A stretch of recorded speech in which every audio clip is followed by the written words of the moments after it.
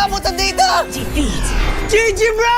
Don't worry! The Only with Smart Power All 99. Hindi bitin with 10 gig data to power your games plus only Facebook or only TikTok. Load now!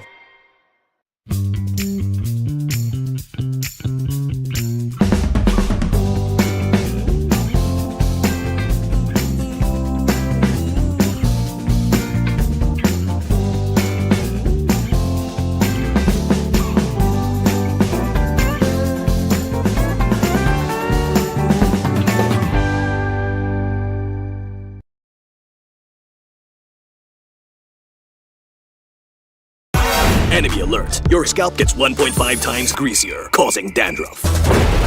Get triple anti-dandruff power. Supercharge with Clear. Pang-marinade, Panggisa! pampasarap, Ang daming ititimpla! Luto mo yan with Knorr Liquid Seasoning. Mula luto tong plato, sarap panalo. Luto tong plato, sarap panalo. Luto tong plato, sarap panalo. Luto tong plato, panalo ang luto mo.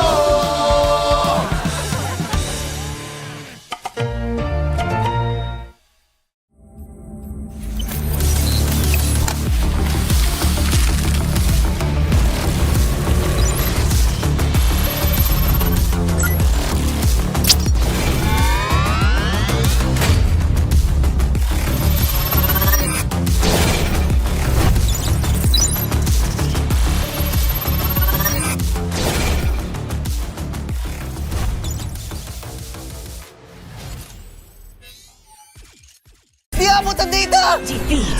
GG bro! Don't worry! The Only with Smart Power All 99. Hindi bitin with 10 gig data to power your games plus only Facebook or only TikTok. Load now!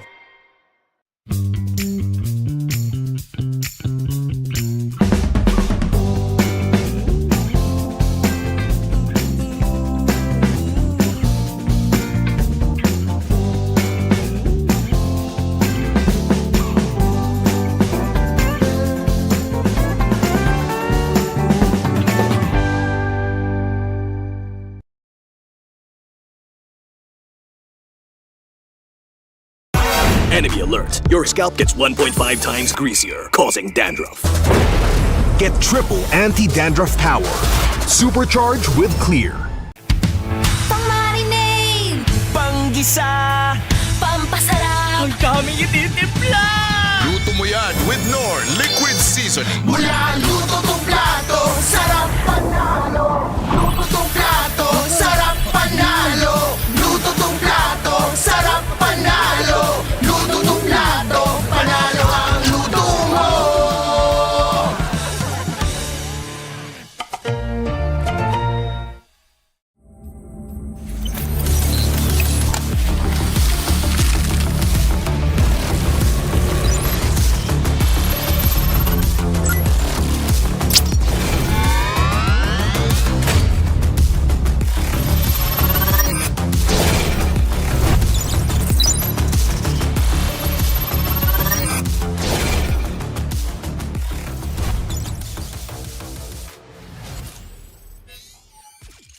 Di abot ang data! Defeat!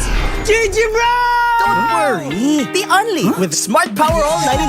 Hindi bitin with 10 gig data to power your games plus only Facebook or only TikTok. Load now!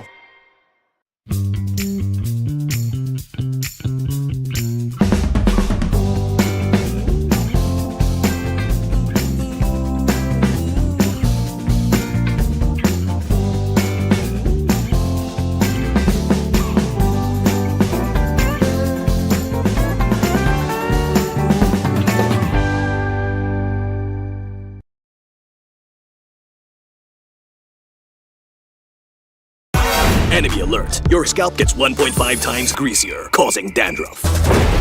Get triple anti-dandruff power. Supercharge with Clear. pang-marinade, Panggisa! pampasarap, Ang daming ititimpla! Luto mo yan with Knorr Liquid Seasoning. Mula luto tong plato, sarap panalo. Luto tong plato, sarap panalo. Luto tong plato, sarap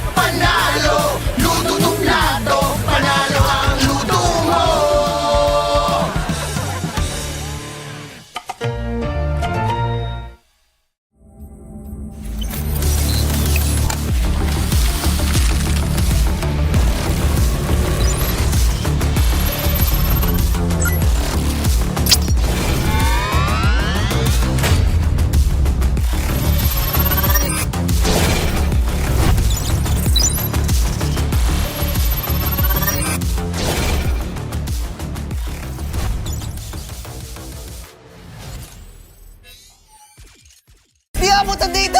Defeat. GG bro! Don't worry! The Only with Smart Power All 99. Hindi bitin with 10 gig data to power your games plus only Facebook or only TikTok. Load now!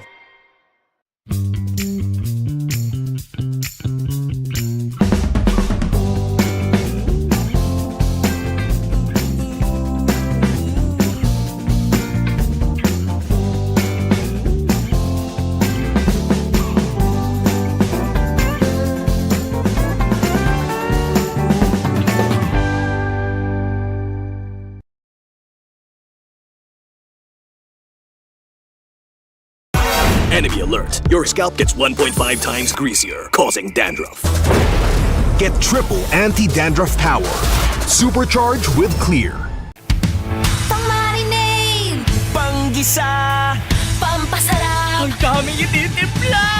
Luto mo yan with Knorr Liquid Seasoning. Mula luto tong plato, sarap panalo. Luto tong plato, sarap panalo. Luto tong plato, sarap panalo. Luto tong plato, panalo ang luto mo.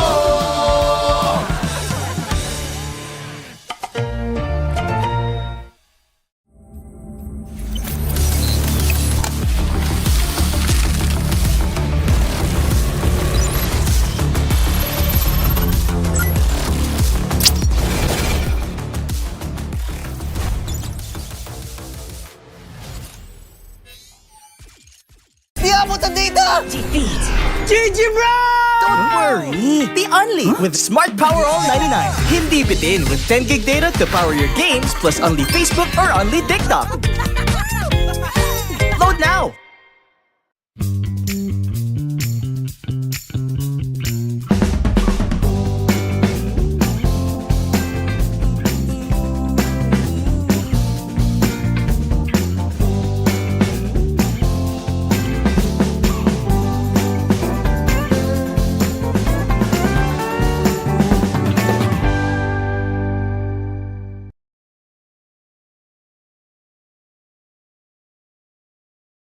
Enemy alert. Your scalp gets 1.5 times greasier, causing dandruff.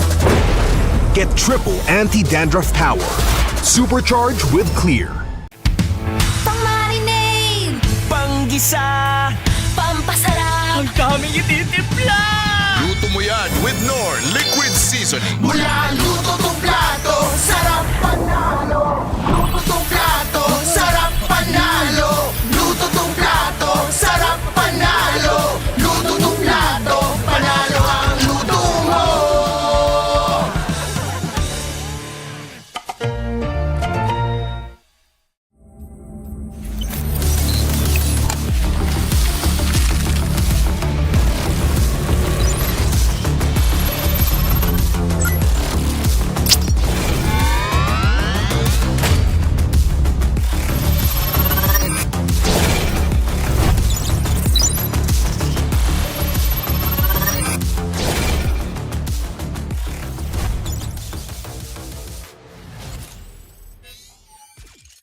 Di abutan dito! Defeat. GG bro! Don't worry! The Only with Smart Power All 99. Hindi bitin with 10 gig data to power your games plus only Facebook or only TikTok. Load now!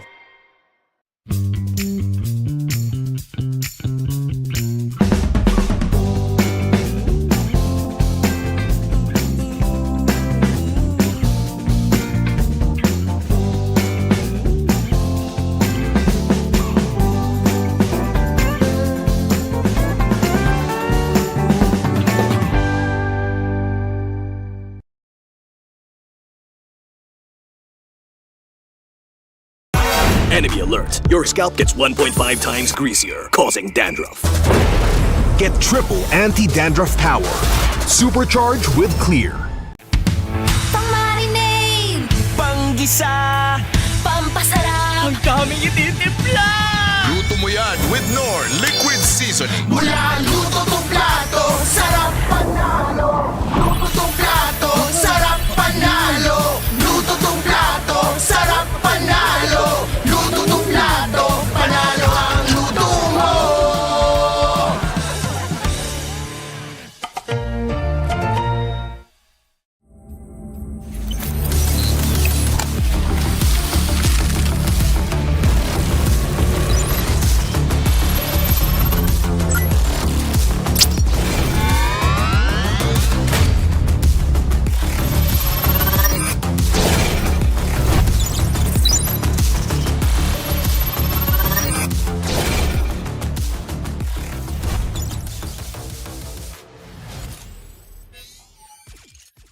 abutan dito! Defeat.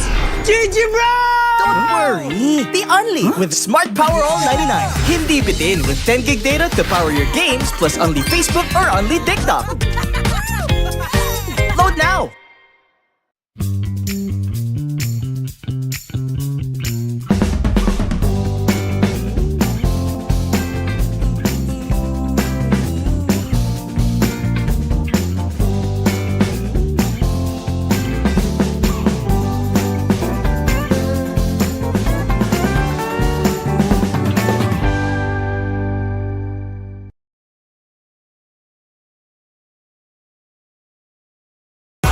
Enemy alert. Your scalp gets 1.5 times greasier, causing dandruff. Get triple anti-dandruff power. Supercharged with Clear.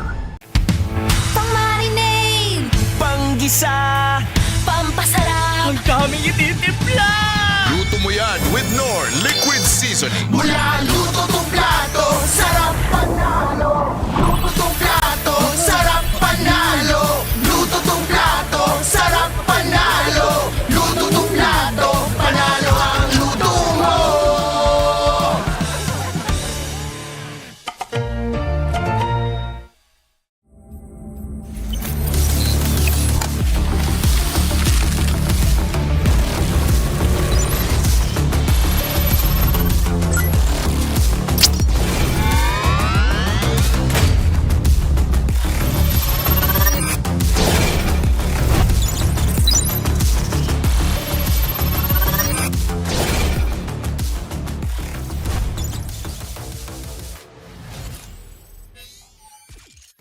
Di abutan dito! Defeat. GG bro! Don't worry! The Only with Smart Power All 99. Hindi bitin with 10 gig data to power your games plus only Facebook or only TikTok. Load now!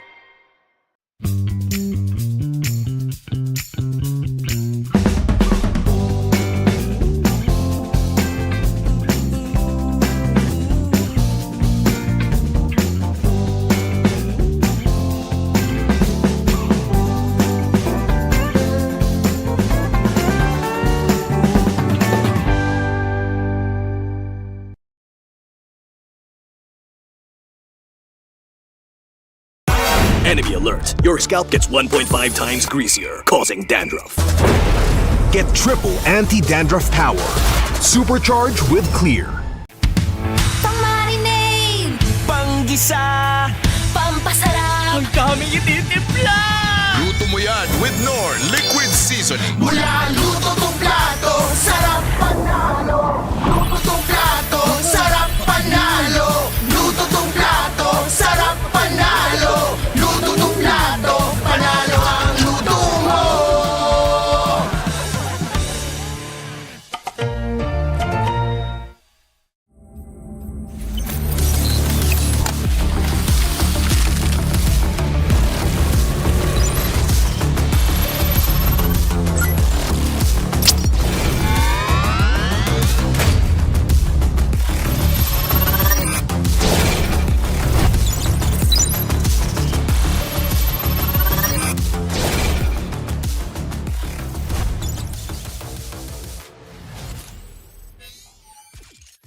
Di abutan dito! Defeat.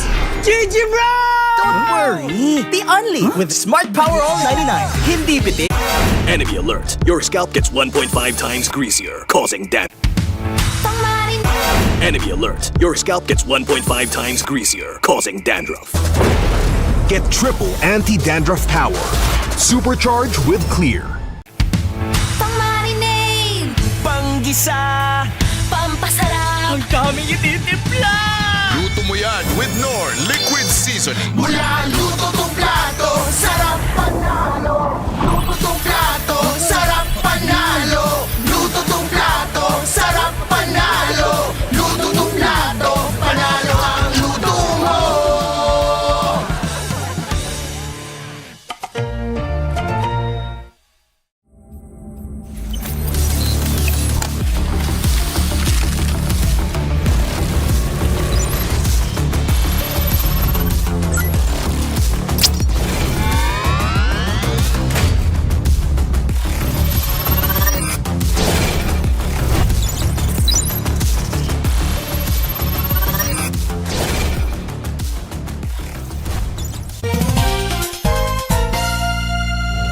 Sunod-sunod na comeback ang nasaksihan natin ngayong week. Ako nga pala si Bentings, ang maghahatid sa inyo ng MPL Hot News. Unahin na natin ang 10k gold lead ng Aurora. Naka-panel strat kasi sila dito, kung saan itong lineup na to ay may expiration kapag hindi mo agad natapos yung game. At dahil nga tumagal na yung game, nakaipon na ng nakaipon ang Team Falcon. At kung makikita nyo nga si Super Marco, halos wala nang aabot sa kanya. Patunay na din to sa kanyang zero deaths. Bulletproof talaga. Kaya ang nangyari, nakambak pa ng Team Falcon ang 10k gold lead ng Aurora. At ang sumunod naman, itong Team Liquid. Sobrang lamang na ng TNC. Dahil sa tapang ni Carl TC na ituloy lahat ng Lord na nabawasan na ng TNC, nagawa pa nila na baliktarin yung game. At dahilan yun para masarado nila yung series ng 2-0. At yun lang, kung gusto nyo mapanood yung MPL ng live na live, huwag nyo kalimutan bumili ng ticket. At magkita-kita tayo sa Greensan Makati.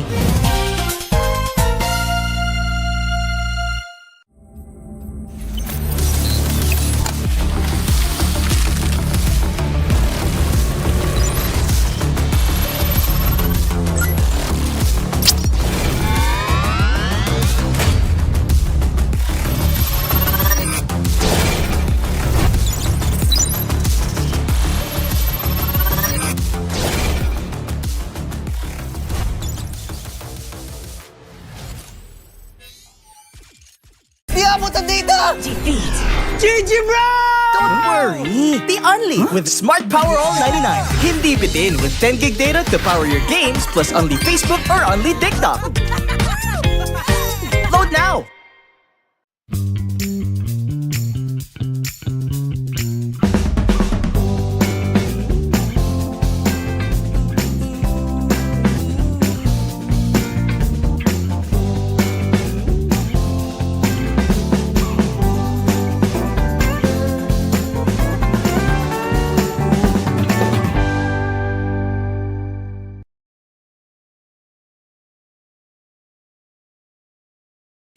Enemy alert. Your scalp gets 1.5 times greasier, causing dandruff. Get triple anti-dandruff power. Supercharge with Clear. Pang-marinade. Panggisa! Pampasarap. Ang daming ititimpla! Luto mo yan with Knorr Liquid Seasoning. Mula luto tong plato, sarap panalo.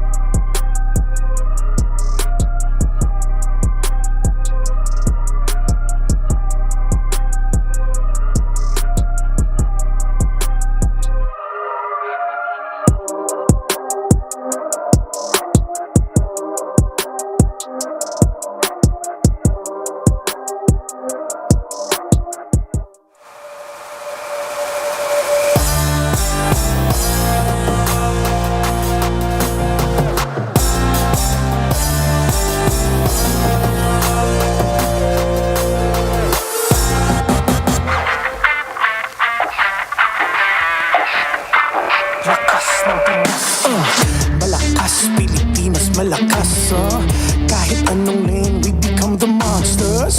Malakas, Pilipinas, malakas Face the golden sun and repping for the 3 stars. Get us to the top, no ifs, no buts. Winning any game para to sa PIN, yes. Di mo matitinag aming boses sa new level. Nasa kalye man o mobile, you know I become a legend. Listen, open fire, we unite, we winners.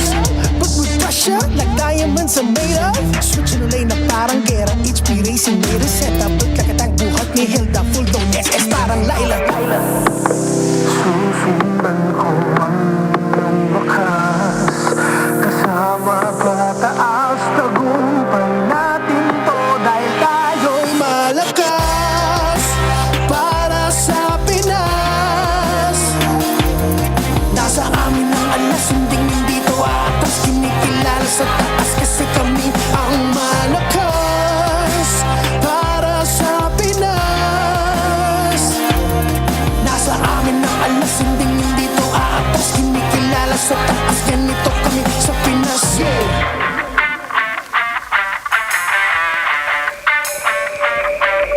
Laging MVP, no surrender, no retreat. Pag nagsama-sama, just imagine what we can achieve. Laging MVP, no surrender, no retreat. Giving 100 on my all, cause we just cannot be defeated. We are unstoppable, immune and invulnerable. Ready ang equipment, lahat frozen, mala, crowd control. Pakita on the jab, beast to the southeast. Taas ang matawag, proud and loud, cause every enemy we devour.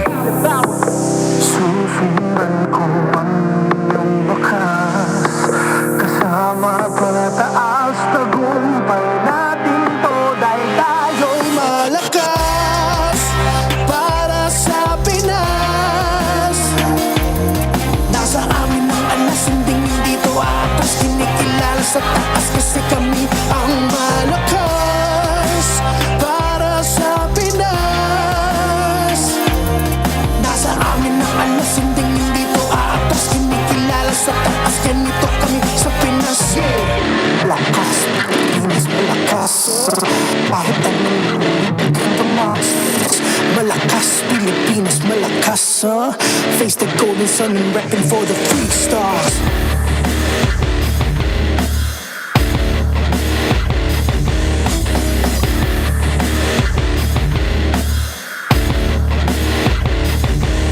Ang lakas ng Pinas, we unite, we the stars. Ang lakas ng Pinas, we unite, we the stars. Ang lakas ng Pinas, we unite, we the stars. Ang lakas ng Pinas, we the stars.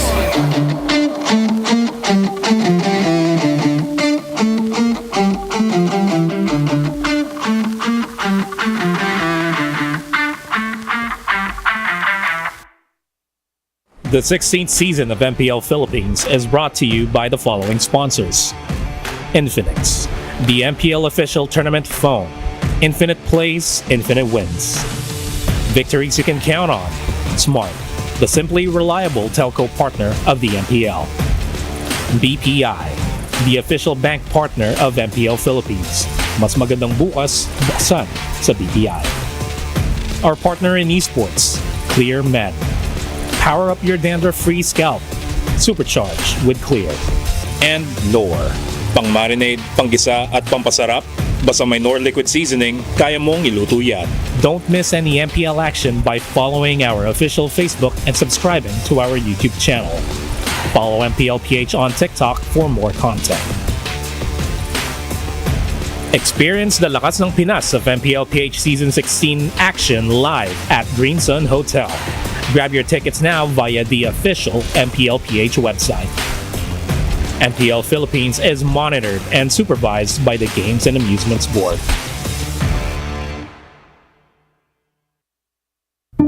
Masasabi ko na ito na ata ang may mga pinakamatitinding mga rookies. New era of MPL Philippines, dito mo ma-appreciate yung generational players na meron tayo.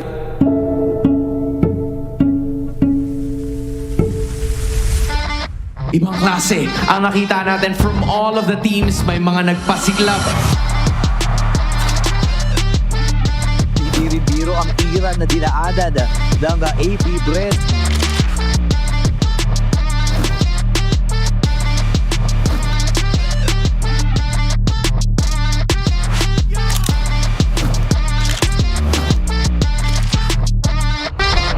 Dito talaga nag-start yung new age ng MPL. Yan ay ang pagdomina ng Pilipinas sa mundo ng MLBB.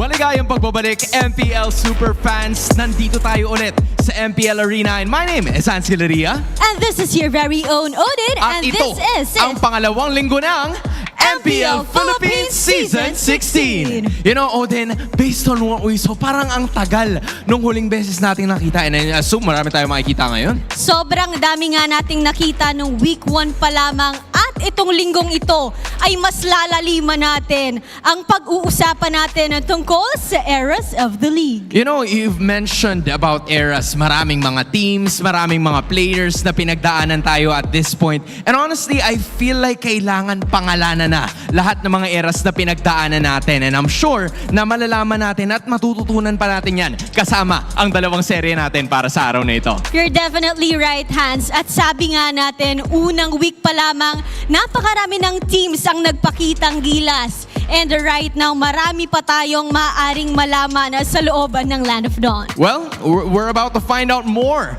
about these teams, more about the league, and more about the eras dahil oras na to toss it to our casters right away. Kaya oras na rin para saksihan ang Lakas ng Pinas! Konnichiwa to our friends in Japan and hello to everyone around the world. Quick question, have you met these World Championship franchises? We're reintroducing APBR and ONIC PH in today's opener. Dan Leocabang at your service alongside Brigida and Renmar. Welcome to week 2. I am so excited to see AP Bren headline our first match up against ONIC Philippines. I know they've come from a very, very high momentum in the previous week as compared to, you may all know, their record in the previous season. Yeah, AP Bren definitely looks so much better this season, and it's going to be a tough test for them against an ONIC Philippines that seem to be owning the fact that they are rediscovering who they are. We would like to thank our official tournament phone, Infinix, equipped with all-day 120 FPS system. The next-gen Infinix GT30 Pro is the new official tournament phone powering the next seasons of MPL Philippines. Including this one. Including this one. It's so fun. Hey, you're in the commercials for that, right? Which one? That was you. The one with Yeah. Edward? Was that one? No, not the commercial, like the actual poster for. You're one of the poster girls for Infinix, right? Alongside Edward. Yeah. Ooh, that's me? I'm not sure. I'll leave it to you guys to confirm if it's me or not. It You're is. trying to gaslight us that it's not you. We know it's you. It is. Also, one of the folks who make this season possible is, of course, BPI. We'll tell you a little bit more about them in just a bit. There's an app that you can download in case you have an account. If you haven't, then download that. Get an account now. We are in for 2 best of 3s today. And this one is a little close to Brigida's heart, given that she witnessed one of them win a world championship in Malaysia last year. And she witnessed the growth of them in the run in the MDL. That's going to be in action here today. But real quick, level up with your game with Vibe by BPI. If you download and sign up your Vibe, you'll get 50 raffle entries. Yep, this is the app we're all talking about that you guys have to check out because last month, 200 lucky winners actually received 1,250 MLBB diamonds each. So we leveled it up a bit for this month. We've raised the amount for you guys to potentially win up to 50,000 diamonds. Yeah, and all you need to do is download and sign up for Vibe now. Begin an epic tomorrow with Vibe by BPI. So now we started with quite the hook because these teams, from how you've known them, and Ranmar, even how you and I have known them, they seem to be very different. Yeah, they have changed, they've grown in so many ways, and sometimes some of them have also regressed, but that's just all part of the growth process anyway. Yeah. 2 steps forward, 1 step back, again and again and again, you'll still be where you need to be. Real quick, you can snap a photo of your favorite pro players with MPL Snap a Pro. Yep, you can check them out or take pictures of them during very specific moments, like moments where you really want to take note of, or moments you think are really memorable, because this is something where you don't necessarily have to be there. Yeah. Like you just need to take a picture of them. So I think that's a common misconception, but it's really easy to do. Candid shots, and don't be a creep about it. That's it. Yep, you can win dias by doing so. Real quick, you can still buy tickets to watch your favorite teams. Just go to the MPL PH website and secure your seats now. All right, we're caught up. Ladies and gentlemen, let's get back to the topic at hand. These two teams, they are holding an interesting record currently.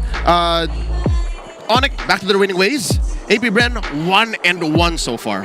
Yeah, their first, or actually all their series so far, all went to game number 3. Yeah. So, there are a bit of things to adjust here and there, and they feel like they have a bit of experiments going on. Like, Yeah. I was surprised, especially when they went up against Twisted Minds, because I was expecting to see a bit more of that in Twisted Minds, but it was actually AP Bren who brought out all these things, such as the Lucas. Yeah. and all that.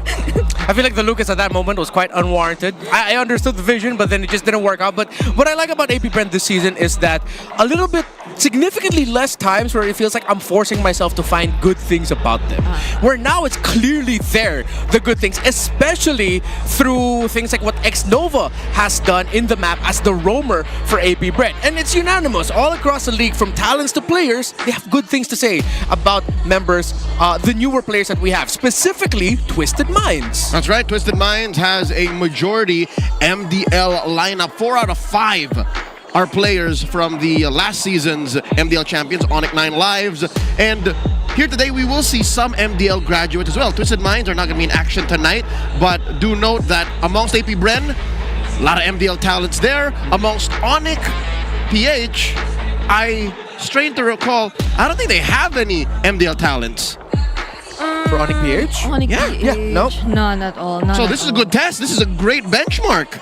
Yeah, I feel like, especially for teams such as Twisted Minds, being able to really defeat Team Falcons, let's say, is already a pretty great benchmark. But for AP Bren, in the past few series that they played, it's but it's been against Smart Omega, it's been against Twisted Minds, and of course we would all like to see them go up against world caliber teams. And this is that exact moment that we're waiting for, or that we're talking about, because this is ONIC Philippines, and despite what you mentioned about them probably having a bit of crisis here and there, we cannot take away the fact that they are still the world champions. And I think the world champions are close to the top of the standings, given their sweep last weekend. We'll be showing you guys in just a bit exactly what the leaderboards here in MPL Philippines Season 16 looks like. They are second. There you are, the Twisted Minds. Yeah, they were able to sweep the defending champions of MPL Philippines, Team Liquid Philippines, who are sitting at a 1-1 standing. Of course, Twisted Minds, the plot twist of the season, still continues to grow. A lot of people online unanimously saying that, hey, we see the vision now that Twisted Minds is bringing to the table. AP Bren also, of course, after week 1, looking really good. But I think to get away from the topic just a little bit, as we are looking at the standings, Aurora and TNC have had less than stellar starts to the season. And Aurora will be in action later on tonight. And boy, oh boy, do they have quite the opposition facing them. It's a doubleheader tonight. It's Friday night, MLBB, ladies and gentlemen. We're opening up again with AP Bren versus ONIC PH. And then we're closing off strong with Team Liquid Philippines and Aurora. Yeah, I know it's a Friday night and that it is most probably very busy outside in the streets of the Philippines, but I am expecting to see our audience fill this arena once again, because Team Liquid Philippines and Aurora, I feel like this is the best opportunity for Aurora to redeem themselves later on. But of course, we're going to start things off with AP Bren versus ONIC. Yeah, and again, as mentioned earlier, I'm excited for this because it's a really good litmus test to see where exactly AP Bren is, with ONIC already saying, hey, we have some things to solve, we've acknowledged them, and we've been working on it. It's a good time to see where AP Bren is out of the table. While for Aurora, I hope we get to see an Aurora like fully awake, and I feel like we haven't seen the full potential just yet. They have only had one match, but usually one match is like a good way to see, okay, what needs to be done. And a lot of people online, and all of us here, have agreed that Aurora, it seems like they're still trying to find that chemistry with their new roamer in Light. Tis a good reality check to get O2'd in your opener. Ladies and gentlemen, these are the players you'll be seeing in action leading their squads. Aqua, recently called out of retirement by AP Bren, and Super Prince, the up-and-coming face and team captain of ONIC PH. They both have quite the record in MPL. One of them, a product of the Filipino amateur scene, that's Super Prince, the young Prince Ramirez. And then Aqua, Arvin Resho, amazing at just building himself up through the years. We'll show you stats in just a bit. He had quite the run and still kept a good KDA. Yeah, I agree. And the fact that we mentioned them being the leaders for their respective squads or their respective teams in this match, it really makes you wonder, like, how does Aqua carry this name or title of being a leader, because we all know him to be a very quiet person. I think I've been talking to his former team manager when he was also still part of RSG that he really is someone who's quiet. She honestly can't imagine how he is being the leader right now as part of AP Bren, but we do see or feel just how big of a role this is because he's guiding sophomores, and they're sophomores, which means that they're not entirely new to this anymore, but it feels as if there's just a lot to address, like chemistry-wise, and in the way they're able to carry out the ideas that they bring out to the table. There's a reason why they call RV Calderon Dad. Yeah. Even when he was at RSG, they called him Dad. I never got it up until this point. Yeah, there really is just sometimes that the dads in our lives are usually like the more quiet type, right? And if Aqua's that kind of guy, if you're gonna build a team around a guy like Aqua, then you need good pieces around him, which is why with Aqua being here, it allows X-Nova to shine. But not to take anything away from X-Nova, I feel like from what we've seen from him, we've also seen like great individual plays. But the fact that you have a centerpiece in your squad like Aqua to build around to help lead the team, it again allows everyone else to shine. James Banks has looked even brighter. Lord JM, is my guy, Mr. 50-50. He's looking a little bit more 60-40 as time goes on. And if Aqua leads him in the right direction and the team follows, maybe 80-20. Yeah. Here we are, a closer look at the all-time records, highest average KDA. We are counting players throughout their all-time high career records. Players who have played more than 30 games in the league will be recorded. Look at this. Super Fritz, after his debut since Season 10, #1 in the charts. Aqua, I'll tell you now, I lost track of when this man debuted, but look, he played through eras when he played for teams like Signal Ultra, teams like LPE, Eagles, and he's still #2. This is so nostalgic to see. Even Yuji, like seeing his name here. And I don't know if some of you would recall, but even formerly ONIC, Spider Miles. I think that's Spider Miles. Spider Miles, yeah. He's a super fam, so. He is super fam, yeah. He's part of that World Championship lineup. It's the final evolution of Spider Miles. He becomes super. Yeah. But it just goes to show again, to have that stellar a record after multiple years, even few isn't on that list. Yeah. The fact Even that Marco isn't on that list. Even Marco isn't on that list. So the fact that Super Friends and Aqua have kept their game up for more than 200 games apiece, it's crazy. It's amazing. Ladies and gentlemen, we would also like to acknowledge folks watching from the TT Racing home grounds in Cape at Tagpuan in Montalban. That's the Sonic Republic. They have their own little watch party to support ONIC Philippines. And if you want to be part of the next ones, go ahead. Hit them up on these dates. There's one happening tomorrow when they face off against Aurora. So that's home grounds today, and then Cape at Tagpuan.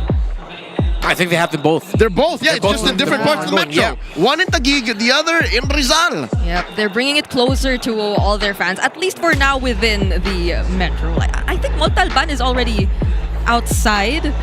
It's in the outskirts. It's Yeah, already in the outskirts of the metro, yeah. So, yeah, for now, if ever you are not able to come to the MPL Arena, or if you're not able to secure your tickets, then these two venues are available for you guys. Yep, if you want to watch it with like-minded fans or not, you want to, argue about who your favorite players are and who's going to win, you can do that. We have a question for all of y'all watching, though, from at home or on your phones. Is ONIC Philippines going back to their form in Season 14? Yes? No? It depends, and why? Let us know why you answer C. Do we have an answer at the table? I have very strong opinions about this. No. I don't want to see teams go back to old forms. I want to see them evolve. I want to see them grow. So if they're going to go back to their Season 14 form, it just can't be that. It has to be what they were when they became world champs and carry the experience of that to a newer form. And we're sort of seeing that again with King Kong looking locked in after their first series, but they went through a different hero. Instead of the Joy, it's the Lancelot this time around. That's evolution. Yeah, I guess I'm going to go with it depends too if it's in a sense of dominance and the way that they're just able to really play a game which makes your opponents feel threatened whenever they're going up against them, because other than that, I feel like they have to just adapt to what we see evolve in the meta. And we also had a very recent adjustment too, so maybe that's something they can potentially, That's a hot fix patch. I'll say D, not yet.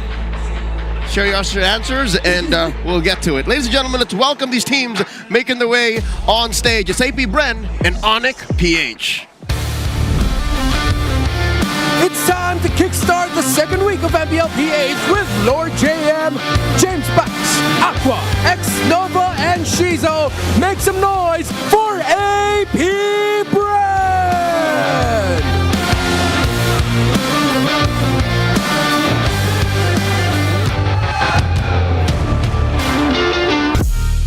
The Sonics have swept the defending champions last week, and they carry that momentum in week 2. Kirk, King Kong, Super Prince, Brusco, and Kelra, ONIC Philippines!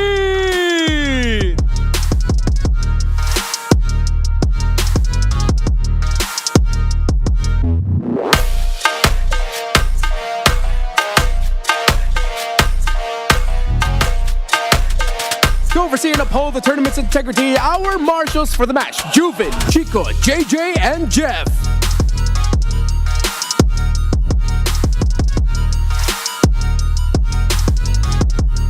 And our coaches, not the marshal, it's Coach Jeff and Coach Why Not. MPL Arena, welcome to week 2. AP Brand and ONIC, let's go! First up, let's get to know AP Bren. This roster is looking strong after what happened in Season 15. They made a few tweaks here and there, and they called Aqua back. Yep.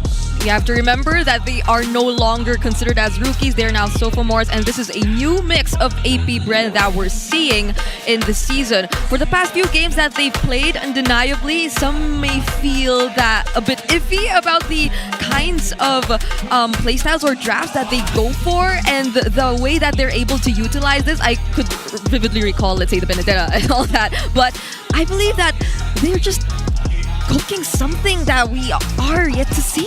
Yeah, hopefully we get to see that today, because we're gonna see them go up against ONIC Philippines. You know what this lineup brings to the table? They've already acknowledged, again, they've fixed some stuff, relationships on the back end. It seems like we're seeing a rebirth of how Brusco and Kirk like to play the game, how they see the game, how they engage, and hopefully they continue to build around that. They know Kelra's already solid. King Kong looked locked in. So if they continue to focus their developments around Kirk, Brusco, their timings, then that means Super Prince is having the back line just damaging everyone from afar. So far, these teams have performed swell compared to the others opening up Season 16. Here's their head-to-head. You can see that ONIC stats actually skew the rest of the comparison. Yeah. And if there's anything we can say about AP Bren is they have good Lord control. Yeah. So now that we have an eye on the mid lane, we've mentioned the improvements for Kirk and Brusco.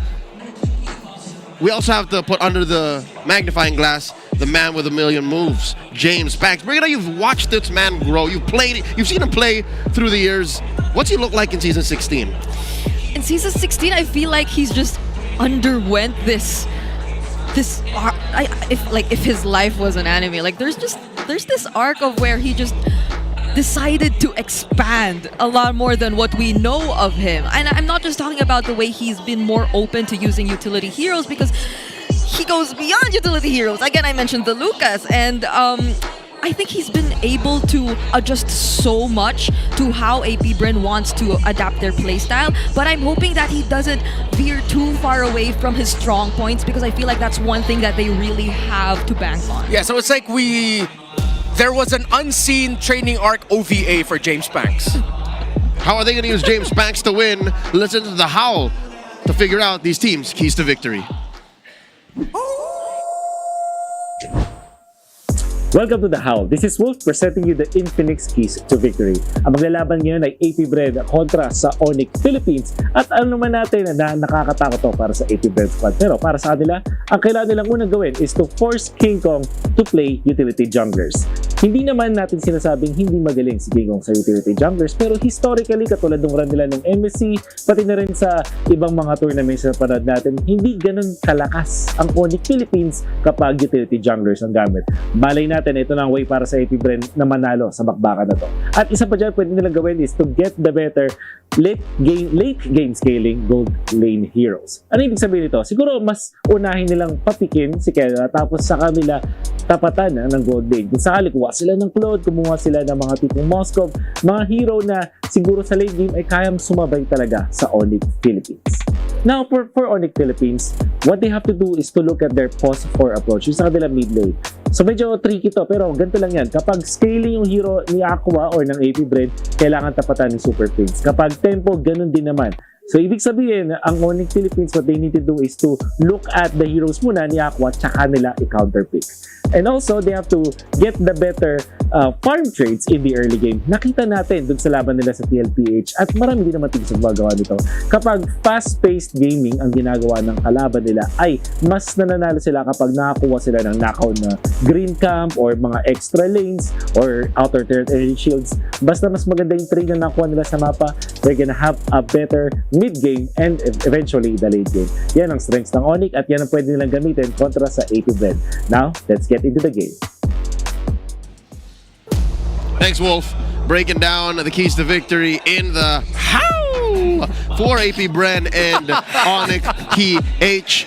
Super Prince, he deems, should step up to Aqua when it comes to their mid lane hero matchup. He reckons that they should both be scaling.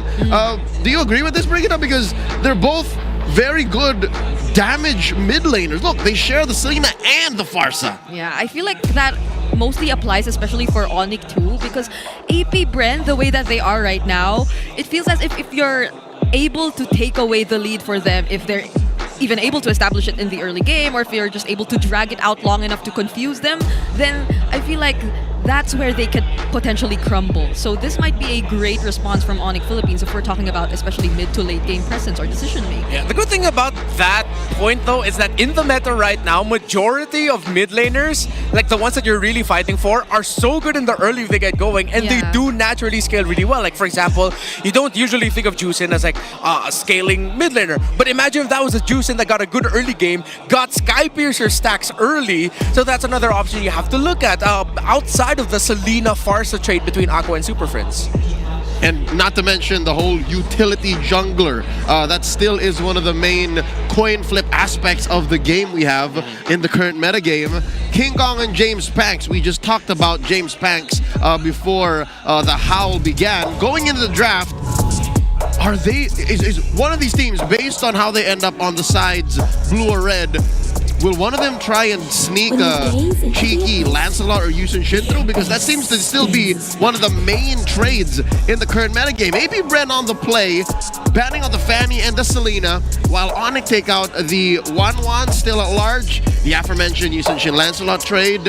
Arlott still out there. ONIC likes to pick Phovius here when they open up red. Might that be the reason why they'll let the Arlott through? Yeah, lots of possibilities. I'm really looking towards the Lancelot getting rushed here by AP Bren. I think unanimously after the results of Liquid versus ONIC last week, people are in ensemble with the idea of just don't give King Kong a chance to play the Lancelot, allow him to play something like the Yusun Shin. Of course, because of the hotfix, did get adjusted somewhat. The early game HP that he gets and the mid to late game scaling that he gets isn't as strong as it was in the previous patch environment. So if I'm AP Bren, pick the Lancelot, take it away from King Kong, and force them to go into the Yusun Shin as an option. Not necessarily meaning that ONIC will pick it right away in Red 1-2. Yeah, I agree. Even though there was a bit of adjustment, it's so common to see teams not adjusting immediately right after. So I feel like the priorities in a sense, especially in the jungler trades, will still be up there. Probably the Farsa is another thing I'm looking at though, because there have been so many other mid laners that have been buffed too. And if we're talking about Aqua and Super Friends, it'll be so exciting to see them pick something other than the Farsa, since the Selena's already banned. I think that's a fair trade, because I've seen Yusun Shin get snubbed completely in drafts. Not Lancelot though. So if AP Bren goes Lancelot first, and since ONIC have banned out the Baksha, I think it's clear that Coach Why Not, Coach Hayes, they want the Farsa. They want to go Farsa X. I'd reckon Farsa Phovius, Farsa Granger. Yeah. AP Brent could also steal that away. It could also make sense as to why they would take the Fanny. Fanny's been climbing up again in the priorities for the pro scene. So if ever that might be them signaling, okay, maybe we'll pick the Farsa instead. But I would really just want to see them pick the Lancelot right away. Don't consider anything else. Yes, that means Super Prince is going to end up with something like the Farsa, but then you can go ahead and pick up the Moskov if you're AP Brent. Yep. What if AP Brent picks Kalia? What if they go Kalia? No, you pick. Then that's a Lancelot Farsa. Yeah. And then they go Yushin Shin. Yushin Shin. I feel like that's not worth it. Yeah. No. Lancelot Farsa is too much. Yeah, Onyx gonna lose that. AP Brent is gonna lose that trade if they end up giving that up. Yeah, maybe ONIC knows that the Lancelot might come out since they've been banning out heroes that go up well against the Farsa too, so they probably accepted this. There. Do it. And then Onyx gonna end up with something like the Lancelot Kalia. Lancelot Kalea, Lancelot Phovius also being open, considering that Phovius can go pick it up here. And then if ever Onyx actually doesn't need to rush, because they could play it around, they could slot in a Hilda a little bit later on actually to put into Kirk's hands if the XP lane matchup favors it, considering that you don't have to worry about the CC that much anymore. If ever AP Brent end up with something slower in the EXP lane and then Onyx pick up the Hilda, then it's worth it that they gave Lancelot to AP Brent. Yeah, I feel like so many people miss seeing Kirk on the Hilda, just doing his own thing.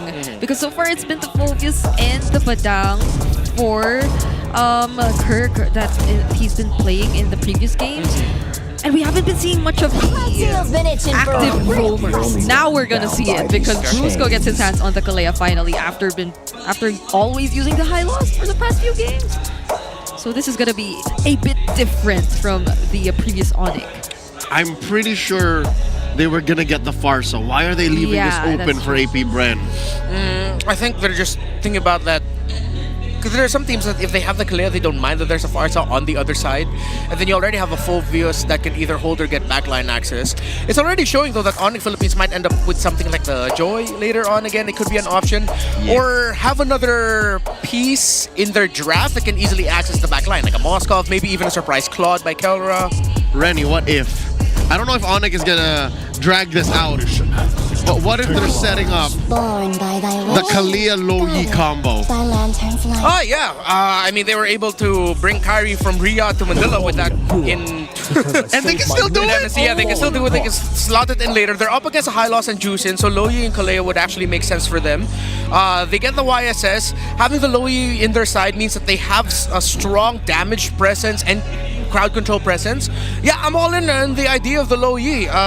You still have to consider the Farsa as an option, but I think if you have the choice, pick the low Yi more than the Farsa at this point. Yeah, so maybe take out some EXP laners that will really pose a threat to the Lu Yi, some dive heroes from AP Brent.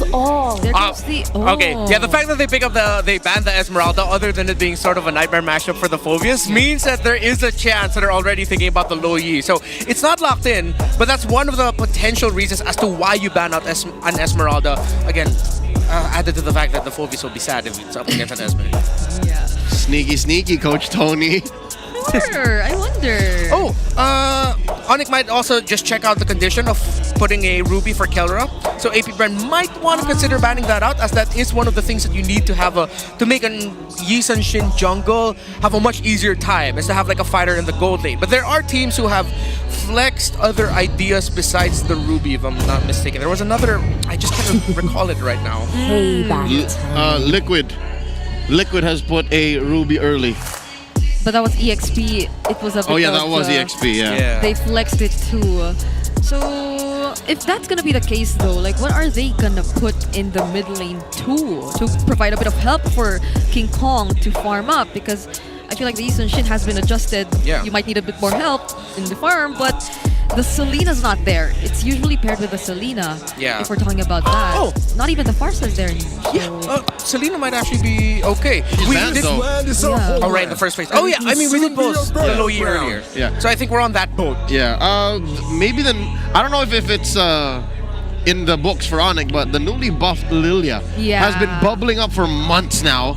And here she finally got the shot in the arm she needed for extra spell vamp on her Glooms. Yeah. Maybe? Because you're good against the... You do a little bit more burst compared to the Zushin. You do get against the lane and the Hylos. That's annoying against the Hylos. Right? Yeah, it would be. Although I'm a little bit more towards the boat that Lowy just gives a little bit more crowd control. If AP Brand let it through. If AP Brand let it through. I'm pretty sure Coach Jeff watched MSC, man. Eve was also recently buffed, but the fact that there's a Hylos and a Juicin on the side of AP Brand, it might not make sense. Oh, he rush picks the Kagura right away. All right. If there's no Kalea Bea, then there's a Kalea Kagura that ONIC Philippines can still do. Ah, that's true. Okay, they're going for the strong pick-off combo pairing instead.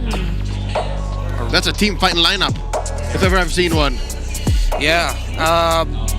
The only thing I'm seeing, ONIC Philippines seems to have leaned in a little bit more with a very strong fighting lineup that if it doesn't go well for AP Brand, then yeah, it's going to snowball out of control. But AP Brand also might just be okay with eating damage while also consistently pushing forward, because that Hylos is going to have Revitalize for sure. And mind you, we haven't really seen where that Hylos is going. Yeah, so maybe there's a room for a Gatot here. Yeah. Because we don't also know what Keller's playing. So it might be a soft gold laner that can just straight up get jumped. With all of the burst in the field though, AP Brand might consider picking up a Uranus in the EXP lane, and then they put the Hylos in the roam. Considering that, they're all burst based. Yeah. Uranus would be okay with this, but then you don't see the pick yet from Kellera.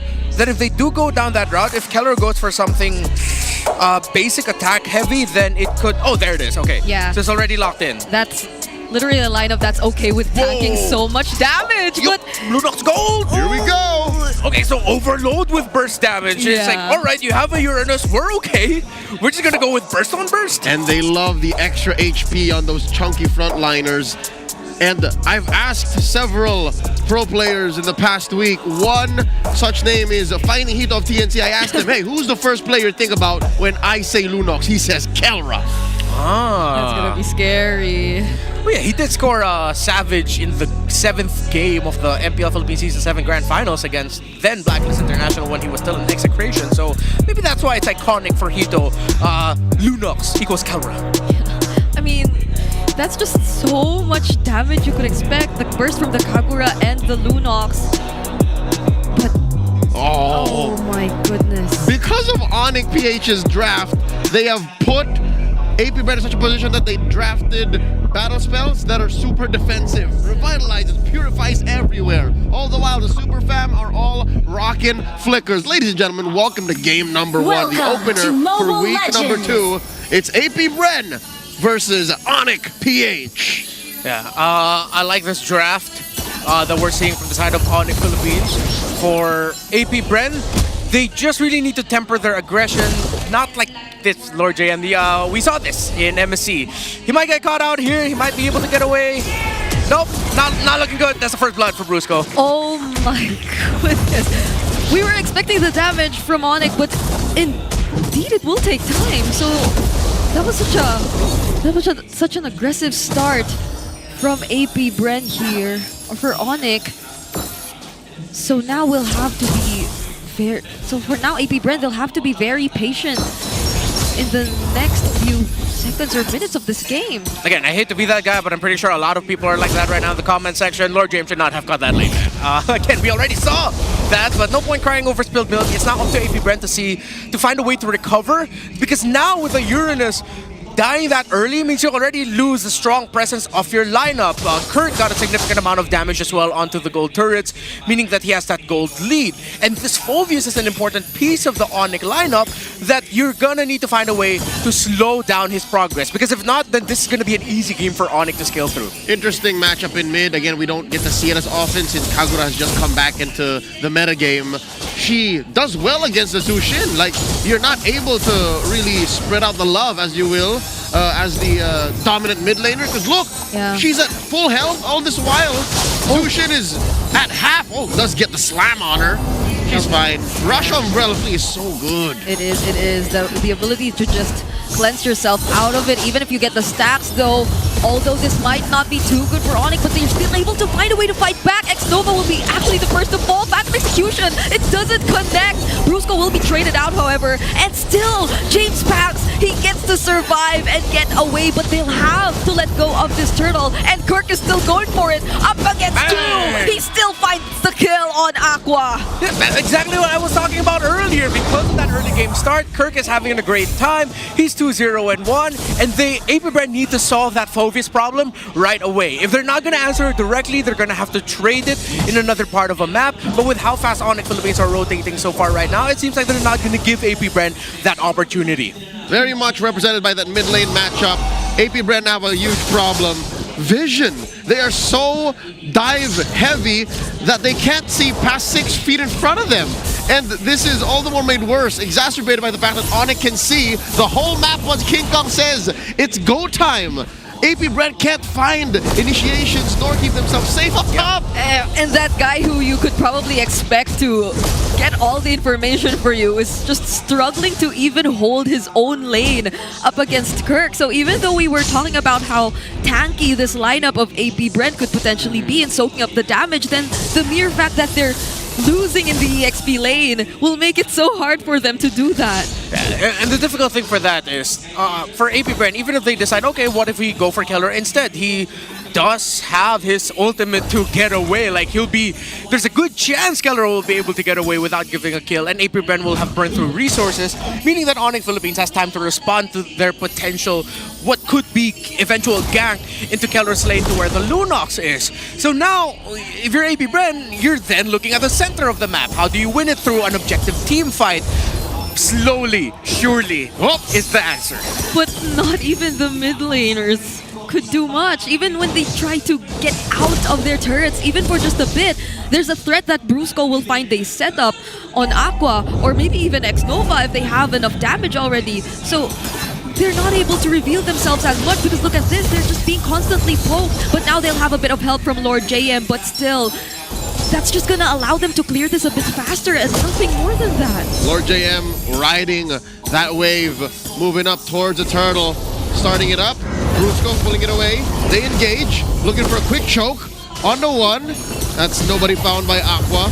Turtle here at about 5/8 of its health, and there's one foul! Oh, that's the flicker Tsunami Slam, and it's James Pax who gets taken down first. King Kong also secures the turtle, is looking for another kill, but he will be switching targets. Shizo will be able to trade down Brusco, but then it's a double kill for Kirk, and on the other side of the fight, it's King Kong who will nearly get to take down Aqua, but lacks that one hit to finish off the kill. Aqua almost brought King Kong closer to get him, but it seems like the Sigma jungler had other thoughts. Instead goes for Grand Theft Orange, even making bigger the gold gap between them, almost 3,000. Dare I say, this is already probably game. Not to say that it's impossible for APBR to make a comeback, but you've already lost the major conditions. You had the Uranus die early, the fact that after the second turtle, ONIC Philippines were able to take down the first tower in the gold lane, delaying the farm of Shizo even further. I mean, the good thing is it's only like a 500 gold lead, but that's gonna continue to balloon, especially if APBR cannot get winning trades leading up to the third turtle, around the third turtle, and the first lord. ONIC Philippines takes the tower up top, meaning that they're just gonna continue this. This is just APBR now having to turtle it out, play for defense, try to get farm onto Shizo, and see if he could miraculously turn it around through a defense, because they're not gonna win it through offense. Shizo currently at level 7 compared to Kelra's 9. So if gold is looking scarce, what more EXP? The Super Fam are playing this so well, there's a Tsunami Slam! They're not afraid to send even the tankiest member of APBR. X-Nova couldn't even last a few seconds up against this lineup of ONIC whenever Kelra is there as well. It's almost impossible for him to get out alive, and not to mention this 4-0-2 standing from Kirk, but Aqua, he has his eyes set on Super Prince, might actually go for the kill. Shizo will be the one to take it though. The Infernal Pursuit are still coming in. Lord JM already quite tanky enough to tank the damage coming in from Brusco and Kirk, but they don't have the damage dealers, which is why Glorious Pathway as well coming in from X-Nova. There's the knockup coming in from Brusco. Lord JM will fall unstoppable triple for Kirk and also a double. It's only X-Nova left all alone. Darkwave connects as well, and he'll have to disengage after losing all his teammates. Impressive work by X-Nova, finding Kelra as soon as he leaves the darkness and the light.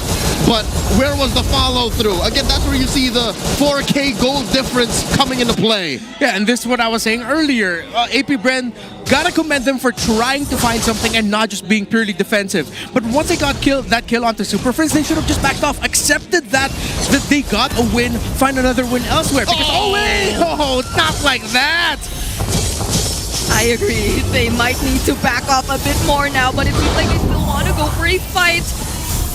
But this is under their turret. They're just... Vision. ONIC PH straight up set James Banks up for that. They saw that he was alone. They saw that he was going to go for the contest. And then Brusco and Prince caught him. That was a booby trap. Yeah, at this point, Aqua needs to gather AB Brent together like Thomas Shelby. Just go, no fighting, no fighting, no fighting! And you cannot fight at this point, really. If you are AP Bren, try to play for the defense. Man, I love Breaking Bad. There's another Mountain Shocker too. There's just no escape if you're AP Bren. You're always spotted out by ONIC Philippines. See, it's not even a fight that they're looking for, but now in comes Kirk! Glorious pathway up top, but X-Nova, just look at how he gets shredded down! And Kirk gets the last hit. Now he's currently got like another Dark Wave landing on to Lord JM. Yin Yang overturn catches up to him, but he still survives. See how slow and telegraphed that fight was, and AP Bren couldn't do anything about it? Nothing about that said, we want to fight. Up until ONIC said, you know what, let's do it. And AP Bren slow rolled the back off. Now the Tsunami Slam on the one! Super Prince diving in. It's a killing spree for Kelra. And look at just how the stun catches up to James Banks. And King Kong is still able to take the kill. This is just pure murder that we're seeing right now from ONIC Philippines. And they have all the right in the world to continue this aggression. AP Bren cannot stop them. They completely flopped in the early game. They lost control of it with that first death up top by Lord JM, significantly losing the battle for the first turtle. This is ONIC Philippines winning their early game, translating that into objectives, into farm, and just pure, utter domination. From Super Fam to Super Damn. Nothing about ONIC PH's lineup is finesse. It's literally just, we will kill you when we see you, and then take things along the map. They literally have just one piece of reliable CC. It's just Brusco. Everything else is made to follow through on that initiation. And this is why I started off this game by saying that AP Bren, they should have really just slowed it down early on, get the info, get the vision first, and then allow James Banks and the others to farm. But since they decided to start off aggressively, even fought that first turtle after the Uranus went down early, meaning that Kirk already had a substantial lead. Well, they clearly, that's why they are here in this situation right now. 10,000 with ONIC up, and they got that Lord, the first Lord of the game for free. These instances of the Hisun Shin winning out the early game instead of the Lancelot that kind of spells out it's really bad. Interesting stroke of genius here by ONIC. They delayed taking the Lord. So instead of it spawning at 10:15, it spawns at 10:45, possibly when all of the Holy Shields have gotten popped. It buys them a little bit more time. The minion waves weren't completely set up, and delaying that Lord a little bit more allows them. And here it comes out now, and with the minion waves going out with the Lord and everything else, they'll be able to pop Holy Shields, probably get a turret or two. Yeah, James Banks denied them of that Holy Shield up top though. Yeah. So at least they still have that, but this ONIC, this lineup has all flickers intact. So there is a very high chance that they can go for a very aggressive setup because they have the tools to burst down whoever they want to go for anyway. Throw bodies. Here we go, Mount Shocker started up by King Kong. They know where everyone is. They're inside the base, breaking it down in mid. Oh my goodness, they didn't even have to use any source of ground control. They nearly take out Lord JM with just Kelra and the Caves Assault, and they gain access to the base. It might be actually ending here. AP Bren doing their best just to defend, but their base is a few hits away from being taken down. Now ONIC takes on the fight. Kirk is legendary, and this is looking to be it. The Super Fab takeaway game number 1.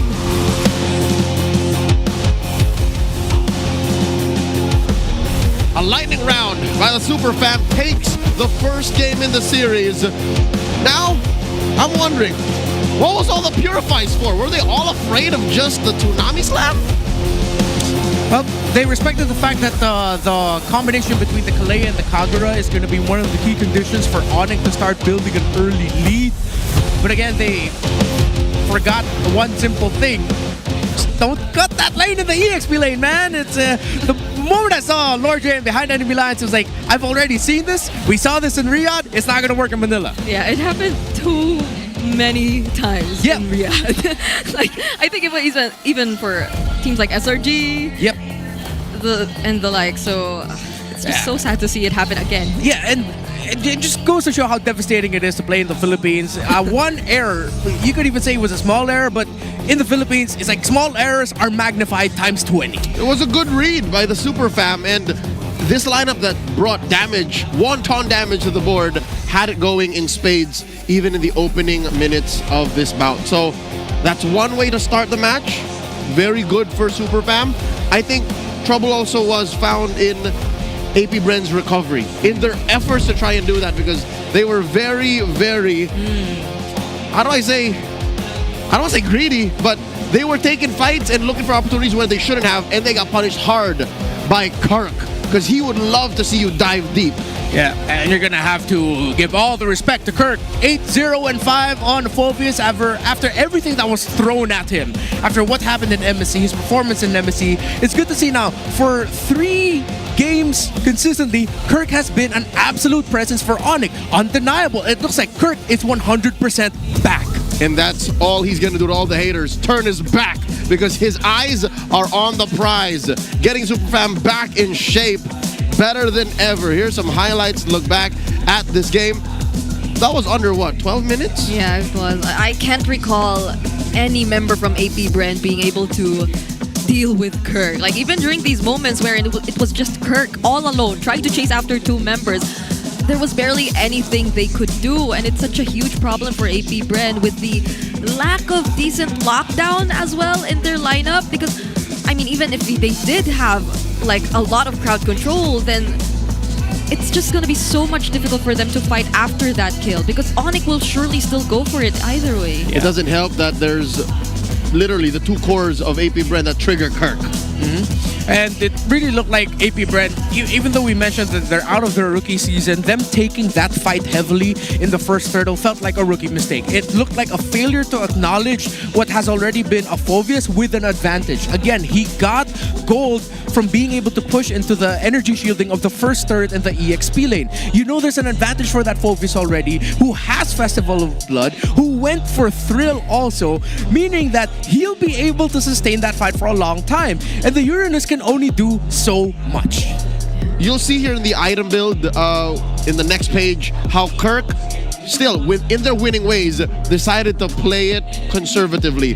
When you snowball that hard, usually the response is, yeah, I'm gonna get greedy. I'm gonna build a War Axe. Yep. I'm gonna build a Brute Force Breastplate. But no, what Kirk did, I'm gonna build a Thunderbelt. No, what he did is, I'm gonna play defense. I still need to be the tank because my lineup doesn't have that in spades. We're not a peel lineup, so I need to act as that. Yeah. But still, the amount of damage he dealt, impressive. Yeah, and the amount of damage coming in from his other teammates too were more than reliable to deal with AP Bren. I recall that last siege wherein they barely had to set things up with a Tsunami Slam or an Infernal Pursuit Flicker, which we commonly see in teams who are that much ahead as well.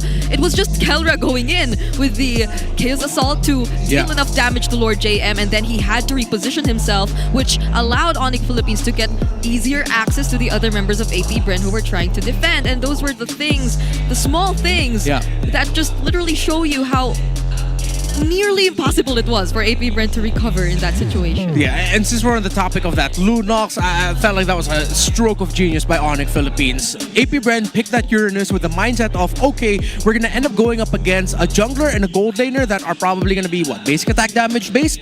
Okay, that's cool, we'll pick up the Uranus. But then suddenly here comes the flex surprise. You put the Lunox in the gold lane. You have the Yi Shin mainly being the only source of continuous damage. But then because of the damage profile style of the Lunox, despite it being ulti-based, that is an ultimate that hurts. That again, if the Uranus loses in the early game, it will struggle. So I gotta commend whoever decided to call the Lunox pick.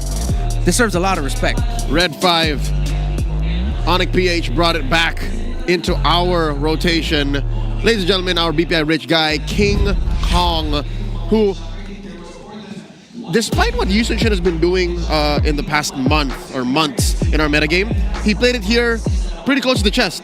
His Mountain Shockers were one of the reasons why Keller had such a great go, and how Brusco and Super Friends were able to often find their targets is because vision. All right, go everybody if you need to. And it also tells Kirk how deep he can go because they know where all the members of AP Bren are. Yeah, I believe the mid to late game damage was the adjustment that we saw also for Yisun Shin in the recent patch, but I just think that the quote-unquote late game came a bit too early. Yeah, exactly. for ONIC Philippines. So yeah, we haven't really felt the impact of this adjustment to the Yisun Shin just yet. No, I think what the nerf did to Lancel on Yisun Shin was to help slow down snowballs. But I think one of the major problems with these heroes is, at least for Yisun Shin, is I think Mount Shocker is just too good. The stun is painful, which we saw here now, and in hindsight, maybe that's also what the Purify is used for. So now, back to the question of who are they now? What is the reintroduction to AP Bren and ONIC PH looking like? Because it's clear that ONIC PH are better than ever. They have found their place in Season 16. How about AP Bren? Yeah. Let me bring up one possible answer. They have one major change, their leadership. Aqua now calling the shots. Where did that call for Mr. 50-50 to go deep come from? Yeah, that is the biggest question, and maybe that's something that we'll be able to learn more about through the interviews that they have post-series. Hopefully we do get to find out, because clearly that became such a big and it's not just us. You could really see it in game. Uranus cut early, died early, meaning that it reduced its presence in the first Turtle team fight, allowing Kirk to go crazy because Kirk was able to get farmed. Simple as that. Snowballing into everything else. And AP Bren, what Aqua said here in his quote is that they are hungrier to win and they have a lot more different things to show. Hopefully, it's more good different things, not different things that make us scratch our heads and question why they did that. Yep, I really love what Super Friends mentioned as well in the quote, because we were constantly on the topic of ONIC rediscovering themselves and trying to figure things out. And the way that he mentioned how they're just trying to be a bit more disciplined compared to before was something we have definitely observed in that previous game. Even just talking about that build which Kirk went by in that Phovius who was snowballing. So I'm liking how ONIC is seemingly taking things one step at a time. And one more step towards victory. They're at match point. Ladies and gentlemen, let's check out the ping test, how these teams prepped for the match at hand. Okay, nasa akin, Mike. Mike check. Gulo na ng buhok ko, hindi ko pa naayos eh. James Punks versus King Kong. ONIC versus ONIC. Paano pag nangyari ka kay James Punks? Losing your pre, sabi mo, di ba? Na-burning yung red ka na, pre. Like I'll never know. Losing you will talk with another now. Oh! Kuya James talaga. Nag-aapoy. Ito na. Paisa nga ya, mga kasonic. Paasi naman mga kasonic. Nag-aapoy.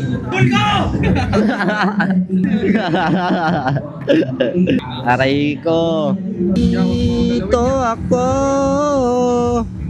Nagdurugo ang puso. Gagalit kaya. Yan. Yan. Solid ya. I didn't know that Aqua was a fan of Filipino blues. Yeah. We have so many singers. That's the most I've heard from Aqua in what has been 4 or 5 years of seeing Aqua play professionally. The most we've heard from him. That's true. We heard so much from him in this, and I think you guys can also get more data, more GG if you experience the winning power of Smart's Unli 5G and enjoy it with a Smart Digital Prepaid eSIM. It is the simply reliable telco partner of the MPL. I'm talking about Smart. So victories you can count on through Smart. So it seems like AP Bren went into this match with high spirits. No pressure on Aqua. So something tells me those new things are things they're taking in stride. Maybe it was just literally the players saying, hey, maybe I can try this, maybe I should do this. And to be honest, we are early on in the season, so maybe they can afford to learn these lessons the hard way. They're not so down there too in terms of standings. Yeah, I guess. they're literally number 3.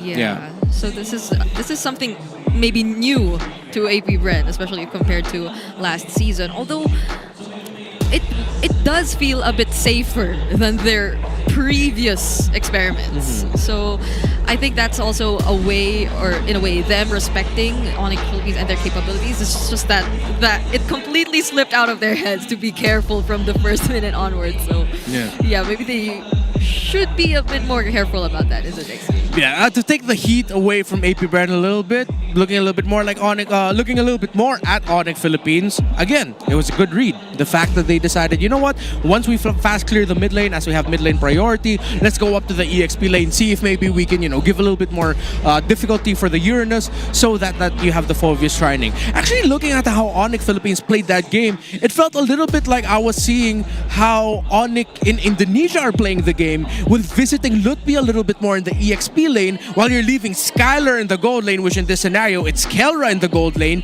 to his own devices. So I think that's something that AP Brand has to look at now for this game number 2. What if we're going to be seeing something that we've already seen in Indonesia, but we're seeing also being replicated here in the Philippines? It's that they're going to actually visit Kirk more in the EXP lane, so that you look at a little bit more priority towards the EXP lane matchup. I love that you brought that up, because it's a huge question that a lot of people are asking. When ONIC PH spent a month in Indonesia to prepare for MSC, did they pick up more of ONIC's habits, or did ONIC ID pick up ONIC PH's habits? Where did this rotation style come from, going towards the EXP lane? Because it now makes more sense if you consider that it came from ID first, because Lutpi is a player that in the late game will come in clutch. He will come up from the long lane and then join the fights later on. So that means it begs the logic that in the early game, you make it up to him first. You rotate to him so he has a strong start, so he can become a bigger game changer mid-game to the late. Let's go into game number 2. The draft has begun. It's AP Bren versus ONIC PH. Choosing sides. ONIC decides to go red. To me. Well, this was where they were able to bring out the surprise earlier too anyway. So, and I feel like there's a bit more leeway for them to be able to do this entire rotation we're talking about, since I feel like they're just so confident in Kelra and his ability to manage the lane. Even though they were forced to pick their gold lane last, or I don't think it was forced even, it was the decent matchup of a Harith and the Lunox. So it brings us back a bit to the past. It's not that bad of a matchup, the Harith Lunox. I think, if I recall, it's even the Lunox slightly winning it. Yeah, that used to be the old main trade. It was either Alice, Harith, or Lunox in the gold lane for most of the top tier gold laners back then in Season 7. So I like that ONIC actually decided to stay with the red side, because it forces AP Brand to grow and adapt and change. So they decided, you know what, maybe let's look at the center of the map instead. Maybe giving the Kalea was one of the reasons as to why we lost that early game, and why things got out of hand for AP Brand to handle. I still think they should lean towards a Lancelot rush. I don't want to see them fall into the trap of rushing, maybe taking away the Phoveus, but then with the CC open, maybe that's going to be something they might lean into now, that they'll rush pick the CC, just so that ONIC will have to struggle a little bit if they do decide to go Phoveus again in the EXP lane. Yeah, there's an Arlot too, if ever they want to consider that. Yeah, I think AP Bren picking the Lancelot to start was the right step. Yes. So blue 1, Lancelot is safe. Now, does ONIC change up? Maybe they do. They go, since Kalia's out, they go, Farsa's open now. So yeah, they do go to the CC route, but maybe I feel like this is telegraphed already. Yeah. The fact that ONIC chose the same side, they decided, AP Brand decided to forgo the ban of the CC.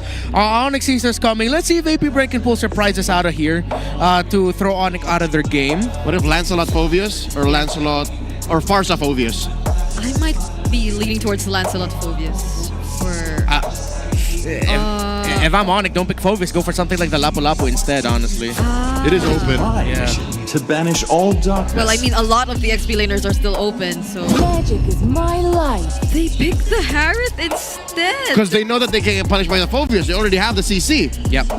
And again, having a gold laner Harith means that you don't need to visit it as much. It should be relatively safe. Going again to the idea that maybe ONIC Philippines are drafting a little bit more towards Kirk. The fact that you already see CC as the mashup and they're saving the EXP laner pick for later, I feel like that's even more evidence towards that idea. So with AP Bren, just pick up the Farsa now, but then accept the fact that you do want to rush the Gacha also. That means you're going to the second phase without your gold laner though. But if I'm AP Bren, just go for the Gacha Farsa now so that you already have those bases covered. We have a quick audible from King Kong as he stated again in an interview with GMA News Online. When we lost in the grand finals of season 15, I think that was worse than how we felt after losing in MSC. We got more motivated to face the reality that there was a lot more effort that we needed to put into our game and transparency. For sure, they do want to get a shot at defending their title in the upcoming World Championship. But this is a surprise. It's a Bruno Kagura pickup from AP Bren instead. I'm not so sure if you'd still feel encouraged to pick up a Farsa. Or, I mean, against the Bruno, yes. Yeah. But against the Kagura, might not be the best. With the Juicin gone, can't pick Selena either. Let's go. Maybe they'll go Eve? I will choose my own For later? Yeah. Okay, so they go for the R-Lot. AP Bren does have enough room in their lineup to go for a tanky fighter jungler, but the R-Lot pick might have just turned off that idea, so they might have to go Assassin. It's still surprising to me that Kagura and Bruno were the picks for AP Bren. Yep. However, if you think about it, they needed a gold laner that would match the potential scaling of what the Harith brings to the table. You get that through the Bruno. Hey. And then the Kagura is also a response towards that Harith. Those are my friends, Jimmy and Kring. How come you never introduced them to us, huh? Yeah. They just got in. Are you ashamed of us? They just got in. I love that they're enjoying AP Bren vs ONIC. They actually wanted to meet the world champions. So hopefully your friends do get a chance to meet them later on. Okay, so ONIC also taking away another potential assassin pickup here for James Pass, which I think means AP Bren are going to be forced to go for the tanky fighter jungler. Considering that you are up against an Arlot and Harith, I'm going to be that guy. Please consider picking up an Akai. But then if ONIC picks up a Valentina, that's GG. Hey, the Akai, Arlot. Then that means AP Bren should just ban the Valentina here. Yep. After the Farsa. That's the only good way that they can set that up for James Banks. Because you're not going to be a slow front to back. It's not like there's a room for an X-Borg in any of these two drafts. Yeah, what's good as well is if they ban the Valentina, they can also kind of set up the Lucas. Since there's, it's one of their go-to picks anyways. Try it again. That sounded like a dare, Brigida. Okay. A challenge. If they want to. Brigida's challenging you. Because it's usually the Lucas up against the Fredrin and all that. That's true. It's a Lancelot here that they're going up against. So if they want to pick up the Lucas still, then that's going to be, I don't know. Yeah. And the fact that even if AP Bren go for something like the Joy, that's going to be really greedy considering you're playing up against the Kagura and Bruno. Although with all that burst, there is a chance you might be able to punish an engagement by ONIC early on and then you snowball through that. But that's such a strong dependency on that idea that it might be way too risky. Is it gonna be a super Prince ban still? Hope we'll find a way. Even It's been a while since I saw that. It has been, but this is Coach Jeff acknowledging the buff on Vexana in the recent patch. She now has vision when she hits her second skill, and then her stats on the Eternal Guard is just so much better. Yeah, it's a vision that was taken away. Yeah. Oh, there you go. It's removed. Yeah, it was removed. But yes, it's the Soul Guard that now is optimized to be a little bit less clunky. So the first attack of the Soul Guard coming in comes out faster now once it finally lands, and they optimize the mana cost and enhance the damage potential. So yeah. I still don't know how to feel about the ban though on the Vexana. Yes, acknowledging the buff and the Bruno Kagrush. But I feel like this just signals that AP Bren is going to go tanky in the jungle, because one of the things you don't want to go up against if you're a tanky jungler is someone that can just instantly just say stop, you're crowd controlled, you get bursted, and then suddenly what your tanky fighter jungler is just sad. But the high loss pickup seems like a great response to what can potentially be that approach from AP Bren too. So they'll have ways to answer back through their front lines. But if it really is gonna be a tanky jungler for AP Bren, maybe the Akai is gonna come out. As we mentioned earlier, it could be Akai got the Kacha here, then a Valentina last pick later on for ONIC. But we did also pose the potential of the Joy. This has to be a Gata Kacha. You need something tanky, but I don't like this. It's way too risky against the high loss, against the Harith, the Lancelot, everything. It demands such perfect execution by AP Bren that whatever you slot in here for ONIC, most likely a Valentina, it's fine, honestly. This is too difficult to draft that AP Bren pulled off. If they do pull it off, you have to commend them. Now what do they do to just enhance the threat that is already existing in their first 4 picks so far? What could they pair with the... I don't know if the Kimi will still be an option here. I wouldn't. But I don't... Yeah. It's too dangerous. AP Bren can dive you so many ways. So maybe the likes of... What if they bring out the Lily? Where there is light. Oh! Now there's the low you were asking for earlier. Okay. Finally. No need for fancy tricks like literally kidnapping one of your opponents. Nah. They'll just find AP Bren's blind side. Again, this is Redmar, what you were talking about, how it's a very specific approach to this lineup that could make it work. But if ONIC can catch you off guard, again, a simple flank. It's not even like literally a blind side. They don't have to take you from the back. They can just take you from the side.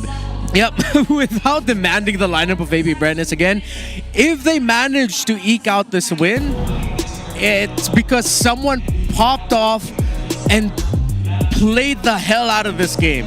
Because looking at the lineup of ONIC with the Joy, with what it's up against, I'm seeing this could be a star-making game for James Banks or a I told you so, we shouldn't have picked a Joy moment for AP Bren. One more look at the lineup by these two squads. Again, it's dire straits for AP Bren in the series because they are one loss away from conceding the series. A sweep over to the Super Fam, who is looking great. Game 2 is upon us. Into the land of Dawn we go. I've yet to see why the Kagura was rushed here by AP Bren. I want this to make sense, and soon. Yeah, now it slightly does with the presence of Aluyi, since you have a bit more ways to gain vision and info in terms of what their diversion plays might be later on. But other than that, I feel like we were more used to seeing big AoE mid laners to respond up against these kinds of diversion plays, or even the final slashes that can come in from Kirk. So that might be the problem. Maybe a bit too reliant on the AOGs? A little bit. However, what I like about the Kagura pick in this regard is, again, as we saw, the Kagura did give the Harith of Shizo in game number 1 a little bit more difficulty to maneuver it, because you throw the umbrella wherever the Zaman force is, and then suddenly, wait, where am I going to dash? Where am I going to dance around? And it does have that built-in Purify that if ever you do get caught out, there's a chance for you to get away, to respond just in case you don't get bursted. You do have a flicker with it as well. So I'm still holding my opinion on this Kagura pickup. It could come out really good for them, but again, it's such a mechanically demanding lineup that they decided to play. And both teams seems to be rotating a bit more towards the EXP now. It's not just ONIC doing or going for that plan. X-Nova seems to be providing a bit more assistance to Lord JM as well. They absolutely cannot let the same thing happen all over again. And now it might actually be an opening. AP Bren gets first blood, might actually get another one. That's a Phantom Execution coming in from King Kong, but the mid duo are already down. Kirk trying to survive, but it instead becomes a double kill for James Banks. I'll tell you now, that seemed like AP Bren baited ONIC into the engage more than ONIC making a mistake. ONIC, the coast was clear for all they know, but AP Bren was ready to welcome them with open arms. Yeah, a great adjustment by AP Bren. That's exactly what we were looking for here. What they needed to get in the early game for that first turtle, they got it. So that's one condition check. Now, because AP Bren were able to do that, it's up to ONIC Philippines to try and find the answer. Because now with Aqua hitting level 4, Brusco Super Friends, they weren't level 4 just yet at that moment. Oh, wait. JM, Phantom Execution. needs just one hit and he won't get away from that. Gets to use the curtain call though, but King Kong just needed to step out. Yeah, I feel like we saw that exact same rotation by ONIC against Team Liquid last week. I feel like I saw this already with King Kong on the Lancelot. With after the first turtle, once it's open, they go ahead and dive, which last week it was Sanford, now it's Lord JM. Someone put that in a clip for social media to put side by side, and I think it was roughly at around the same time earlier. So still acknowledging the EXP rotation heavy ONIC PH that we're seeing, and we see with the Harith versus Bruno, Shizo's having difficulty. Shizo forced to flicker back. X-Nova to the rescue. Gotta give credit where credit is due. The MDL graduate in X-Nova, former RQ Kaito, is doing well to actually set up these lane-to-lane, coast-to-coast rotations. AP Bren able to keep up a 500, 600 gold lead here 3.5 minutes in. There's a diversion play too, but Lord JM senses it. Will be instead trying to keep himself safe because there's an upcoming objective as well. Again, very XP heavy rotations. Renmar, you set this up in the pre-game for game number 2. ONIC are still setting it up, and I guess it just is byproduct that the turtle is in the same lane. Yeah, so put a lot of pressure there. I mean, considering what CEC brings to the table, you do want to pressure it as much as possible. And I think AP Bren are going to be giving up the second turtle of the game. They're going to slow things down, meaning that later on they might have to find a win rotation. Oh! That's a surprise coming in from Kirk, and it's Kellera who will be taking down Shizu. The EXP and the gold lane do something just to take down the Silent Kid, but they might have to let go of this turtle in exchange. The silence in the EXP lane should have been a clue, but it wasn't as ringing, as glaring, as loud as that rotation in the turtle. I think AP Bren could have sworn that ONIC was going to be there, but wait. Oh, there's another final slash. The vengeance is in for Lord JM, but that's not going to be able to save him. Super Prince picks up the kill. Kirk's a monster. Kirk's a monster. 4 games in a row now, on point. He just used the final slash at the bottom lane. Keller able to get away just in time from Aqua, and then he was able to join in with the diversion up top, had the final slash again, securing the kill onto Lord JM. The 2 kills we saw around the second turtle spawn, before and after, came from Kirk. Here we go. Finally, AP Bren able to push that tier 1 now bottom. They're making up for lost time. Yes, they did score the turtle, but ONIC PH have been getting big ticket kills on him, mostly in the EXP lane. Looking at these builds so far, King Kong only down about 400, 500 gold. Very respectable. But still, Lord JM, despite what's been happening to him, again, his second death happened about a minute ago, still builds the War Axe first, so he still wants to fight. Yeah, him acknowledging that he really just needs to get his curtain call up, try to get some damage through the yo-yo blitz, and then you've already done your job as a CC. Let's see what he decides to build into the defense item route. Maybe Athena Shield or Radiant Armor Rush would be good for him at this moment, because you need to survive the burst damage you're going to be getting from that low Yi most likely, who will be poking you down. Even the damage from the high loss once you get spotted out by ONIC. Lord JM is not giving up. He wants to hold down this EXP lane, set up the final turtle take for his squad. Same spot, 3 turtles in a row. AP Bren can go ahead and get this. They still have the gold advantage. Quick rotation down bottom.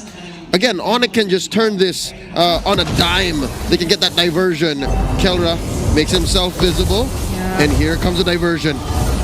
They'll just want to get a bit out of the turret. HP down, but was close. But so far, it's been AP Bren who's just able to take the objectives. Lord JM, though, gets caught by the final slash, but X-Nova in the middle of 5 members gets to land the AOG and allows James Pass to actually secure the retribution. Aqua picks up a kill as well, but Kellera takes down Aqua, and X-Nova left all alone. It's a double kill for Kellera. 100% turtle take rate for the Hive, but ONIC punish and still win fights. Nobody saw that, Kirk. That's fine. You've been doing a good job. I think it was used to zone to be able to keep up the pressure elsewhere. Summon Force dropped in by Kellera. ONIC just can't convert as quickly, though. Like with all the things in life, you need balance. If you're going to get hella highlights, give us at least one low light to clown on. But yeah, Kirk has been stellar. He's 0-1 and 5. The rotations of ONIC Philippines are sharp around the diversion of the low Yi. And let's look at the CC. Yeah, still at the war. Still going for a BFB. Okay. already a house clause for the Bruno. Shizo not that far off in terms of the gold against Kelra. AP Bren are still most definitely in this, but I think they're getting somewhat outplayed by all of the fast rotations that ONIC can do in the map. That even though AP Bren can dance with ONIC when it comes into the team fights, into the skirmishes, they're losing the macro game little by little. Yeah, I think the final slash is disrupting so much for AP Bren. And speaking of, once again, we are about to see a pickoff coming in from ONIC as they take down Lord JM and potentially a turret as well. But there's a flicker from Super Prince keeping him safe, and AP Bren will try to defend this as much as they can. They don't let go of that tier 1 turret. ONIC PH wanted to sledgehammer their way through a fight even without their minions. They send over Brusco, but no one falls. Down bottom though, great slow push by James Panks, leaving that siege minion. ONIC have to respond.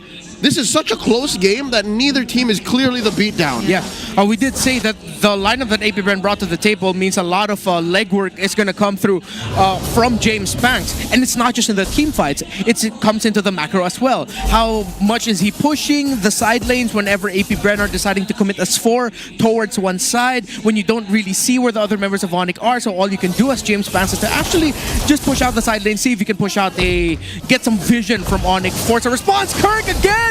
There you go again, and the burst damage wouldn't actually make it. Kelra takes the kill. AOG landed by X-Nova, and James Panks from behind will actually get to spot Kelra. Currently on his killing spree and also picks up a double. Shizu as well takes the kill for himself. That's 3 members taken down from the Super Fam. Devastating flank by James Panks.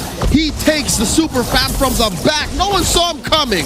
X-Nova with the taunt to set it up, and it was just the perfect timing. I think ONIC Philippines are looking at what AP Bren did there and say, hey, that looks kind of familiar. In the mid lane, though, Super Friends doesn't get to diversion away. He gets caught by James Panks under the tower. We said it, we set it up, and James Panks met this challenge head on and said, I will take it. 5-0-3 for the man with a million moves. Super Prince was cutting that close. He risked it. He played at the knife's edge and got cut. ONIC now to defend against his lord. It's marching down bottom. King Kong doing just what you could when you're down this bad against a team like AP Bren who found their footing, split pushing. It's not too late. It's not as bad a situation, but James Panks is snowballing out of control. Yeah, and it's great to see AP Bren just realizing that they can't be as reactive to all these setups that are done by Kirk, because for the most part it's always been the final slash. But once they were able to find their footing and decide that they too can have a decent response, mainly through that backline or that flank by James Panks, things took a completely different turn. This is easier said than done, Brig, because maybe, let's say, if Kirk switches over and changes his priorities and tries to take down James Panks, or at least answer to him, then that leaves up a huge resource for the Super Fam. Then what do you do with the final slash? Do you use it to sweep away this buzzing little unit? So many questions for them. See how they're going to answer it. I feel like ONIC need to slow down the pace in the regard that they have to save some ultimates for the entry of James Panks now. And so ONIC are trying to see if they can dish it out through macro. It's going to get balanced out up top. Lord JM sees the members, but they actually already committed the diversion to get back into the spot. No clear gold advantage. This game is honestly way too close.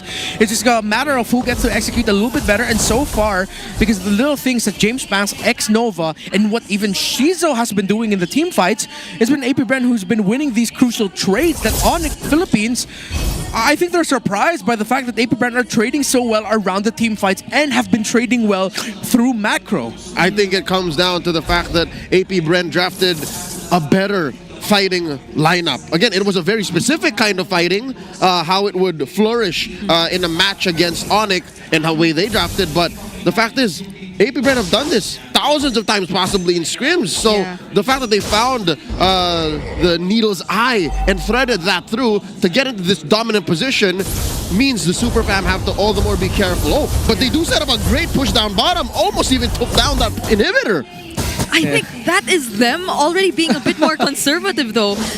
Playing more around the macro than trying to take AP Bren head on in terms of the team fights, because we've been putting so much emphasis to the team fight capabilities of AP Bren, but that's not even with Shizo making his presence felt as much yet. So that means the best is yet to come for AP Bren. The Bruno hasn't really popped off, but at this point, Shizo has items, so ONIC also need to check the Bruno. You check the Bruno, you check the Joy. Oh, conceal by Nova. And don't ONIC let X-Nova taunt you. Okay. Could have got, he almost got it raw. Yeah. Wait, now he gets taunted. King Kong gets taunted, but he has enough damage. Nova? Forces the AoE out defensively, Huh? and Aqua's already down very, very low. ONIC regained control of the Lord. Okay, X-Nova played with fire, and he got burned, and now they're sending back two of their mid lane duo. And this is, they're fighting back. You have to force it. They can actually fight back. There's no final slash, but the damage coming in from cover and the massive execution to secure the Lord. ONIC win that fight for now, but will AP Bren be able to fight back? Shizo still going on with the free hits, but it's a disengage by AP Bren. Oh, heartbreaking rookie mistakes. X-Nova. He showed himself too early, took all that damage. Aqua decided to help cover, but then King Kong, who was in the shrub that was unchecked because X-Nova was going to the purple buff, that is anticlimactic and heartbreaking to see from the side of AP Bren. But then you see the veterancy for ONIC, smelling blood in the water right away, responding to it perfectly. The moment they brought down the Gatakacha and the Kagura low, they said, you know what, let's fight for this Lord. Even though AP Bren also looked at Kirk's missed final slash. Another kill, by the way, for ONIC Philippines. They found Lord JM in the middle. AP Bren need to get their marbles back together here because they are falling apart. I'll tell you now, Renmar, that first check by Nova after the conceal, already something was amiss. King Kong forced to use his whole kit to get away. And now in mid, there's the Glorious Pathway dropped in. Finally, ONIC are in the base, up 4K. There has to be some way AP Bren finds separation between these waves and the rest of the super fam, because I think ONIC see an end angle. AOG! Two-man final slash set, and Shizu's the first to fall. Now they lose their damage, and it's gonna be a sweep for ONIC Philippines. 2-0 for the super fam, making quick work of AP Bren under 15. AP Bren drafted the lineup that demanded perfection in micro and macro.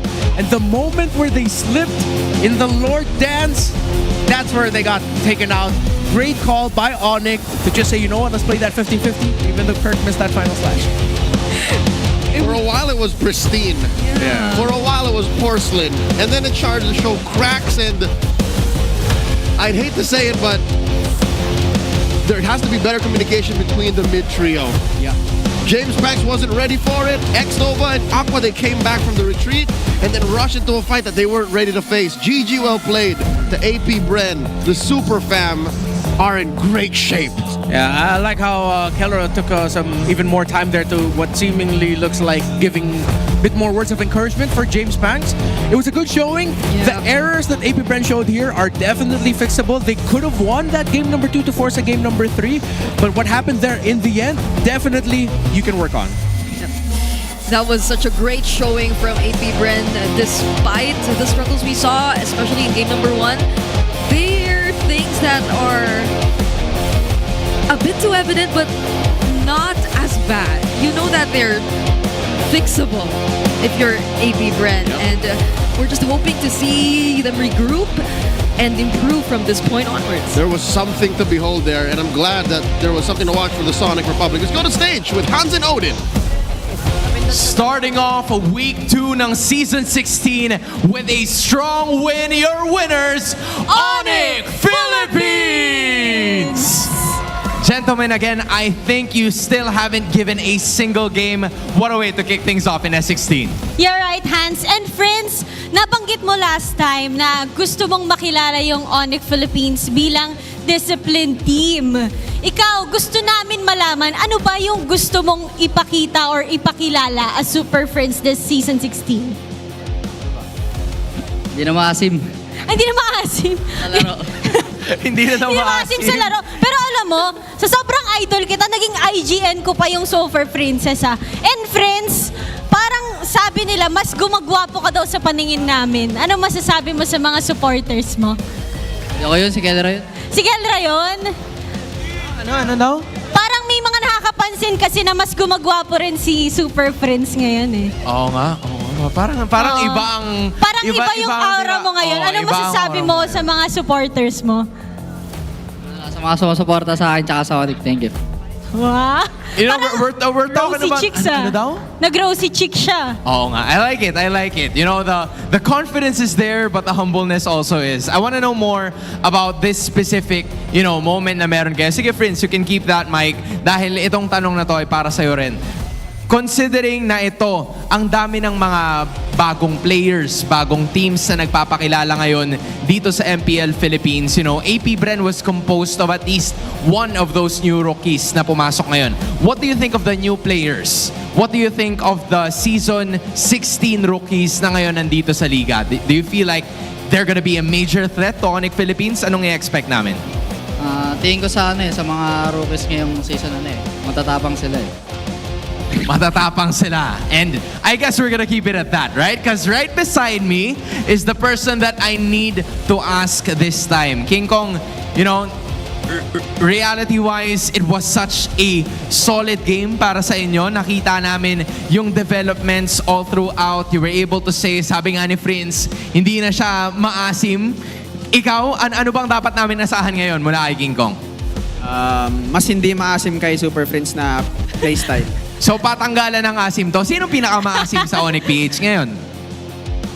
Si King Kong. Si King Kong pa rin. Ikaw pa rin. Alright. So I wonder how, Coach, kasi tinanong ka na ano ba to? Is there, kasi we're talking about like different changes here for this specific team. Is there a specific era ng ONIC Philippines na gusto mong balikan with this form na meron ngayon ang team mo? Or are you trying to build on something else? Something that could potentially be bigger than what you've achieved from before? Siyempre, something bigger. Pero kung meron man, gusto kong balikan yung prime hate. Yung prime hate? Yung support niya lang si Kyrie. Yung? Support niya lang si Kyrie. Yung Siya yung carry nun Siya ang carry ni Kyrie? Oo nga Mage ni Kyrie. Oo nga pala. Hate, alika. Babalikan daw natin yung era na yun. Odin, nandito na. Kailangan nating i-highlight ang carry ni Kyrie during that Gushon? time. Anong meron sa Gushon mo? Ano daw meron sa Gushon mo? Mahina lang yun. Top 1 Philippines daw. Nagbe-burst yan 3 seconds. Ano? Nagbe-burst yan ng 3 seconds. Ano masasabi mo sa Gushon? Ano masasabi mo sa Gushon ni Hate? Number-burst ng 0.5 seconds. Ito ba? Dito to yun. Winner si Record ng 0.1 second. Ano pa? Sobrang bilis ng kamay. Ano pa? Sobrang yummy ng Gushon niya. Ang dami nilang sinasabi. Odin, tapusin na natin doon. Once again, your winners, ONIC Philippines! The Sonics, Odin, are still undefeated. Makikita kaya natin ang Gushon ni Hate. Malalaman natin sa mga susunod na linggo. Excited ako dyan, Hans, at talagang sinimula nila ang linggo ng napakagandang laban. Pero bago tayo lumipat sa iba nating mga laban, ibalik muna natin sa ating casters. Can confirm, King Kong is not wrong. Gushon's hate is hate's Gushon is yummy. For those of you who don't know, there was a time wherein yes, Hate was the jungler and his mage was Kyrie. I can recall as far back as season 7 of MPL Philippines. That was their configuration under ONIC PH. But it's good to hear that the Super Fam are in such high hopes and good spirits that they can joke around like that on stage. Yeah, that was the Super Fam we all missed seeing. Because when they were kind of going through a slump, it felt like they were a bit more serious and they weren't able to joke around as much. But I feel like Kirk can afford to, laugh a lot more after this. Yeah. Like, just be a bit more carefree because he deserves this MVP title. Yeah, 100% kill participation. This is why we're saying Kirk is 100% back. Missed final slashes aside, you count the things he did right, and he did a lot more things right. He was present for every single kill that ONIC Philippines delivered in this game. And it wasn't just in the moments where it was, okay, it's 5v5 time. It came in the moments early on where it was laning, where it was trying to put more pressure into Lord JM. It was the surprise rotations to the bottom part of the map so that Shizu gets taken out. Yes, that meant that ONIC had to forgo winning objectives, but they were getting kills. This kill came just 20 to 30 seconds after the kill onto the Bruno in the gold lane in the bottom. Yeah, that was my favorite. When I saw the EXP and the gold lane down bottom. Yeah. Just to take that kill up against Shizu. And it almost felt as if Shizu found it difficult to get back in this game. Like, it was so hard for him to find the right opportunities to just keep throwing out the damage without all those disruptions coming in from ONIC Philippines. I think it's a series-wide problem, more than just in this game, because if I remember, even in the first game, his Harith, that's a signature Harith, by the way, couldn't really do much. Maybe it's also a byproduct of the draft, because look, Kirk went back-to-back MVP, and both heroes were meant to punish whatever Shizu was playing. So the silent really was silenced here. I'm hoping that they can solve that, because they got a couple more bouts to go through in this weekend. AP Brand just tonight isn't their night. Yeah, this could be the game that Kirk finally gets to shut down all the haters and doubters. That's 2 series, 4 games straight where Kirk just looked really good. Again, we talked about it heading into the series where it looks like we're seeing a rebirth of Kirk and Brusco and how they play together, the communication, and it is on point. And add to that another layer. ONIC Philippines are still playing very well around the low Yi off Super Friends. So now if you're AP Bren, I feel like what they have to go back to into the drawing board as they set up for their next matches for this week and then for the weeks moving forward is really just iron out a lot of the communication and the timings of when to get vision for X-Nova and Lord JM. And those aren't errors that demand so much to fix. You can fix that in a week's worth of scrims. Yeah, it's just really being more vocal, communicating a bit more, especially when it really matters. And specifically, I'm talking about, I guess, the mid to late game decision making, because I did mention it previously too, that I feel like those are one of the things that AP Bren definitely has to address moving forward. It's the way that they're able to be a bit more decisive in what they want to do, or maybe not even decisive, more connected, I'd say, especially when it comes to those parts of the game, because when it does drag out to that moment, then you see the veterancy of ONIC and whoever they're going up against come into play instead. And that's what led King Kong to be our BPI rich guy in the efforts of AP Bren to roam the map and set up plays to, push their advantage, plus gold per minute. Yep. Also have to commend King Kong for winning that retribution battle in the end, because that was a 50-50. James Pants was there. He was healthy enough to be able to win that retribution battle, but at the end it was King Kong who won it, so also have to commend him for that. On-point mechanics for the young Cyril Perez. A lot of conversation online was also talking about how maybe the meta isn't going King Kong's way, but he's proven that if he can get his hands on the Lancelot or the Yi Sun-shin, then the haters can just shove it up their feeds, because it's clear that the Super Fam are back. Yeah, not even the hotfix can take away I think from... Yeah, that's fact. That the hotfix did very little to change Lancelot Yi Sun-shin. Yeah, they're still number 1. Yeah, the dynamics of him are still pretty there. I think it was just, instead of it being a straight up nerf, it was more of a rebalancing, and desperately needed rebalancing as well. But I think we're gonna look at the numbers a little bit closer with a week's worth of competitions that we're getting all over the globe, and then maybe just a little bit we might get another hotfix on top of the hotfix onto Lancelot, because I did not feel that hotfix today. Not at all. It's all their fault. Like, why we're getting all of these adjustments, it's all their fault. So if you guys love playing these heroes in rank, then you feel the difference, to blame. I love that Lancelot is back in the metagame. What is it, 2 to 3 months ago, where people were saying, "Oh, Lancelot's not real." It was ONIC who first brought it in the playoffs of season 15. More than Carl TZ. More than it was always ONIC. And here it is now, nerfed and still very strong. Let's go ahead and listen to the mic check here of this match to get a little more insight about ONIC's win.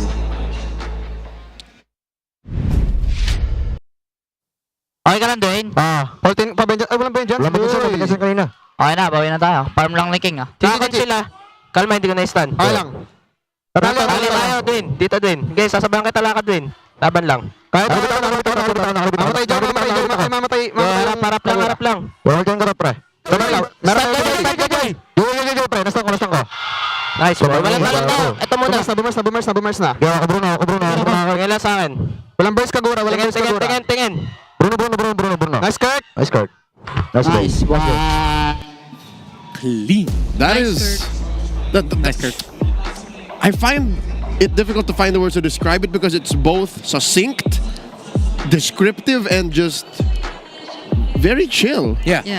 And I think we may be seeing here a little bit of a glimpse as to what could have been the communication holes for ONIC recently, especially during MSC, is that a lot of the early fights a lot of the clips we kept hearing the same theme of like, no one's backing out. Just believe, just fight. Force it. Go for it, force it. That was the theme present in every single clip that we saw. Yeah, it's just always making sure that your teammates know you're there or that you can still fight, and they also know when to back out or when it's no longer right for them to proceed with it. So it's nice to see that after all they've been through, they're slowly getting back there. And maybe a bit of a throwback to what we asked before we entered the series. So this is a new version, maybe. Are we saying that old ONIC, the ones we saw in MSC, were all about fighting? They really liked fighting and forcing things. I wonder where they got that.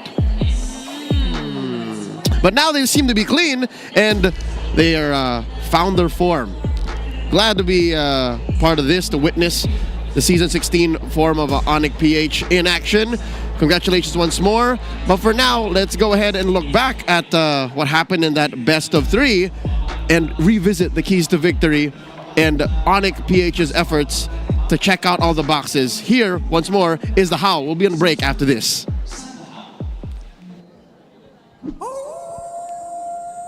Thank you so much, casters. At isang mabilis mula sa ONIC Philippines. Nakita nating serye na yon. Pero meron tayong dalawang natutunan. Ang pinakauna dyan is, pag nilast week mo yung hero ni Kelra, ito yung Deus Ex Machina ng ONIC. Kung ano nga ba ibig sabihin Deus Ex Machina? Parang ano to, sa anime, ito yung bigla na lalabas yung bida na sobrang lakas na lang niya, or ito yung sa mga superhero movies na meron bilang superpower na mahahanap ang isang team at tatapusin na nga yung kwento. That's what we felt with Kelra being the last big Lunox para sa side ng ONIC Philippines. Alam natin na si Kelra mismo ay isa sa mga lagi namang win conditions ng ONIC Philippines, pero iba din talaga pag naka-lane counter niya yung kanyang katapat. For example, Lunox versus Harith, a tale as old as time. Ngayon dahil sa existence ng Yi Shin, pwede na natin makita ang katulad ng Lunox dun sa may gold lane, kung saan directly na one hit niya yung sa Harith, panalo dito sa lane, at pagdating sa late game, kahit yung high loss ay napapatumba na niya. Ito na nga talaga yung malaking headache sa kahit sinong makakatapat ang ONIC Philippines kapag na last pick yung hero ni Kelra at shoot na shoot sa draft. Ngayon, nakita rin natin na yung map trades ang pwedeng maging bentahe ng ONIC Philippines kapag natatalo sila sa first turtle. This happened in the previous series, and kahit naman dito sa kontra sa APBR, nung natalo sila sa first turtle, nag-farm sila at naghanap sila ng mga maliliit na mga jungle creeps or mga minion waves na bigla na lang sila nakakabawi when it comes to their farm. Tapos dinadali na lang nila sa late game macro, especially with the slow pick na master naman talaga ng ONIC Philippines. At for sure, makakakita pa tayo ng maraming beses na ganyan mula sa ONIC Philippines. Tingnan natin kung makabawi ang APBR sa mga susunod, but for now, ONIC Philippines na ang talagang nasa taas ng ating scoreboard. But apart from that, meron tayong aabangan. It's going to be TLPH going up against Aurora. Nako po, inaabangan na talaga itong matchup na to. So, wag na wag kayong aalis dahil magbabalik ang MPL Philippines Season 16.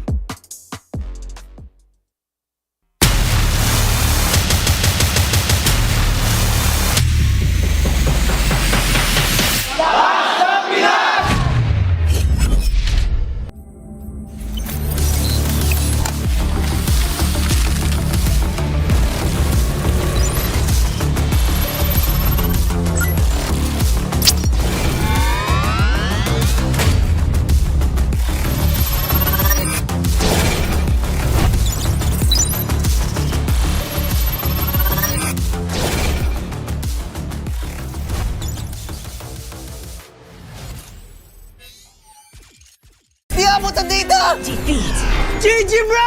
Don't worry, be only with Smart Power All 99. Hindi bitin with 10 gig data to power your games plus only Facebook or only TikTok. Load now!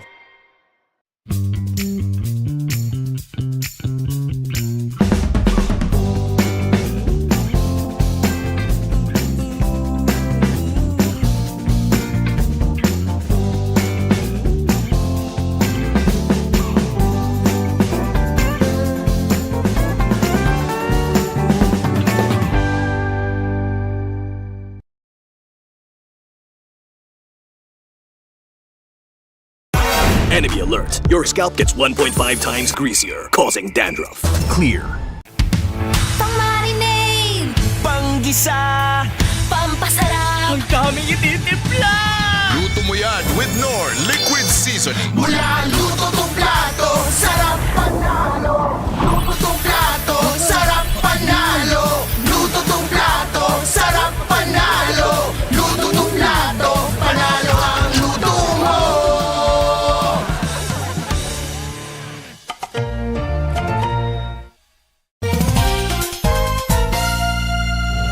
Sunod-sunod na comeback ang nasaksihan natin ngayong week. Ako nga pala si Bentings, ang maghahatid sa inyo ng MPL Hot News.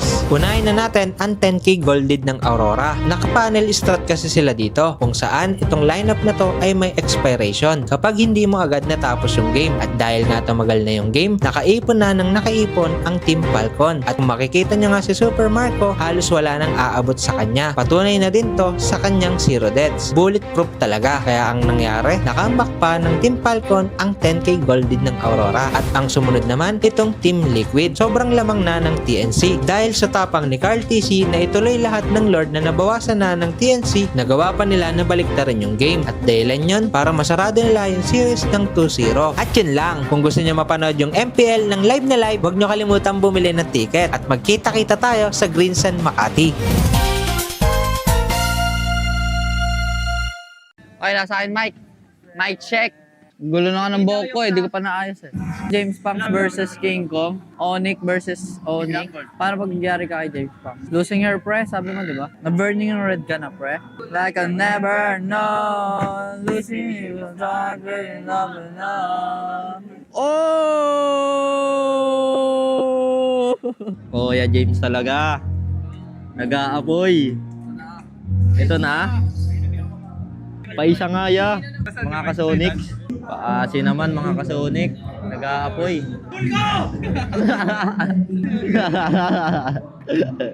Aray ko. Dito ako. Nagdurugo ang puso. Gagalit kaya.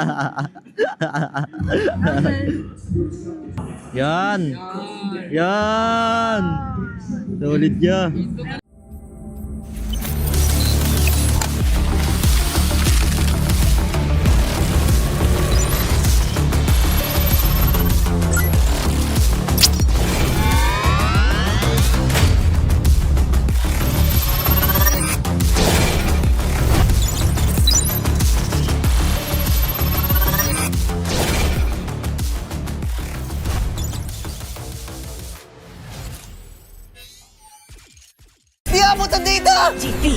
GG bro!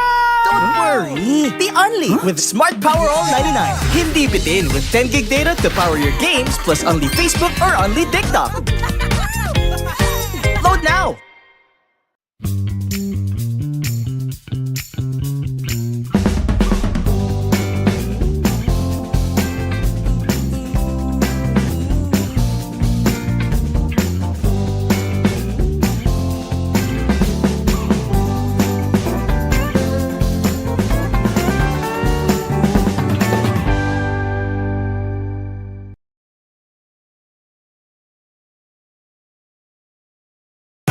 Enemy alert. Your scalp gets 1.5 times greasier, causing dandruff. Get triple anti-dandruff power. Supercharged with Clear. Pang-marinade, Panggisa! pampasarap, Ang daming ititimpla! Luto mo yan with Knorr Liquid Seasoning. mula luto tong plato, sarap panalo. Luto tong plato, sarap panalo. Luto tong plato, sarap panalo. Luto tong plato, panalo ang luto mo.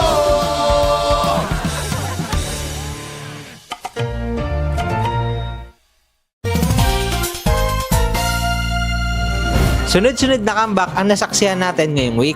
Ako nga pala si Bentings, ang maghahatid sa inyo ng MPL Hot News. Unahin na natin ang 10k golded ng Aurora. Naka-panel strat kasi sila dito, kung saan itong lineup na to ay may expiration kapag hindi mo agad natapos yung game. At dahil nga tumagal na yung game, nakaipon na ng nakaipon ang Team Falcon. At kung makikita nyo nga si Super Marco, halos wala nang aabot sa kanya. Patunay na din to sa kanyang 0 deaths. Bulletproof talaga. Kaya ang nangyari, nakambak pa ng Team Falcon ang 10k golded ng Aurora. At ang sumunod naman, itong Team Liquid. Sobrang lamang na ng TNC. Dahil sa tapang ni Carl TC na ituloy lahat ng Lord na nabawasan na ng TNC, nagawa pa nila na baliktarin yung game. At dahilan yun para masarado nila yung series ng 2-0. At yun lang, kung gusto nyo mapanood yung MPL ng live na live, huwag nyo kalimutan bumili ng ticket. At magkita-kita tayo sa Greensan, Makati.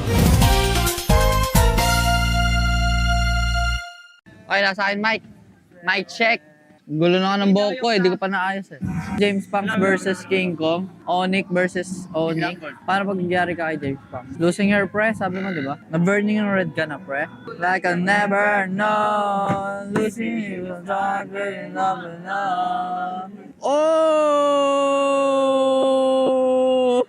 Oh, yeah, James talaga. Nag-aapoy. Ito na. Paisa nga ya, mga kasonics. Paasi naman mga kasonic. Nag-aapoy.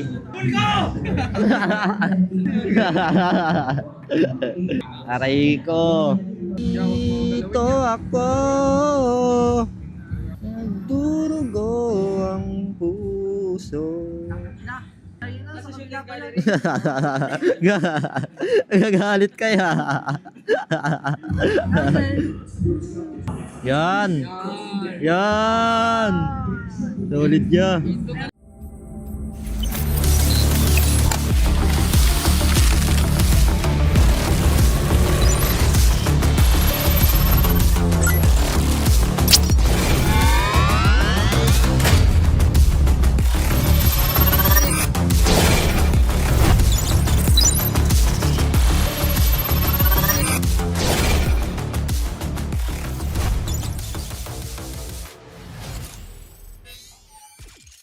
Di abutan dito! GG bro! Don't worry! The Only with Smart Power All 99. Hindi bitin with 10 gig data to power your games plus only Facebook or only TikTok. Load now!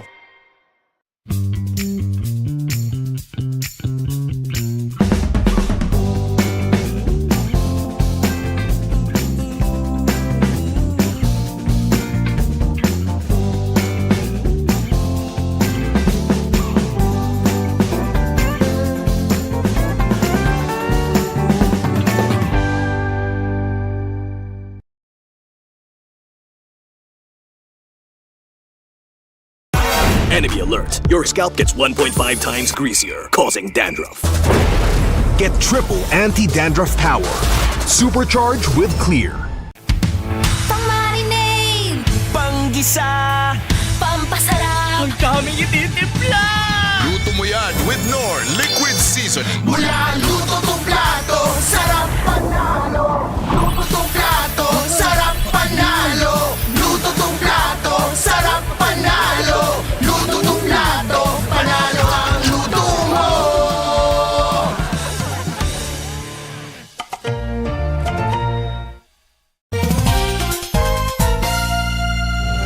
Sunod-sunod na comeback ang nasaksihan natin ngayong week. Ako nga pala si Bentings, ang maghahatid sa inyo ng MPL Hot News. Unahin na natin ang 10k golded ng Aurora. Naka-panel strat kasi sila dito, kung saan itong lineup na to ay may expiration kapag hindi mo agad natapos yung game. At dahil nga tumagal na yung game, nakaipon na ng nakaipon ang Team Falcon. At kung makikita nyo nga si Super Marco, halos wala nang aabot sa kanya. Patunay na din to sa kanyang 0 deaths. Bulletproof talaga. Kaya ang nangyari, nakambak pa ng Team Falcon ang 10k golded ng Aurora. At ang sumunod naman, itong Team Liquid. Sobrang lamang na ng TNC. Dahil sa tapang ni Carl TC na ituloy lahat ng Lord na nabawasan na ng TNC, nagawa pa nila na baliktarin yung game. At dahilan yun para masarado nila yung series ng 2-0. At yun lang, kung gusto nyo mapanood yung MPL ng live na live, huwag nyo kalimutan bumili ng ticket. At magkita-kita tayo sa Greensan, Makati.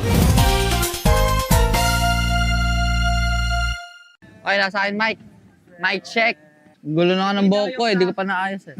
James Punks versus King Kong. ONIC versus ONIC. Paano pag nangyari ka kay James Punks? Losing her pre, sabi mo di ba? Na-burning yung red ka na pre. Like I'll never know. Losing you will not really love enough. Oh! Oh, yeah, James talaga. Nag-aapoy. Ito na. Paisa nga ya, mga kasonic. Paasi naman mga kasonic. Nag-aapoy.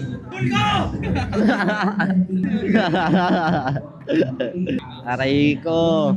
Dito ako. Nagdurugo ang puso. Gagalit kaya. Yan. Yan. Solid ya.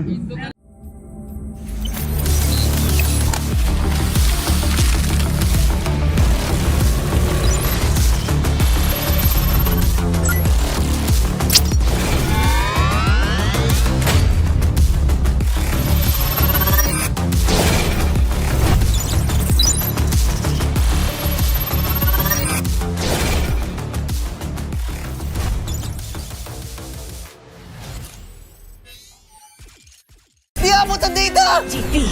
GG bro! Don't worry! The Only with Smart Power All 99. Hindi bitin with 10 gig data to power your games plus only Facebook or only TikTok. Load now!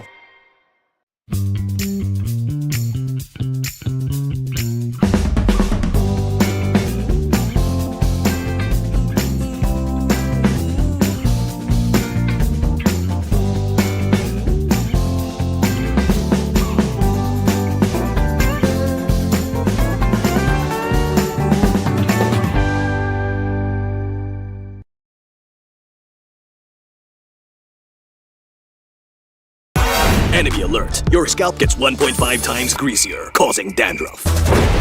Get triple anti-dandruff power. Supercharge with Clear.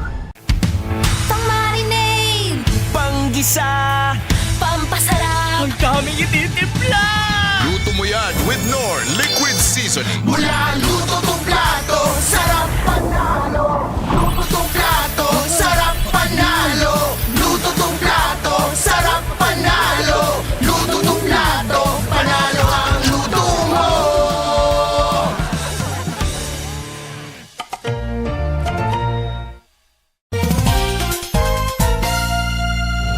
Sunod-sunod na comeback ang nasaksihan natin ngayong week. Ako nga pala si Bentings, ang maghahatid sa inyo ng MPL Hot News. Unahin na natin ang 10k golded ng Aurora. Naka-panel strat kasi sila dito, kung saan itong lineup na to ay may expiration kapag hindi mo agad natapos yung game. At dahil nga tumagal na yung game, nakaipon na ng nakaipon ang Team Falcon. At kung makikita nyo nga si Super Marco, halos wala nang aabot sa kanya. Patunay na din to sa kanyang zero deaths. Bulletproof talaga. Kaya ang nangyari, nakambak pa ng Team Falcon ang 10k golded ng Aurora. At ang sumunod naman, itong Team Liquid. Sobrang lamang na ng TNC. Dahil sa tapang ni Carl TC na ituloy lahat ng Lord na nabawasan na ng TNC, nagawa pa nila na baliktarin yung game. At dahilan yun para masarado nila yung series ng 2-0. At yun lang, kung gusto nyo mapanood yung MPL ng live na live, huwag nyo kalimutan bumili ng ticket. At magkita-kita tayo sa Greensun, Makati. Okay, nasa akin, Mike. Mike check. Gulo na nga ng buhok ko eh, di ko pa naayos eh. James Punks versus King Kong. ONIC versus ONIC. Paano pag nangyari ka kay James Punks? Losing her pre, sabi mo di ba? Na-burning yung red ka na pre. Like I'll never know. Losing you will not really love enough. Oh! Oh, yeah, James talaga. Nag-aapoy. Ito na. Paisa nga ya, mga kasonic. Paasi naman mga kasonic. Nag-aapoy.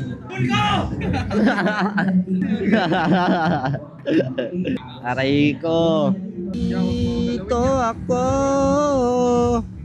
Nagdurugo ang puso. Gagalit kaya. Yan. Yan. Solid ya.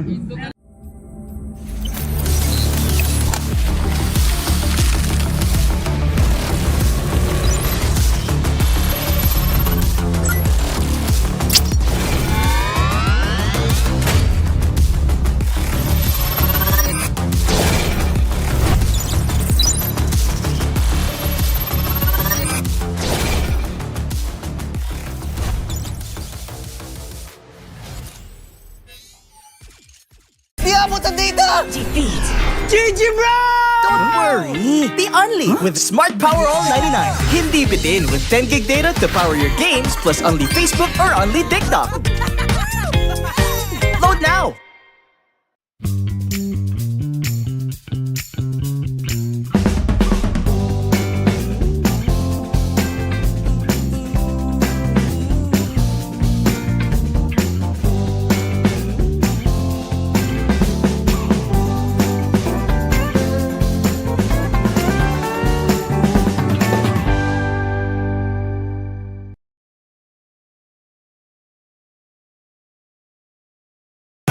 Enemy alert. Your scalp gets 1.5 times greasier, causing dandruff. Get triple anti-dandruff power. Supercharged with Clear. Pang-marinade! Panggisa! Pampasarap! Ang daming ititimpla! Luto mo yan with Knorr Liquid Seasoning. Mula luto tong plato, sarap panalo! Luto tong plato, sarap panalo! Luto tong plato, sarap panalo! Luto tong plato, panalo ang luto mo!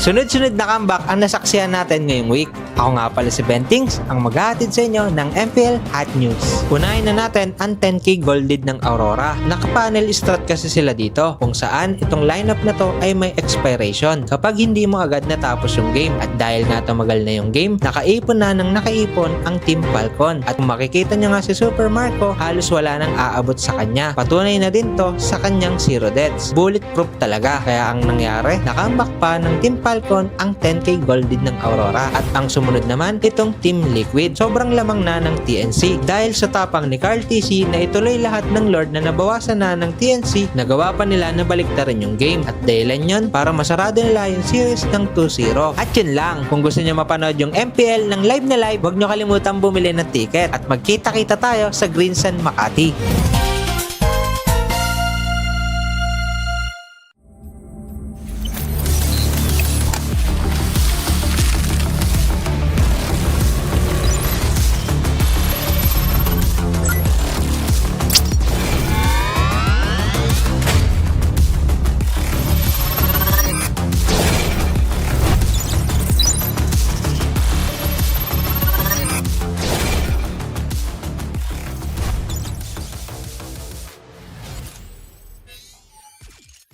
Di abutan dito! Defeat! GG bro!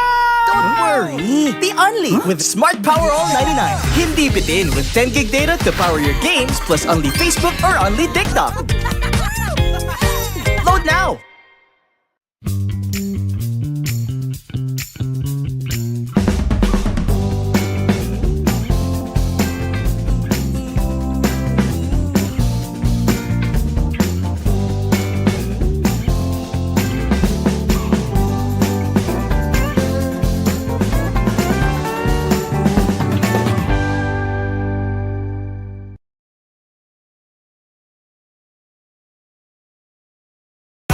Enemy alert. Your scalp gets 1.5 times greasier, causing dandruff. Get triple anti-dandruff power. Supercharged with Clear. Pang-marinade! Panggisa!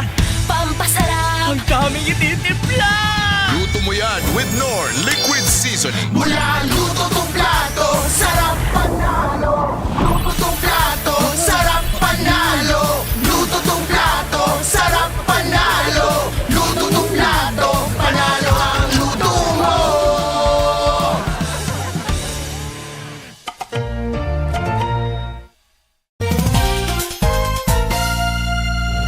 Sunod-sunod na comeback ang nasaksihan natin ngayong week. Ako nga pala si Bentings, ang maghahatid sa inyo ng MPL Hot News. Unahin na natin ang 10k gold lead ng Aurora. Naka-panel strat kasi sila dito, kung saan itong lineup na to ay may expiration kapag hindi mo agad natapos yung game. At dahil nga tumagal na yung game, nakaipon na ng nakaipon ang Team Falcon. At kung makikita nyo nga si Super Marco, halos wala nang aabot sa kanya. Patunay na din to sa kanyang zero deaths. Bulletproof talaga. Kaya ang nangyari, nakambak pa ng Team Falcon Falcon ang 10k golded ng Aurora. At ang sumunod naman, itong Team Liquid. Sobrang lamang na ng TNC dahil sa tapang ni Carl TC na ituloy lahat ng Lord na nabawasan na ng TNC, nagawa pa nila na baliktarin yung game. At dahilan yun para masarado nila yung series ng 2-0. At yun lang, kung gusto nyo mapanood yung MPL ng live na live, huwag nyo kalimutan bumili ng ticket at magkita-kita tayo sa Green Sun Makati.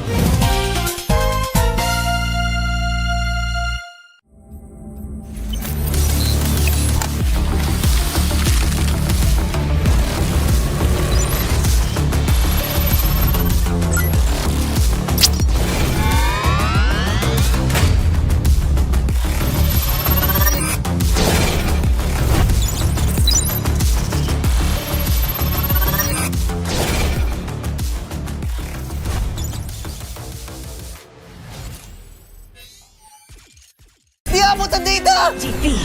GG bro! Don't worry! The Only with Smart Power All 99. Hindi bitin with 10 gig data to power your games plus only Facebook or only TikTok. Load now!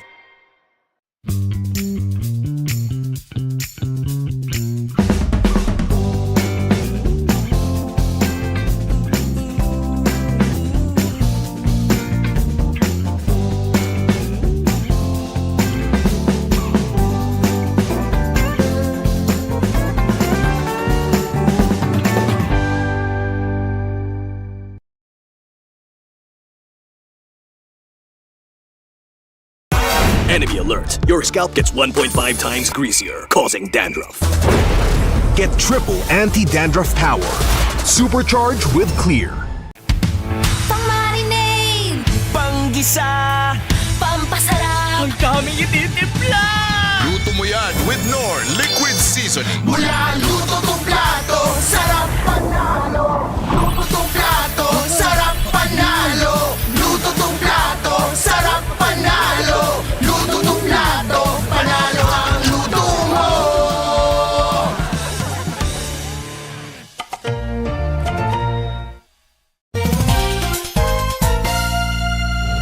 Sunod-sunod na comeback ang nasaksihan natin ngayong week. Ako nga pala si Bentings, ang maghahatid sa inyo ng MPL Hot News. Unahin na natin ang 10k golded ng Aurora. Naka-panel strat kasi sila dito, kung saan itong lineup na to ay may expiration kapag hindi mo agad natapos yung game. At dahil nga tumagal na yung game, nakaipon na ng nakaipon ang Team Falcon. At kung makikita nyo nga si Super Marco, halos wala nang aabot sa kanya. Patunay na din to sa kanyang 0 deaths. Bulletproof talaga. Kaya ang nangyari, nakambak pa ng Team Falcon ang 10k golded ng Aurora. At ang sumunod naman, itong Team Liquid. Sobrang lamang na ng TNC dahil sa tapang ni Carl TC na ituloy lahat ng Lord na nabawasan na ng TNC, nagawa pa nila na baliktarin yung game. At dahilan yun para masarado nila yung series ng 2-0. At yun lang, kung gusto nyo mapanood yung MPL ng live na live, huwag nyo kalimutan bumili ng ticket at magkita-kita tayo sa Green Sun Makati.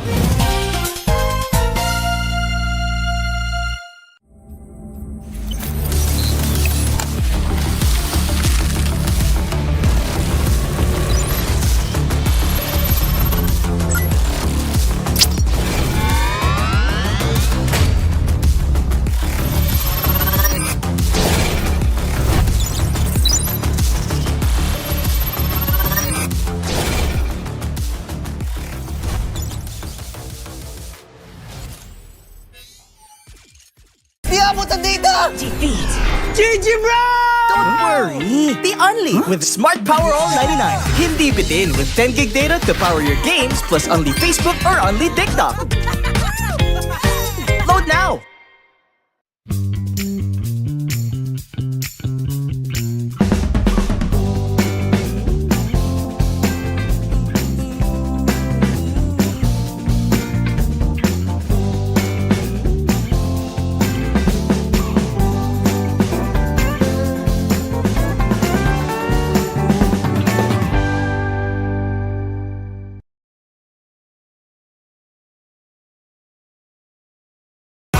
Enemy alert. Your scalp gets 1.5 times greasier, causing dandruff. Get triple anti-dandruff power. Supercharged with Clear. Pang-marinade, Panggisa! pampasarap, Ang daming ititimpla! Luto mo yan with Knorr Liquid Seasoning. mula luto tong plato, sarap panalo. Luto tong plato,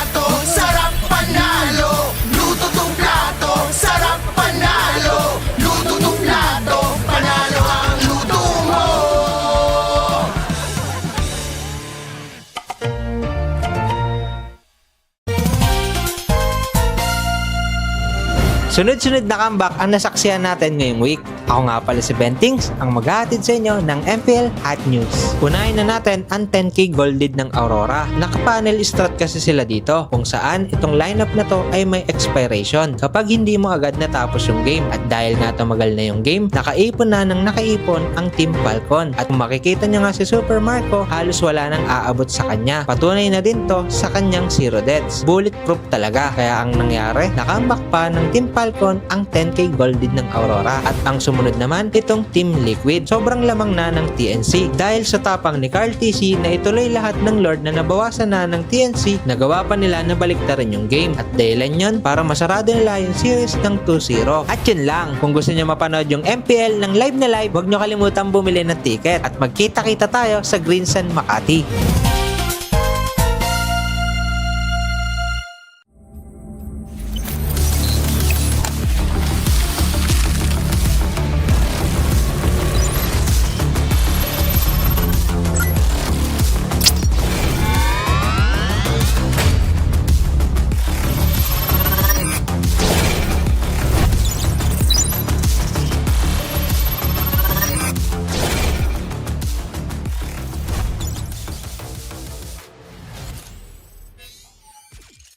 Di abutan dito! GG bro! Don't worry! The Only with Smart Power All 99. Hindi bitin with 10 gig data to power your games plus only Facebook or only TikTok. Load now!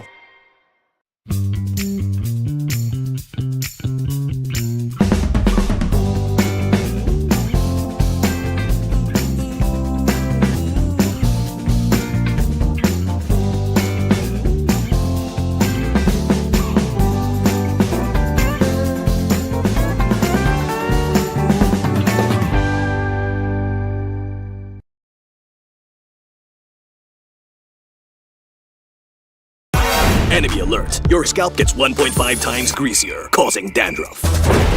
Get triple anti-dandruff power. Supercharged with Clear.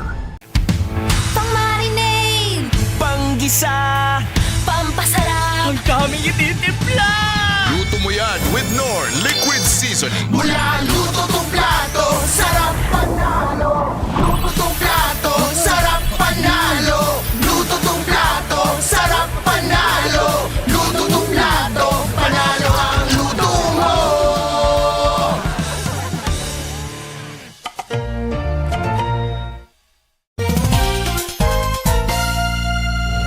Sunod-sunod na comeback ang nasaksihan natin ngayong week. Ako nga pala si Bentings, ang maghahatid sa inyo ng MPL Hot News. Unahin na natin ang 10K Golded ng Aurora. Naka-panel strat kasi sila dito, kung saan itong lineup na to ay may expiration kapag hindi mo agad natapos yung game. At dahil nga tumagal na yung game, nakaipon na ng nakaipon ang Team Falcon. At kung makikita nyo nga si Super Marco, halos wala nang aabot sa kanya. Patunay na din to sa kanyang 0 deaths. Bulletproof talaga. Kaya ang nangyari, nakambak pa ng Team Falcon ang 10K Golded ng Aurora. At ang sumunod naman, itong Team Liquid. Sobrang lamang na ng TNC. Dahil sa tapang ni Carl TC na ituloy lahat ng Lord na nabawasan na ng TNC, nagawa pa nila na baliktarin yung game. At dahilan yun para masarado nila yung series ng 2-0. At yun lang, kung gusto nyo mapanood yung MPL ng live na live, huwag nyo kalimutan bumili ng ticket. At magkita-kita tayo sa Green Sun Makati.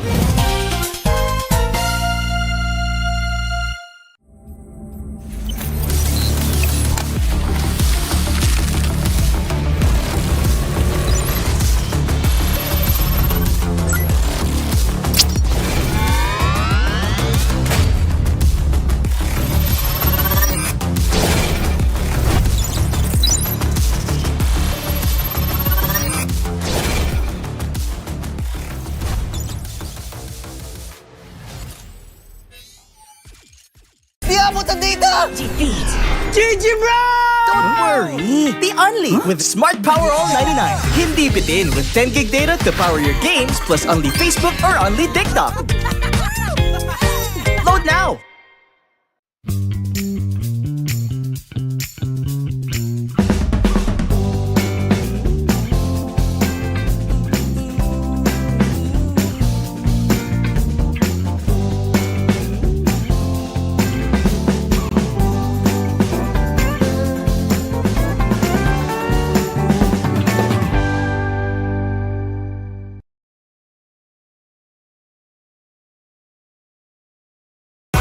Enemy alert. Your scalp gets 1.5 times greasier, causing dandruff.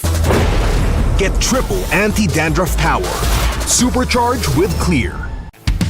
Pang-marinade, Panggisa, pampasarap, ang daming ititimpla.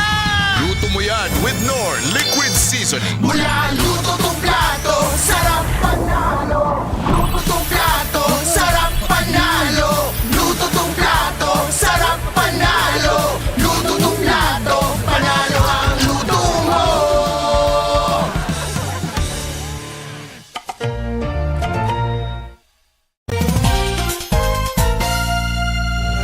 Sunod-sunod na comeback ang nasaksihan natin ngayong week. Ako nga pala si Bentings, ang maghahatid sa inyo ng MPL Hot News. Unahin na natin ang 10K Golded ng Aurora. Naka-panel strat kasi sila dito, kung saan itong lineup na to ay may expiration kapag hindi mo agad natapos yung game. At dahil nga tumagal na yung game, nakaipon na ng nakaipon ang Team Falcon. At kung makikita nyo nga si Super Marco, halos wala nang aabot sa kanya. Patunay na din to sa kanyang 0 deaths. Bulletproof talaga. Kaya ang nangyari, nakambak pa ng Team Falcon ang 10K Golded ng Aurora. At ang sumunod naman, itong Team Liquid. Sobrang lamang na ng TNC. Dahil sa tapang ni Carl TC na ituloy lahat ng Lord na nabawasan na ng TNC, nagawa pa nila na baliktarin yung game. At dahilan yun para masarado nila yung series ng 2-0. At yun lang, kung gusto nyo mapanood yung MPL ng live na live, huwag nyo kalimutan bumili ng ticket. At magkita-kita tayo sa Greensan, Makati.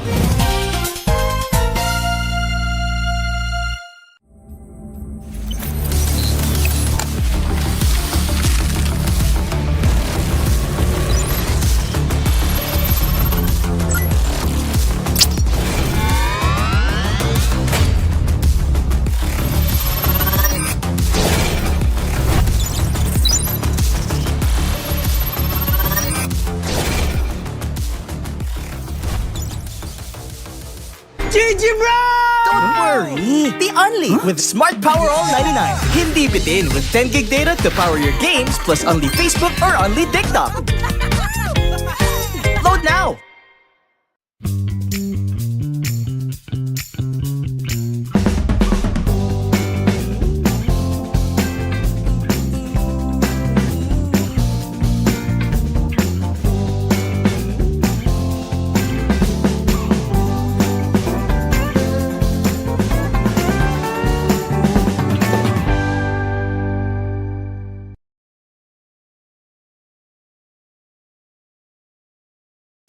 Enemy alert. Your scalp gets 1.5 times greasier, causing dandruff. Panalo, luto tong plato, sarap panalo. Luto tong plato, panalo ang luto mo.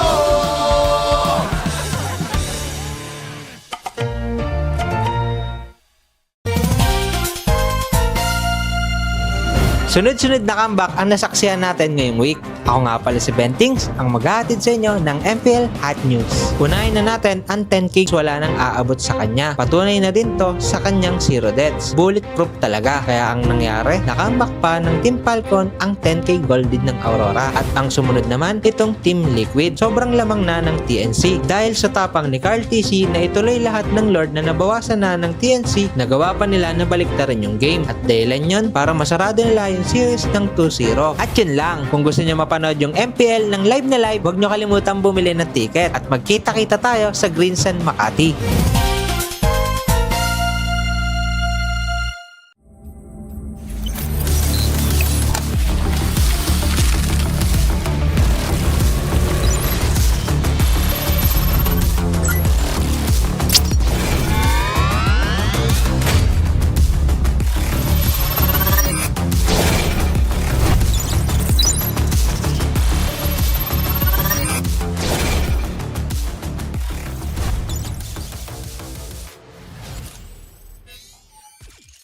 Di abutan dito!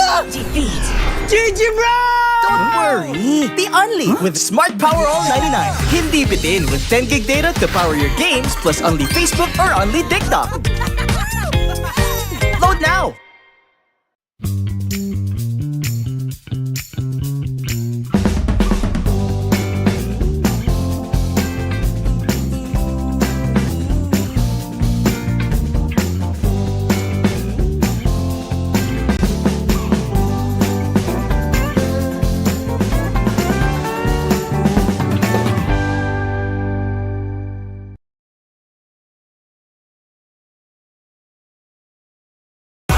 Enemy alert. Your scalp gets 1.5 times greasier, causing dandruff. Get triple anti-dandruff power.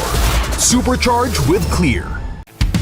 Pang-marinade, Panggisa, pampasarap, ang daming ititimpla!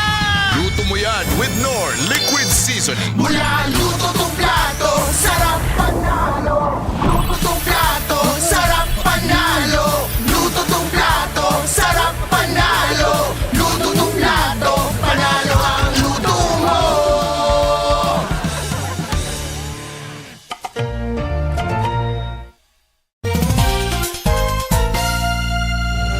Sunod-sunod na comeback ang nasaksihan natin ngayong week. Ako nga pala si Bentings, ang maghahatid sa inyo ng MPL Hot News. Unahin na natin ang 10K Golded ng Aurora. Naka-panel strat kasi sila dito, kung saan itong lineup na to ay may expiration kapag hindi mo agad natapos yung game. At dahil nga tumagal na yung game, nakaipon na ng nakaipon ang Team Falcon. At kung makikita nyo nga si Super Marco, halos wala nang aabot sa kanya. Patunay na din to sa kanyang 0 deaths. Bulletproof talaga. Kaya ang nangyari, nakambak pa ng Team Falcon ang 10K Golded ng Aurora. At ang sumunod naman, itong Team Liquid. Sobrang lamang na ng TNC. Dahil sa tapang ni Carl TC na ituloy lahat ng Lord na nabawasan na ng TNC, nagawa pa nila na baliktarin yung game. At dahilan yun para masarado nila yung series ng 2-0. At yun lang, kung gusto nyo mapanood yung MPL ng live na live, huwag nyo kalimutan bumili ng ticket. At magkita-kita tayo sa Green Sun Makati.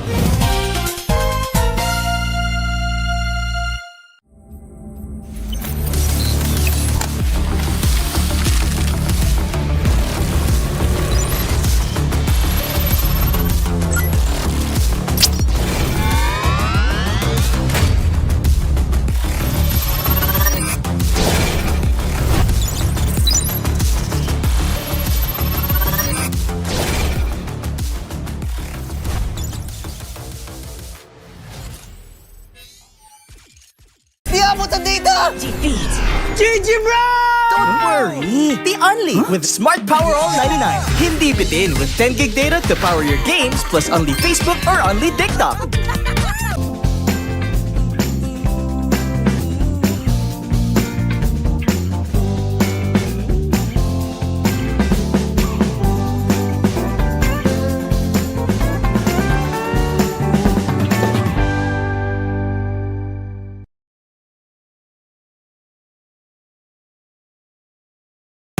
Enemy alert. Your scalp gets 1.5 times greasier, causing dandruff.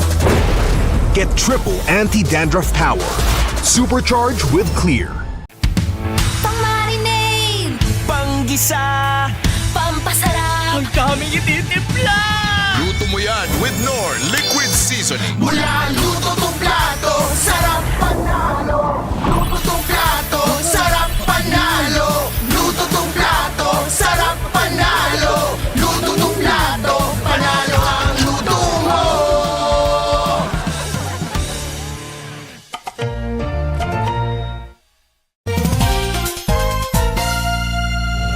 Sunod-sunod na comeback ang nasaksihan natin ngayong week. Ako nga pala si Bentings, ang maghahatid sa inyo ng MPL Hot News. Unahin na natin ang 10K Golded ng Aurora. Naka-panel strat kasi sila dito, kung saan itong lineup na to ay may expiration kapag hindi mo agad natapos yung game. At dahil nga tumagal na yung game, nakaipon na ng nakaipon ang Team Falcon. At kung makikita nyo nga si Super Marco, halos wala nang aabot sa kanya. Patunay na din to sa kanyang 0 deaths. Bulletproof talaga. Kaya ang nangyari, nakambak pa ng Team Falcon ang 10K Golded ng Aurora. At ang sumunod naman, itong Team Liquid. Sobrang lamang na ng TNC. Dahil sa tapang ni Carl TC na ituloy lahat ng Lord na nabawasan na ng TNC, nagawa pa nila na baliktarin yung game. At dahilan yun para masarado nila yung series ng 2-0. At yun lang, kung gusto nyo mapanood yung MPL ng live na live, huwag nyo kalimutan bumili ng ticket. At magkita-kita tayo sa Green Sun Makati.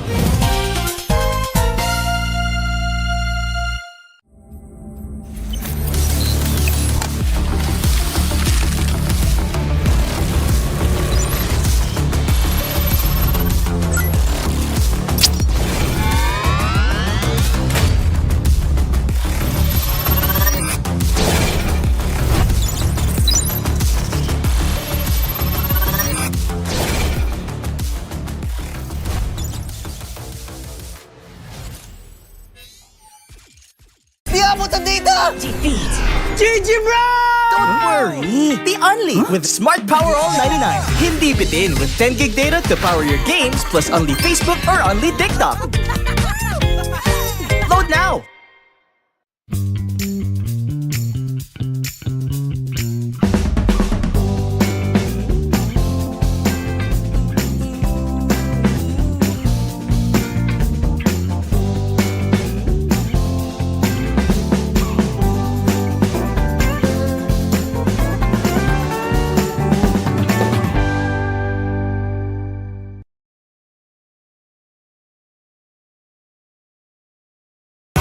Enemy alert. Your scalp gets 1.5 times greasier, causing dandruff.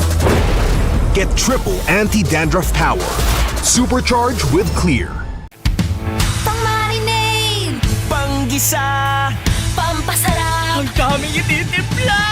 Luto mo yan with Knorr Liquid Seasoning. mula luto tong plato, sarap panalo. Luto tong plato, sarap panalo. Luto tong plato, sarap panalo. Luto tong plato, panalo ang luto mo.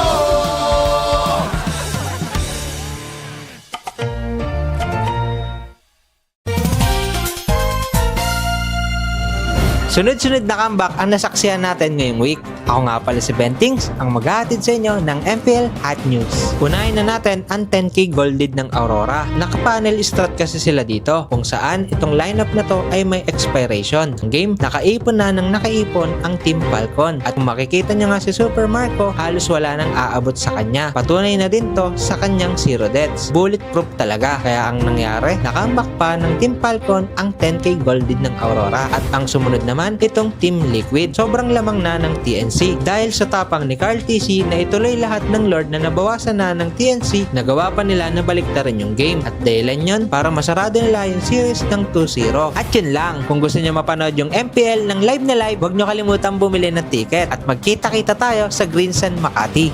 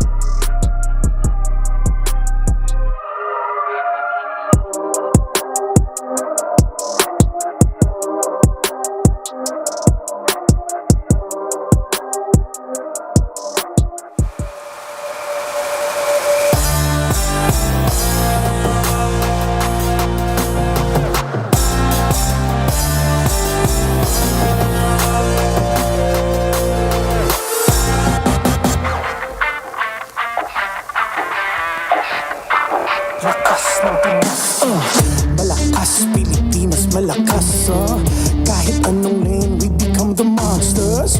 Malakas, Pilipinas, malakas face the golden sun and repping for the 3 stars. Look at us, to the top, no ifs, no buts. Winning any game, para to sa PIN na yes. Di mo matitinag aming bosses sa new level. Nasa kalye man o mobile, you know I become a legend. Listen, open fire, we unite. Not we winners, but with pressure like diamonds are made of. Switching the lane na parang gera, HP racing made a setup. Pagkakatang buhat ni Hilda, full dome SS parang Laila.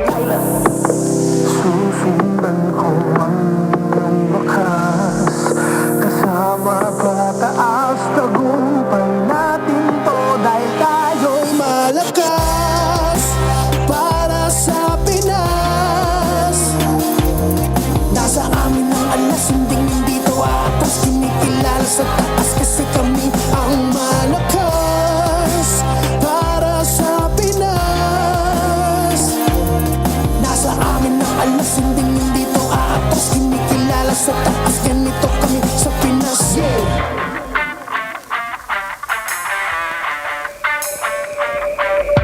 Laging MVP, no surrender, no retreat. Pag nagsama-sama, just imagine what we can achieve.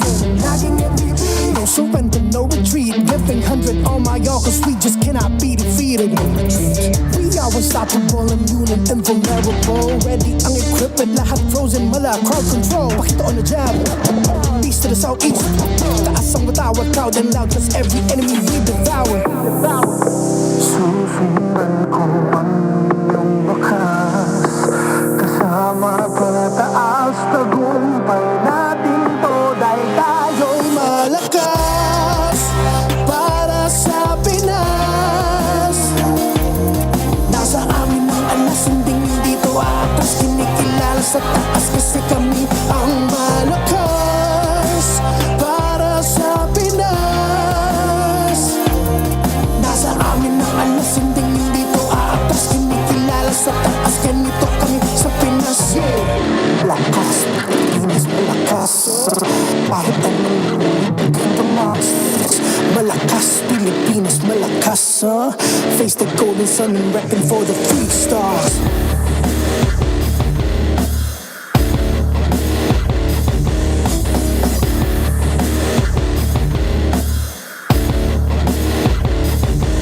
Ang lakas ng Pinas, we unite, we the stars. Ang lakas ng Pinas, we unite, we the stars. Ang lakas ng Pinas, we unite, we the stars. Ang lakas ng Pinas, we the stars.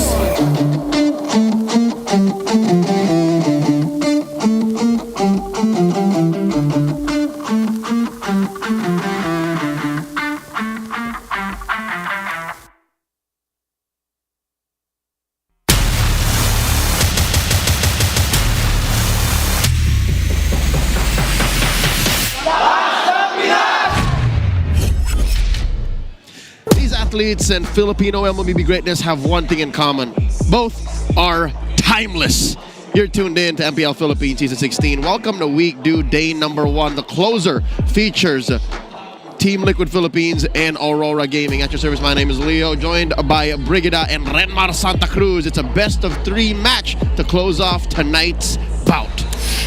This is something that the RORAs, or the Northern Lights, are definitely looking forward to after only being able to see their team fight for one series last week. And they're hoping that something good will come out of it, because it was a very unfortunate loss that they had to go through in week number 1. Yep. I'm kind of worried we might be seeing another sweep here today, but I hope Aurora, especially Light, got to adjust with the rest of the team in terms of getting a little bit more aggression. While for Team Liquid, they did get to bounce back after their loss against ONIC with a 2-0 sweep win against TNC Pro Team. Hopefully we get to see the run-in form continue. We don't hold our punches here. We only speak the truth, and Aurora are walking into quite a difficult situation, facing off against defending champions. Real quick, an update in case you missed the first match of tonight. ONIC PH, the super fam, are back to their winning ways, sweeping APBR. Both games happened in quite a fast fashion. Yeah, one 12-minute game and another, I think, 15? Some nothing 15 more than minute that. around that, yeah. So it was really, really fast for the first series. I wonder what will happen for the second series, though. There was plenty for both Sonics and members of the Hive to watch. In case you wanted to be one of them, you could be featured as the next MPLPH Super Fan of the Month. All you need to do is join the MPL Philippines official group, engage with the community, and just keep those interactions positive. Share any MPL-related news and updates in the group for your chance to be named as the MPLPH Super Fan of the Month. That's so special. It sounds so special because it's of the month. Yeah, it's like you're employee of the month, but you don't really need to work for it, and there is no salary involved, but you will get recognized, which sometimes I feel like we severely lack in having in our lives. I do plenty of posts in said official group. Where's my chance to be super fan? We already work here, so I don't think we can be. Maybe we can't be super qualified fan. or something. That's one way to put it. Yeah. Sadly. All right. Real quick, an update on this next match. As y'all mentioned, Liquid has their win on the board. Aurora played only one game last week, so there's a lot of catching up to do here tonight. And is it safe to say that it's on Light to catch up to his team? It's on Light to reintegrate with MPLPH, because guess who we're talking about? We're talking about Season 9 champion Light from RSG. We're talking about MSC 2022 Light from RSG. We're talking about homecoming hero Light, who recently played for MPLID. Is it really on him? I think there is, to some extent, a responsibility that has to be filled when it comes to us talking about Light, because I feel like for the way, or based on how we saw him play in their first series, you know he's there. Like, signature Light is there, but we don't see it blend in as well yet. He made his debut in the start of the Age of the Crown, and it takes so much to shine in that era, even as Unravel when he first made his way in the MPL under Work Osterforce. Renmar, your thoughts on the whole situation for Aurora? Yeah, definitely it has to be on Light's shoulders here, because there were, looking back at the matches, or the match that they had against Falcons Philippines, there were times where he definitely could have been a little bit more aggressive. I had a talk with Wolf and Midnight about this, where it feels like a little bit of the old Panda mental system is too ingrained in Light, wherein we know when we were starting off here in the Green Sun Makati, there were times where they were vocal about how Light should have been a little bit more aggressive at times. He was too aggressive at times. Yeah. And I feel like those things are something that it's hard to shake off when you go under the rule and coaching style of Coach Panda. Now, the eras have changed in this more global era of the game, where aggression and actually the lack of hesitation is extremely rewarded. The moment if you just go for it, you can actually find a chance to turn things around. It's much more needed. Instead of looking for that picture-perfect start, you really just have to go for it if you are the roamer of a team who has aggressive junglers. Demon Kite's there, dude. Trust that Demon Kite and Edward and Yue and Dominic Kite will be able to back you off if you're aggro. Yeah, and that's where you expect the connection to come from the most. It's between Light and Demon Kite, because they've been former teammates. They supposedly know each other well enough, but I do agree that there tends to be a lot of miscalculations, because, for instance, Signature Light, the way he just comes all the way from the back and just surprises everyone with a setup, it's there, but I don't think that's what's working for Aurora now. It sounds like it doesn't get the benefit or the payoff that the setup requires. Yeah. And maybe that's why in the spotlight of today's bout, it's Edward and Demon Kite instead of Light and Demon Kite. Ladies and gentlemen, these are timeless champions. These players have won across different eras of MPL Philippines history, and still they stand here today as one of the best in the league, if not the world. Yeah, I mean, JP, Carl TZ, Edward, Oheb, Light, Demon Kite. There's so many of them who just shined in multiple eras of the league. Of course, JP, one of the first ever back-to-back MPLPH champions. Carl TZ from becoming a Season 6 champion to his run to becoming a world champion. Blacklist International, they missed out on that golden road, but they did get 7, 8 and the world championship. RSG in their run with a longer-haired Light and a much skinnier Demon Kite. Leaner Demon Kite. I'm thrown off, honestly, with how different Demon Kite looks. And even different dude. Oheb. Even Oheb, yeah. Even Oheb looks very different. Sanji and Sanford still look like children. They've been at this for quite some time. Yeah, the latest addition to all of these names would probably be Sanji from Echo, but these players you see in front of your screens, they've just all been transferring teams and still remaining champions. Even for JP, I think we've thrown out a couple of fun facts about him whenever he heads into a grand finals, whenever he goes up against a team that's under the banner of ONIC, whenever he's in a grand final. So it's still there. You know that they're these champions. And at the center of it all, the face of the goddamn game, Carl TZ, the GOAT, stands before us. He started playing in Season 2. He won his first championship in Season 6. Believe it or not, it took him that long to get here. And look, it's like a day didn't pass. He still loves the game as much as he did the first time he picked up a phone. The way he looks. He just needs to wear some jeans, and he's really starting to look more like Magnus Carlsen as the days go on. Fellow Team Liquid member, Magnus Carlsen. But yeah, he shined in multiple eras of the league. Brawl era from Season 1 to 3, the Age of Dreamers starting from 4 to 6, the Age of the Crown when Blacklist International RSG rose, the Triangle of Power between Bren, Blacklist, and Echo/Liquid, and then now where we are at the global era, where the game has taken completely different new heights with how much it shines in the EWC. And all of these people are watching not just for Carl Tizzy. They're also watching how their team will try to take down the Titan, take down the GOAT, because we have watch parties happening, organized by the RORAs, happening right now at Street Kohi in Maginhawa. All right, it's also happening tomorrow as they face off against, wow, look, another World Championship franchise in ONIC PH. And that's fun because ONIC, I think, has a watch party of their own as well. So you could check it out. But tomorrow we have a lot of watch parties going on, even outside the MPL arena. So if you're not able to secure tickets, then this is so fun to see how our teams are bringing it closer to everyone out there. Yeah, Street Coffee, by the way, is a great coffee shop in that area. So check it out. I think I'm going to need a good cup of coffee if I was going to support my team go up against the GOAT. Yep.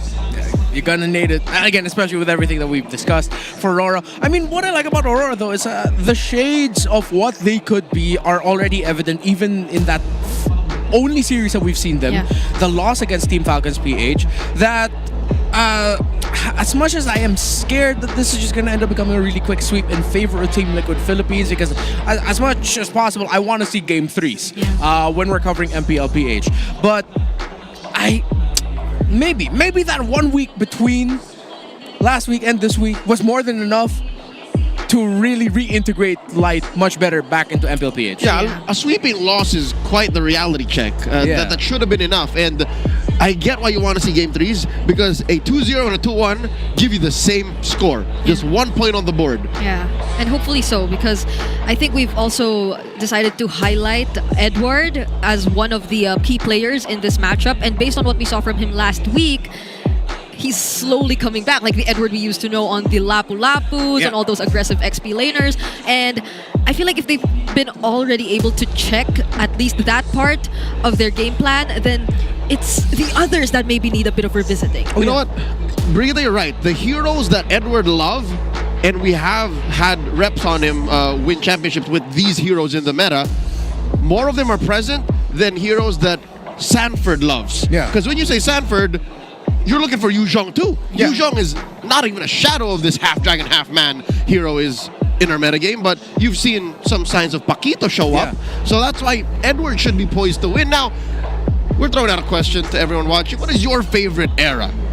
Were you a fan of the Brawl era, the Age of Dreamers, the Age of the Crown, you know what it is, and of course, others like the newer ages of the MPL PH? Are you a new fan? Let us know.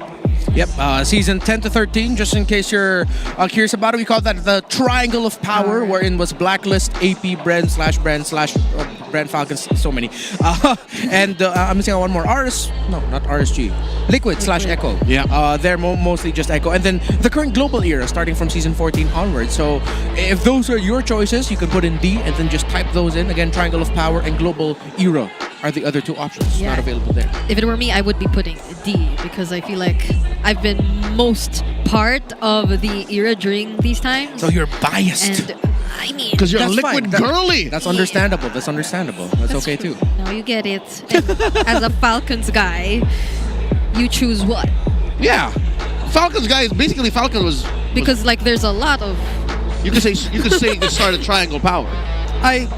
There was something special about the Triangle of Power, honestly. Because that was even the chance where... That was the time where we saw RSGPH and then Echo put on some absolutely crazy playoffs games. One of the best lower bracket finals I've seen in my career. Punching. That's right. Okay. I would personally say Brawl era, because that's where my love affair with MLBB started. That's where I first laid eyes on the stage in Circuit Makati and said, one day I want to be part of that. And here we are. Tell us, Go into the comment section and let us know what is your favorite era of MPL PH. And in just a bit, folks, the match will begin. About 3.5 minutes until Liquid and Aurora go at it. Again, a lot of us are expecting a sweep in favor of Liquid, but wouldn't it be nice if Aurora flipped it on its head? Before we begin, let's go ahead and throw it on all access. I think the fan base will be cheering for the squads. Match 2 na agad at paiinitin natin ang MPL Arena kasama ang ating mga timeless champions, Team Liquid Philippines! Jericho! Jericho, we need your energy para naman ma-energize ang ating mga players. Can we hear it from the cavalry? Let's go, Liquid! Let's go, Liquid! Let's go, Liquid! Ay, parang maganda ang simula nyo, Jericho, ha? Ano kaya ang ipapalag sa inyo ng Aurora Gaming Hands? Can we hear it from your side? Maganda. Wala nang intro. Oh, ano yan? Oh, saan punta? Hoy! Oh, yan. Oh, sige. Hawa mo nga sa tenga, Oh, okay na. Ganon, I like that. Aurora, buhay ba tayo? Buhay ang Aurora! Simulan mo na, pare. Lights within! Lights within! Oy, ano? I like that, ha? Gusto ko yun, ha? Men, wala nang intro. Nakita nyo naman. Harapan mo yung camera. Harapan mo. Angasa mo. Oh, sige, dyan ka lang. Sige, tapat mo lang. Oh, hindi ba kayo nai-intimidate? Are you not threatened, Odin and Jericho? Alam mo, Hans, parang sabi ni Jericho, isang beses pa na kailangan nila magtapat. Magtinginan daw kayo mata sa mata. Hans, walang palitan ng player, Hans, ha? Halika na, kuya. Magtinginan daw kayo mata sa mata. Kailangan pantay. Yan. Okay. Jericho, more energy daw. Parang kailangan pa ng more energy ng The Cavalry. The Cavalry, mag-ingay! Oh. Let's go, Liquid! Let's go, Liquid! Let's go, Liquid! Let's go, Liquid! Mukhang alam na namin kung sino ang mas malakas mag-cheer. Mas malakas ka ba, Jericho? Oo, syempre naman. Syempre naman daw. And we can't wait kung ano na nga ba ang makikita nating labanan sa loob ng Land of Dawn. Pumunta tayo sa ating mga casters. I am afraid of Aurora's community leader. He put the fear of God in me. What is that? He literally went up to like TLPH's representative and It's like a little pit bull. Yeah, he told the host of MPL Philippines, Hans, no, we're not doing it your way. You're doing it my way now, and we are gonna cross over here and we're gonna go to the other side. This is my chant off. Man terrifies me. And I hope that empowers Aurora going into this bout because, again, in case you were listening to the prior discussion leading up to said chant-off, Aurora are underdogs. Aurora had one hell of an opener, got swept by Falcons. Falcons got swept elsewhere, if you know what we're talking about. But tonight, they're facing off against one of the Titans of MLBB, the defending champions of MPL Philippines. This is going to be one hell of a best of three. I've gotten word that the teams are just about to walk in on stage. Did you get a sight of what Liquid is like?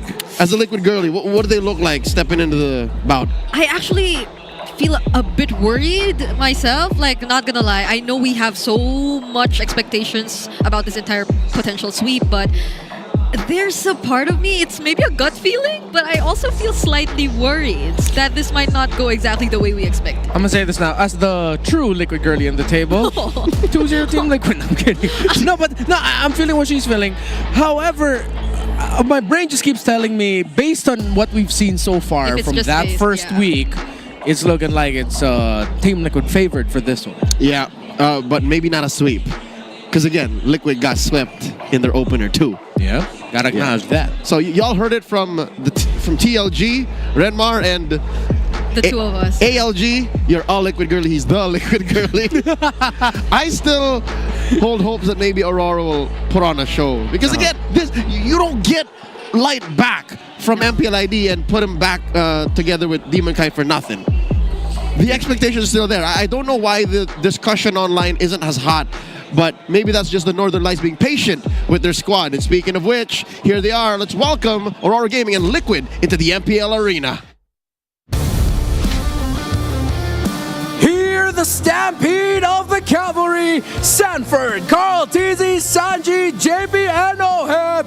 It's Team Liquid Philippines.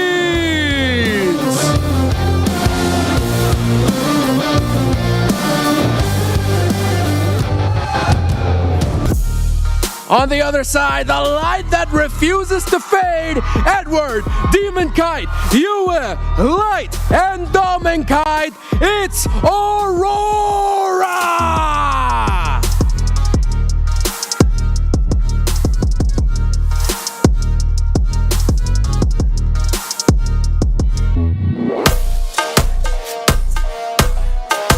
And welcome to the stage, our marshals for this marquee matchup. It's Joshua, JJ, Patrick, and Jeff. And the coaches, Coach RC and Coach Master the Basics. All right, MPL Arena, you know what to do. Make some noise!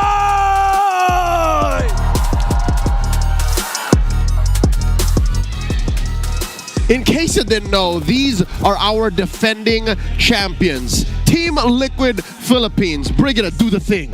Team Liquid Philippines, even though it wasn't that great of a start, they were immediately able to bounce back with a sweep up against TNC. And in that particular series, they've shown us that they too have been exploring some things here and there and have been trying to introduce a bit more of a surprise factor, especially, I'd say, in terms of the Ruby Flex, the EXP Ruby that Sanford was able to bring out. But could they be potentially showing us something other than that template that they've been doing in terms of draft? That's something I'm looking forward to see in this series. They also seem to be introducing old picks like JP's Jawhead. Yeah. How will Aurora answer to that, given that they also have an old friend joining the lineup? Once again, let's welcome back Light. Let Mr. Consistent be one of your main focal points to shine alongside the Light that you introduced to the Northern Lights for this season. Edward has been straight up carrying Aurora in the game, the 2 games that we've seen them. He's been shining. So if Light isn't going to be as aggressive as we want him to be, then play around Edward. Allow Light to be the guy who plays a little bit more back, protecting Dominkite, protecting Yue, and play around your EXP laner so that he can shine and the whole team shines together. Looking at their head-to-head so far in Season 16, Aurora have trumped Liquid in both Lord Control and First Blood. Maybe, just maybe, lean hard on that aggression. Draw First Blood, fight until your opponent is blinded with options what to do next, and then win the first Lord. Go from there. Again, what best way to stop a stampede than just to cut them off at their ankles? Yeah, because for the first few minutes, the stats seem to be favoring Aurora really, really well. But I think it's important to also look at how even the turtle rate is, the turtle take rate is, because that's something that once you get to establish the lead, don't let it get out of your hands. You know what? Let's get our good friend Kay Samuels Napuera to tell us exactly how these two teams want to win. Here are the keys to victory featured in The How. Welcome to The Howl. This is Wolf at may Tagalog na ang Infinix Keys to Victory. It's going to be TLPH going up against Aurora at alam natin para sa TLPH what they need to do is to take it to the late game. Ano ibig sabihin yan? Nakita natin na Aurora na nagsastruggle sa late game. Hindi dahil sa decision making nila o hindi dahil sa kanilang pagpindot mismo, pero naturally lang talaga na outplay sila ng kanilang mga kalaban at mukhang hindi sila ganun kakomportable pag tumatagal ang mga bakbakan. At alam natin para sa TLPH, mas sanay sila sa ganitong scenario. Napakatagal nilang magkakasama sa liga at mas eksperyensado na sila, mas alam nila yung kailangan gawin sa mga late game scenarios. And also, para sa kanila, they have to win in the mid-dual lane prio. Ano ibig sabihin yan? Yung roam at mid lane para sa side ng TLPH ay kailangan lang lamang sa pag-wave clear o pag-control ng mismong river. Mas komportable ng TLPH ng ganitong laruan dahil mas nakaikot sila sa mapa. Para naman sa Aurora, they just have to last pick or get the lane-winning matchup dun sa may gold date. For example, meron kang isang Moskov, dapat hindi siya Moskov nakatapat, tatapatan nila yun ng mga tipong Bruno para mas lamang either dun sa laning stage o kaya naman dun sa mismong pag-siege ng mga tore, or kung sakali man nakahanap sila ng opening para sa isang carry at pasok na pasok yung carry, dapat yun ang kunin nila. Basta dapat mas maganda yung lane matchup niya sa kanyang mga katapat. And now, they also have to get a third option in terms of damage source pagdating sa late game. Kung sakaling meron silang utility jungler plus hard-hitting marksman, hindi magiging enough yan. Kailangan may damage pa rin mula sa kanilang mid lane na nasa-scale o kaya naman mula sa XP kay Edward kung saan pwede rin siyang bumuhat ng laro in terms of damage in the late game. Yan ang kailangan gawin ng Aurora, pati na rin ng TLPH. Let's get into the game. Thanks, Wolf. The Howl brought to light one major flaw in Aurora's game plan. They have recently sucked in the late game. How is that happening, and how does Liquid gun for that? Well, Liquid, considering that they are focusing on the mid to duo lane prio, there's a chance you might not even get to the late game if you're Aurora. But then if you're Aurora, you're really gonna have to, again, set the tempo and the aggression and maybe change things up. If in the last series, we saw ONIC frequently rotating more to the EXP lane to help Kirk. What if they switch things around? Have so much faith in Edward to just dominate and win the EXP lane that you help Doming Kite more and activate him quicker. Which is a sound plan, because looking at the head-to-head, this is Edward versus Sanford, Mr. Consistent versus the Apex Predator. Edward has a better KDA, so I'm with it. I wonder if Master of the Basics and Coach Dexstar will allow for that. Brig, they also talked about how the gold lane should be a winning draft. What's it looking like in that head-to-head between the Filipino sniper and Doming Kite? I feel like we have to expect more, see more from Doming Kite, not just in terms of what he's able to play, because it's only been the Ruby and the Moskov so far, but I think in overall aggression in the laning phase. From the very beginning, if they don't want it to extend much to the late game, then he has to be at least reliable too, in a sense, when it comes to the laning phase. I do get where the entire provide a little bit more of assistance to Doming Kite is coming from, but that'll be great if they also don't just let Oheb outperform him in the lane, because I think that's a trend. Yeah, 100%. Doming Kite needs to set the standard for what the dueling will be in the gold lane for this series. He can't be passive. He has to take it to Oheb, show to him that, hey, you think you're going to be able to get away with this easily? No, I'm going to give you difficulty, force your team to rotate here so that all the focus is on the gold lane, meaning that Edward could get unlocked. Which fortunately is one of Oheb's best traits. It has happened ad nauseum. Discussions, nay, arguments online of how Oheb ranks in one of the all-time greats, not just in the gold lane, but as a player, as an athlete for MLBB Esports. He is able to make his team work for him. He's able to use that to his advantage and win championship after championship after championship. How does one Doming Kite take that into consideration? One hell of a bout we're going to see here. Again, timeless champions in action. And for the players in this best of three that haven't won a championship quite yet across the different eras of MPLPH history, what a treat to be them. What an awesome experience it is to be amongst the greats of this esport that we play. And it's just so weird to be in the middle of all that as Yue, because he is such a great player. He just comes this close, folks. I'm putting about 2 millimeters with my fingers. My thumb and my pointer fingers is 2 millimeters thick. If only you could see. Because I'm pretty sure Yue, in a different time, with a different team, in a different place, could have won multiple championships. There have been countless people who commended Yue, his mechanics, and his overall game IQ. So in the previous times and instances we've seen him compete, even internationally, it's always been there, but Aurora just seems to be always lacking a certain thing for them to fully unlock their potential, which hopefully they get to do here in this series. Going into game number one, Liquid on the plate, chooses blue side, bans out the Fanny, the Zushin, the CC, while Aurora take out the one on the Baksha. Still at large, the Lancelot and the Yisun Shin. Payback. Okay, with the Farsa taken out, I think this has to be an easy take for the Lancelot. Or sometimes YSS, they even just pick it up right away. But nah, you already saw how strong the Lancelot is. This is a rush pick, so go ahead. Let's see if Aurora, what they're going to end up with in terms of the hero picks that could disrupt the jungling pattern of the Lancelot. Are they going to go high invade through the EXP or through the roam? I wouldn't be surprised though if they just settle in with the idea of just picking up something along the lines of maybe a a Hylos or even a Badang for Light later on. But I would want to see a Hilda considered for RORA, or just steal the Phovis away from Sanford now. There's the Eason Shin. I was actually arguing myself if they were going to pick it here or save it for Red 3 because they didn't have to rush that. But there it is, Redmar. You mentioned the Hylos. He's slowly become such a high priority in the early phase of the draft. Yeah. I'm wondering if Team Liquid also, if JP would be considering the Kalea, which is still available. Because I think he's been a bit more on the high losses in their previous matches too. Like, if not mostly on Sanford, the setups would be generally from him. But they do go for the Phovis Gatot though. Yeah. Team Liquid Philippines might want to consider banning out a Glue later on. I think we might be poised to seeing a Glue Phovis matchup in the EXP lane later.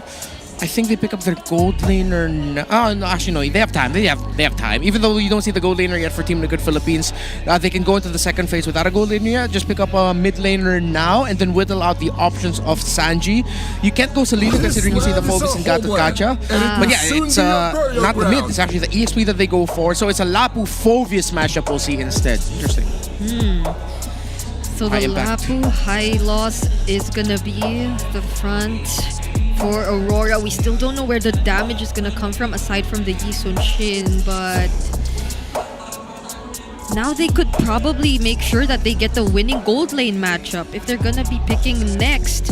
And if they're able to ban out the heroes they don't want to go up against here. Yep, they can protect Red 5 all they want and maybe even finesse in a weird pick like we saw in the first series of the night. The Lunox in the gold lane. If it has to come down to that, Lo Yi is taken out of the equation. Here's what we're waiting for. Mid laners from both sides. In the IESF broadcast happening this week, Team Indonesia started to bring back Aurora in mid. Aurora the hero. Are we going to have to come down to that? Especially against Aurora Gaming. Look, that's a very dive-heavy comp. An Aurora would be great to put a stop to that. Sorry, an Aurora for Aurora? No, an Aurora for Liquid. For Liquid? Stop the high... It's telegraphed, like how deep Aurora can go. So, to put up a frigid breath in front of that. Yeah, that'd be great, but I'm leaning a little bit more towards if they're gonna go for something niche, well, pick up the Valir instead with a Lapu-Lapu and Hylos there. Although I do see the vision of the Aurora. Ice and Fire. Considering that you do have the passive as well to burn out anything that, let's say, Edward goes in a little bit early, commits a Bravest Fighter, the passive of the Aurora gets popped, the Aurora gets away, you kind of waste also the efforts of Edward for trying to take down Sanji. But there's still a lot of top-tier mid laners available on the board. The recently buffed Vexana that we saw get banned earlier is also an option later on for Team Liquid Philippines that could stop the Hylos and the Lapu-Lapu from getting closer. The Eve as well. And the Eve. The Eve puts up a great kill box that Aurora's lineup has to go through the hard way or out of the hard way. One more ban for Team Liquid. That's a lot of mid laners, man. Why the Valentina? Are they telegraphing something? There it is. They banned the Eve Valentina. We don't even get to see Zetyan anymore. Yeah, now she's gone. I think RORA can still consider a Kagura. And then that will make Liquid think twice about picking something like the Harith in their gold lane. Because they have the Phovis, Gatot, Lancelot. They can afford to go Harith. They can afford to go full dive. I think a Kagura might actually block that option for Liquid if they go for... if Aurora goes for that in the mid. And they get to save whatever gold lane pick too they want for last. Yep. But is Yue feeling the Kagura though? Or does he want to complement their lineup with a bit more or other sources of AoE? Okay. The Traction Pulse will be one. And it provides a bit more DPS for Aurora. And they have a good front line to allow for her to just keep on firing. How does Liquid respond? Because MTB actually went deep in banning the Lo Yi, and we still don't know exactly why he banned the Valentina. There isn't a clear answer as to why. And let's not forget, maybe the Kimmy might get flexed into the gold. There's a Kagura. Liquid picks it up. What do they give to Oheb? Yeah, honestly, they could go Harith if they're not going to go basic attack. It's our show. Oh, they go Claude. Well. Okay. So they need mobility, strong basic attack sources, and they can't go for something a little bit slower and that you really need to play around. They need something that goes along with the dive entry of the Lancelot, Gatot, and Phoebus as well instead of playing all back. So the Harith was an option in terms of dive, but Claude can do the same thing. What if this is another Ruby for Aurora, for Dominkite? Although I don't think people would agree that it has been a great Ruby game for Dominkite, but the lineup might just be okay. And it's difficult to Ruby here because where do you find the most beneficial I'm offended? That there isn't a good catch. I think maybe just consider Bruno or... Okay, no, they go for the Harith instead. So good old Claude, Harith in the lane. You have the Harith paired up with the high loss. Kimmy as well. So I like it. They have multiple sources of damage. That was one of the conditions for Aurora during the Howl, where it's not just one or two main sources. Have a potential third damage source, and they even have four, depending on how well Edward does in the early game and if they can snowball through him. You can say that again. Aurora's damage profile is a thing of beauty. There's so much going on for them. It's just a matter of how they can get it to hit, to land its mark. Looking at the lineups once more in just a wee bit, this is what Liquid and Aurora have ended up with. We were expecting some spicy picks, but no. Liquid drafted relatively close to the chest, even bringing back an old favorite in the Claude. Despite the Granger and the Moskov still being on the board. This is what they chose. Ladies and gentlemen, welcome to game number 1. What a pleasure it is to see these timeless champions, true icons of MLBB esports in action here to open up game number 1. We're going to be looking closely at how they're going to start things off, especially the trade around the Phoveus and the Lapu Lapu, and who's going to be fighting better by Turtle 1, or if there is going to fight and Team Liquid Philippines decide to slow things down and just trade it out. So mid Prior right now looks leaning a little bit more towards Rora. They take a fair brunt of damage, but with light in the front, it's easy clear in the mid for Yue. He's in Demon Kite both starting purple. But yeah, early on it's difficult to trade against the Kagura if you get hit by the umbrella. It's a good chunk of damage against that Kimmy. Yeah, there's also the Rupture there that Sanji could rely a bit more on in terms of providing some early sources of damage. So I'm liking it so far, even though we're expecting how it will turn out with a Kimmy in the mid lane. They're really fighting back. They're not letting Aurora just completely overpower them in the mid lane. Sanji's got knives in that umbrella. He's about to send Yue home. That's a technical knockout. Aurora have to time this recall very well, lest Yue miss out on very important golden XP. Yeah. They're freezing it. Yeah, we're really seeing here why Kagura has risen up the ranks. He's just a menace in terms of handling the trading in the center of the map. Oheb takes a brunt of damage from Demon Kite, but he's able to get away. That does apply pressure on him though. As Dominkite, we did mention he needed to have a pick that wins in the matchup or can just afford to be aggressive and doesn't call for a lot of help to be needed. So we're seeing that at least being done by Aurora for now. Dominkite seems to be getting the hang of at least dominating the lane. Yeah, great wave management. Oheb struggling to get close to the final siege minion, but he'll be able to get it. Whoop, that's a duel pending in the Turtle though. Liquid's already started. Turtle at half health. Okay, Sanford goes in, Infernal Pursuits. Gets stunned by the Mountain Shocker, flickers out though. Carl TZ really secures the Turtle at the expense of Sanji's life. Edward still trying to fight. Traction Pulse also lands onto Sanford. They give over a double kill to Edward. That is expensive. Aurora make Liquid pay 2 lives for the Turtle. Well, that's what I was talking about earlier. We should really look closely at what happens in the first Turtle, and Edward walks away with a double kill. That's one of their multiple early game conditions checked, alongside the fact that Dominkite is dominating Oheb in lane as of this moment.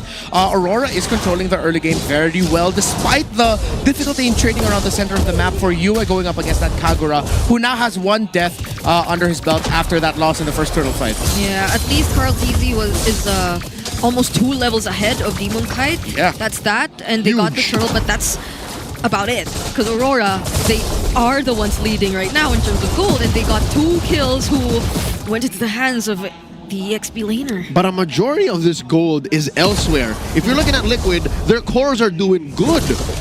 Oheb and Carl TZ, baby cakes, are actually fine. Looking at the items that they're going for with right now, Oheb, as long as he gets JP on him, and if Sanji can visit him too, this whole bullying by Dominkite should come to a halt. And Carl Deasy, he's still farming non-stop. Yeah. And I asked him last week, Carl, throughout your career, you've had so many different heroes to highlight you. JP should be okay here. Yeah. What's your favorite? He still says it's still Lancelot, man. Even despite all of the junglers he's been through, Yep, the Fredrin eras. After Akai, Fredrin, Baksha, he's still a Lancelot main. Look at Aurora now, though. Giving a lot of difficulty for Carl Teasy to farm, constantly invading, getting at least one camp, getting that golem. Sanford having difficulty in lane against the Lapu Lapu. So right now, Team Liquid Philippines needs to start showing some aggression towards the side lanes because they're not winning anywhere else. This could be a turnaround for them, though, if they can get it. But so far, it looks like Aurora might be able to get this without that much of a problem. Turtle at half health gets soft reset. Sanford gets spotted out by Light. Mountain Shocker set up. Aurora, they're crossing the threshold. JP has the AOG, but is he gonna go for it? Light seems to have found a target first, though. They're trying to pin down Sanford. Edward goes in as well with the Bravest Fighter. AOG in the back by JP. Sanford still trying to jump onto Edward, but he's just doing so much damage. There's the Thorn Rose to try to immune himself, but JP will not get to escape. But the blazing duet coming in from OM still won't be able to dish out enough damage, though. Just the right amount to let Aurora walk away. Not just yet. Oheb doesn't have enough farm to make that blazing duet hurt. Aurora might go for this. Go! The snail by the goat! He takes it away! Even despite what happened in the previous team fight. And Aurora were somehow ready to answer back, but he was just too quick. Damn, Carl. Damn. What a steal. But right now, Team Liquid Philippines needs to start respecting that Lapu Lapu and start having answers for it. So JP decided to dive into the back line to put pressure onto Demon Kite to force the attention away from the Lapu Lapu so that Team Liquid Philippines will be able to take him down or increase the chances of taking him down. But they couldn't. He was way too tanky. So now Team Liquid Philippines go for up top. Oh, how tanky is Light this time, though. Thanks to the glorious pathway, he seems to be tanky enough. That was multiple resources, or the Yin Yang overturn even committed from TLPH, but he still survives. So Liquid, despite that slobber knocker of a team fight underneath the turtle and that close call up top, find a way to shrink the gold lead. Prior, this was about 1,000 and change. Now it's just 500. Oh, look at this. Demon Kite able to buy time in the bottom part of the map. Yep. Sanford and Sanji, Sanduo looking to clean house, but it's too late. I think that's a push turret down bot. Yeah, they just tried to look for the kill because they knew that tower's going to be a lost cause anyway. So with how RORA has been fighting, seems like they take the suggestion that we put up earlier, wherein Light would get vision, but the main aggressor and frontliner is actually this Lapu Lapu, who is holding. He built for the War Axe. He has the belt with him. Did get the tough boots though, so that's one of the reasons why he's able to fight a little bit better and a little bit smoother because of that extra little bit of crowd control reduction that he has. Call it a carry Lapu Lapu. Damage XP laners have been on the up and up in recent weeks of this metagame. How can RORA ride this into a winning position? How can they avoid the late game entirely so that they can secure a win in game one? Turtle spawning in just a couple of seconds. Upper part of the map. Light here looking to buy some space for the Northern Lights. And RORA still sets up amazing push here up top. Yep. Gonna get quelled by Liquid. I just want to say I really appreciate how Demon Cat has been playing this game. He's been non-stop rotating. He's always present for macro and micro. Yeah, the objectives are definitely gonna be the factor here for Aurora, but then it seems like the one who gets bursted down first is Edward. They respond immediately to what needs to be done, and Carl sees it secures the amazing duet coming in from Oheb, potentially taking down Light. JPAOG doesn't land, and somehow they still get to walk away. Just uses the taunt onto you instead, and the follow-up from Sanji is gonna be enough. The moment the formation breaks, Edward, again, it was supposed to be Light first, let Edward follow up later. It got broken, and the next thing you know, Edward is the one who gets taken out first, and Team Liquid Philippines win a team fight with the Lapu Lapu going down quick. In the middle, there was a big trade between JP and Dominkite, but JP able to survive it. The chef truly is JP's son. Oh my God, he just stood there waiting. The communication between this mid duo is unbreakable. Liquid now up by almost 1,000. Carl TZ dashing on through 3, through 4. Carl, what are you doing? He tried to take on everyone, but will he get to escape this though? Yep. There's nothing left to dash on, but he's still alive. And he's still back to split pushing that minion wave up top. He sent the 4 of them back. That is a maestro in action. Carl TZ, for the better part of a decade, has mastered this hero. He's fallen in love with Lancelot, and still to this day in his career, plays it like it's the first day he's ever touched this hero in the jungle. 700 gold now, almost 1,000. Liquid are up. What happened to that lead by Aurora? Well, we saw as long as their formation gets broken down real quick, if it's Edward the one who's going down first, alongside Light going down quickly, it's not good. Okay, there's a conceal from JP. The taunt doesn't land, so Dominic might survive this, and he will! There's the glorious pathway as well. AOG out, coming in from JP. Sanford might be in a very dangerous spot, and he gets punished instead. The sidestep from Edward, he gets the stun OHEB, and now they take him down as well. That's way too many resources spent by Liquid to try and pick up Dominkite, and he gets away with it. The punish by Aurora, 2 down. Oh my goodness, Carl TZ still wants to go for it, but he might just get taken down as well by Dominkite. Oh my gosh. Overheat. And Aurora make it straight through to the Lord. What a response. Edward, man. That sidestep landshaker stun onto OHEB to predict where he would be to secure the kill onto that Claude. And the miscommunication by Sanford to go in when Team Liquid were already on the way out. He wanted to get that kill on Dominkite, but at that point, Light with the perfect save, committing the ultimate and the revitalize to make sure that Dominkite got away. Rora put Liquid in a defensive position now. Liquid have to clean the house. There's a Lord marching up top, waves down, but mid. The only real place where Liquid could say that's at equilibrium. We don't even have to commit much to that. But that's what Rora is taking advantage of. They're synchronizing these waves. Massive push by the Northern Lights. They're taking down the tier 2 up top. Liquid have to really get farm on OHEB. He's not quite as powerful just yet. Is he? At least on his... Wow, not yet his 3rd item! Yeah, doesn't have the full Trinity just yet. Went for the DHS Golden Staff. Didn't go for the Corrosion Scythe just yet. Decided to go for DHS first so that he has a little bit more sustain. And with all of the HP scaling on the side of Aurora, it was the right decision. JP already has the Blade Armor, so that might come in the clutch, especially up against what Demon Kai can bring to the table in terms of damage. All right. If OHEB, there you go, locks in the Swift Trinity, then maybe that's enough of a power spike for Liquid to try and find something else. Because again, this is just sub 2,000 ahead. Even more so, to add to that, Sanford just needs to communicate better with the team if he's going to go or not. And if the team decides to back, he needs to back as well. He cannot tell the team, hey, we fight because I want to fight. Yeah, Carl TZ already used his Retribution. Might just actually get the kill on Edward first again, though. But could they accomplish that? Because it seems like Sanford is struggling to tank the damage. Yue just going in for the free hits, but the Blazing Duet, it already has the damage we're looking for now. JP also trying to go for the zone, and Sanford doing a great job at zoning out Yue. But JP gets punished, and Dominkite finds Sanford. Sanji and OHEB will just try to look for another kill, but Yue flickers in and will pick up a double! Kiel falls! Carl TZ was too low. He decided to go for his purple first and miss out on a majority of that fight.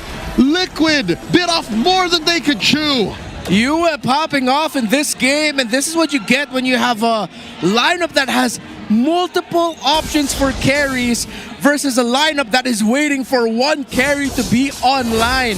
Even though they could get kills on the Lapu-Lapu, on the Harith, you still have the YSS and the Kimmy to deal with. So this is the difficult spot that TLPH is at now. Sanford, yes, he's jumping on people's heads, but he's not doing a lot of damage. He's sustaining and holding on to the team fights. The presence of Light now with the Revitalize, who has the anti-Karas, reducing the extra damage that Sanford can dish out as the Phoveus, has become a massive pain in the Apex Predator side. Yeah, the damage from Aurora is just too spread out. Yeah, you have too many things to deal with if you're Team Liquid, that even though this drags on, Aurora's fine with it. Best said in the song by the recently engaged Taylor Swift featuring Boys Like Girls, 2 is better than 1. They're waiting for Oheb. He can only do so much. You have Demon Kite and Domin Kite, the Kite brothers, are calling the shots. Given Domin Kite died, you still have Yue to answer back, picking up that concentrated energy. I'm surprised that this is still a dance. I'm surprised that Aurora aren't steamrolling through Liquid, who should have been shook by that engagement down bottom. It's really tough for Oheb too, because every time he goes in and uses the Blazing Duet, there's someone waiting for him. Edward is waiting on a land shaker. He's worried that he's gonna get stunned immediately the moment Light gets close enough to that Claude when he decides to enter. And when that Claude gets stunned, that's it. You're done. And your Wind of Nature can barely do anything here because you're mainly up against magic damage dealers in the Oheb, the Harith. Whoa! Oh, they get to bring Sanford down to half HP though. Edward already goes in, might just actually go for the kill. Thornroy's just too immune, but the Yin Yang overturn committed won't deal enough damage. AOG just to get out to safety. But could this be the disengage for TLPH? Because Sanford still goes in! He decides to go into fight because the Blazing Duet is going to provide some follow-up, but Dominkite answers right back. Carl Teasy gets to find Edward, but that's going to be about it. It's a triple kill for Doming, and JP's down as well. Saji only left alone, but Dominkite won't let him go. It's a maniac. The chef got cooked. They overloaded the Kagura with options, and they wiped them out. Aurora in the base. That's it. This is Aurora for game 1. Redmar, you might be right. A week of hard work in the boot camp might have been enough to get Aurora back on track. They draw first blood in this best of 3. All the conditions we asked for Aurora, they checked perfectly. Early game, it was a bit here or there, but they overloaded Team Liquid with options to deal with. That every time Liquid would find a win, it seems like it wasn't actually a win. They had 2 more pieces to deal with, 2 more damage dealers to deal with, and the entry of Oheb every time. That last sequence, that big Blazing Duet, was stopped immediately by Light going, nope. Yeah. And then he gets popped. And the burst damage from Dominkite. Like, he couldn't last 2 or 3 basic attacks from Dominkite. So that's when you know the damage is too spread out. The options for damage are just too much for Aurora. They did not feel the least bit limited in terms of what they could do, in terms of how they could approach the team fights. But Team Liquid, it felt like they always had to accomplish this sequence for them to win the fight. I hate to be that one Liquid fan who has a tin hat, but should that Claude have been something else? Because something tells me if it was a hero with a little better range, Oheb could have done better to buy back, or at least crawl through and force a late game initiation. Because as you mentioned, getting caught by the Hylos once, stopping that Blazing Duet, that's a non-starter. It's too difficult to be a mid-range marksman like the Claude, and Dominkite punished him hard for that, the MVP of game 1. Yeah, one of the alternate options I was thinking of potentially for Team Liquid Philippines would be something alongside the Beatrix. It has a strong basic attack, and you have multiple options as well if you want to go for mid-range, long-range. You have big AoE as well with the Nibiru and Bennett combo that they usually go for. But with Aurora deciding to commit into the Harith as the last pick, it ticked that final condition. You now have a gold laner. That means that you can either leave Dominkite alone and help Edward instead. Or the inverse, if you decide to help Dominkite in lane, that pushes the lead even further. Aurora decided to balance it out. They saw they were winning both side lanes already. Because of the early double kill that Edward got, it meant that Dominkite didn't need to worry much. Because Liquid was now stuck in their own jungle, just making sure, wait, we need to make sure that Carl TZ gets farm and he's fine, so that we can eventually decide to help the side lanes, which Dominkite said, thank you, you're delaying your help for Oheb, I get to take over early. Yeah, and this is Aurora rushing things because they know that they cannot let this extend any longer. That is something mentioned in the Howl, but this was also something TLPH was banking on because of Oheb. And it's all because they're relying on Oheb. But I feel like that's going to be a problem even though it did drag to the long game because there's just too much on Oheb that it's the only thing Aurora needs to pay attention to, even if we do get to the late game. Yeah, and what I like about this is that with the Harith set up for success, that means Dominkite can be absolutely fearless. If he commits a mistake, that's fine. You have 3 other dudes to help you out. The Kimi, the YSS, and even the Lapu-Lapu to help cover for you if Edward is still able to survive that long. So now for Team Liquid, who decided to go for a lineup that is a little bit too focused onto one major piece getting farm. Now on the other side, you have Aurora, who said, you know what, no pressure at all. If one of us fall, there's someone else to cover. Yeah, and they, I think, individually had their own highlights, like the 3 damage dealers of Aurora, the flicker in from Yue, that kill from Dominkite in the last sequence. And this will rarely happen because in a metagame and in a league such as MPL Philippines, you can't just type in greed is good. You have to balance out the amount of XP and gold you put on your lineup, but as you can see, Aurora are not subject to the same rules. They're ending the game under 15. They ended with about a 5,000 gold lead off of the back of a singular wipeout in a Lord Dance. And they put enough gold on their main cores that even Yue was eating good. Yue was able to build a concentrated energy in the nick of time and force these fights to last long enough that Liquid, when they saw that Carl TZ was put down low, had to get the purple, come back, Aurora knew that that's a sign of weakness. We should go for the finish. Yeah, I think another thing that really allowed Aurora to perform this way is the fact that since their damage is so spread out, if ever they find themselves forced to fight at any given moment or at any given with it, or to answer back to Team Liquid Philippines, which I don't think is the same case for them because they needed to have at least 2 or 3 members together for them to... In danger, because again, Aurora at match point, Brigada, is this what you were feeling? Your instinct, your my gut feeling. Your gut feel that maybe something is amiss.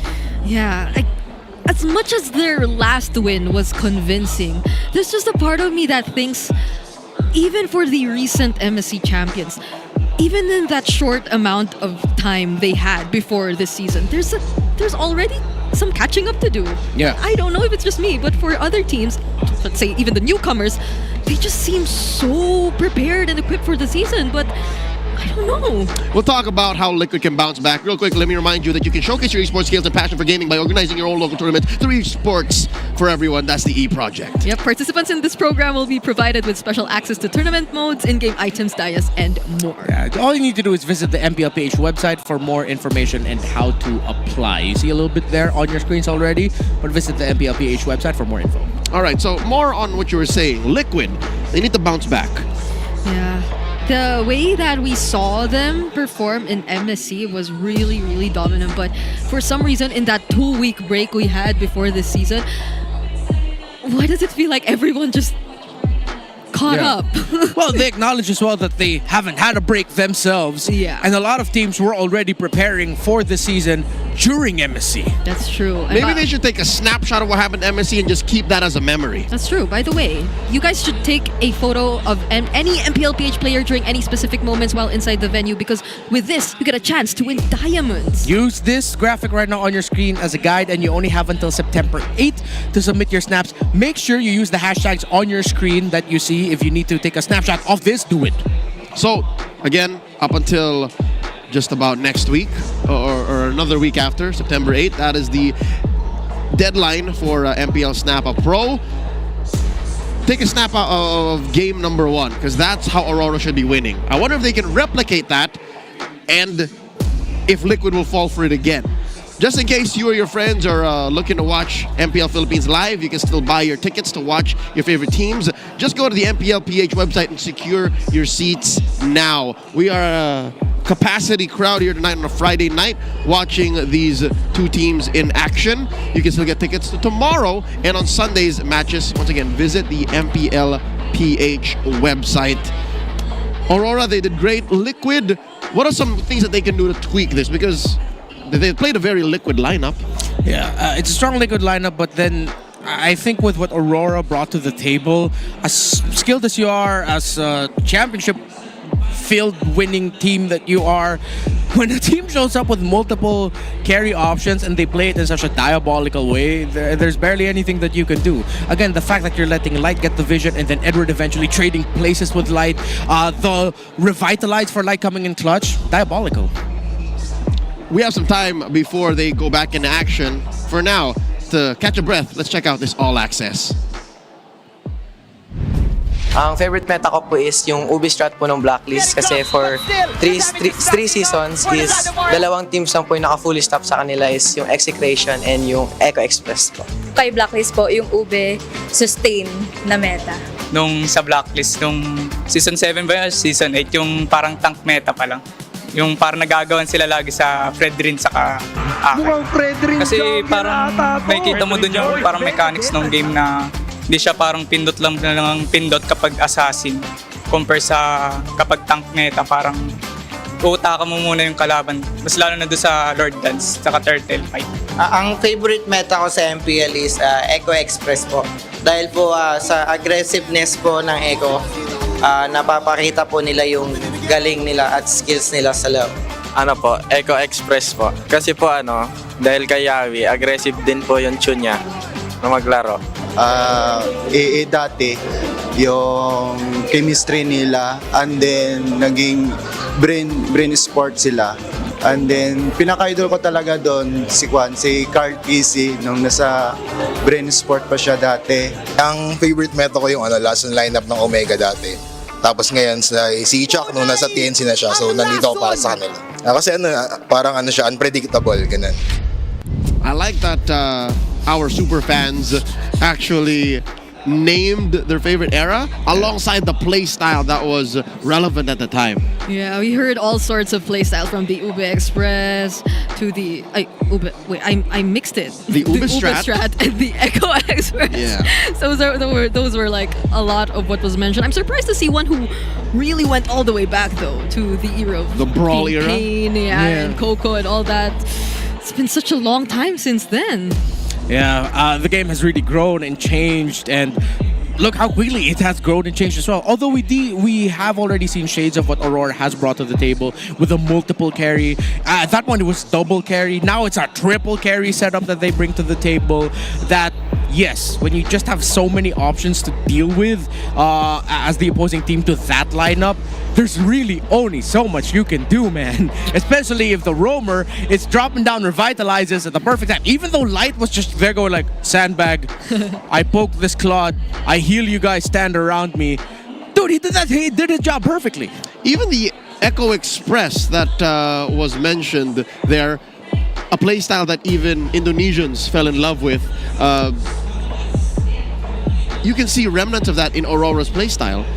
And the originator of that, the OGs of this Liquid lineup, how do they do that against him now? Because they can't answer to that face-to-face. This is the conundrum Liquid has. Real quick, let's see how they prep for this match with the ping test.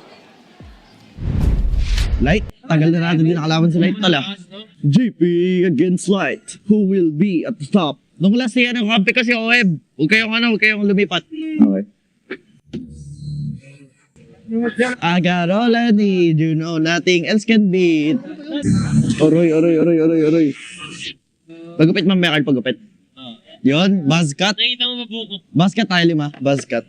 What do you think? What do you think, Kelwan? Are you down, bro? Are you for real, guys?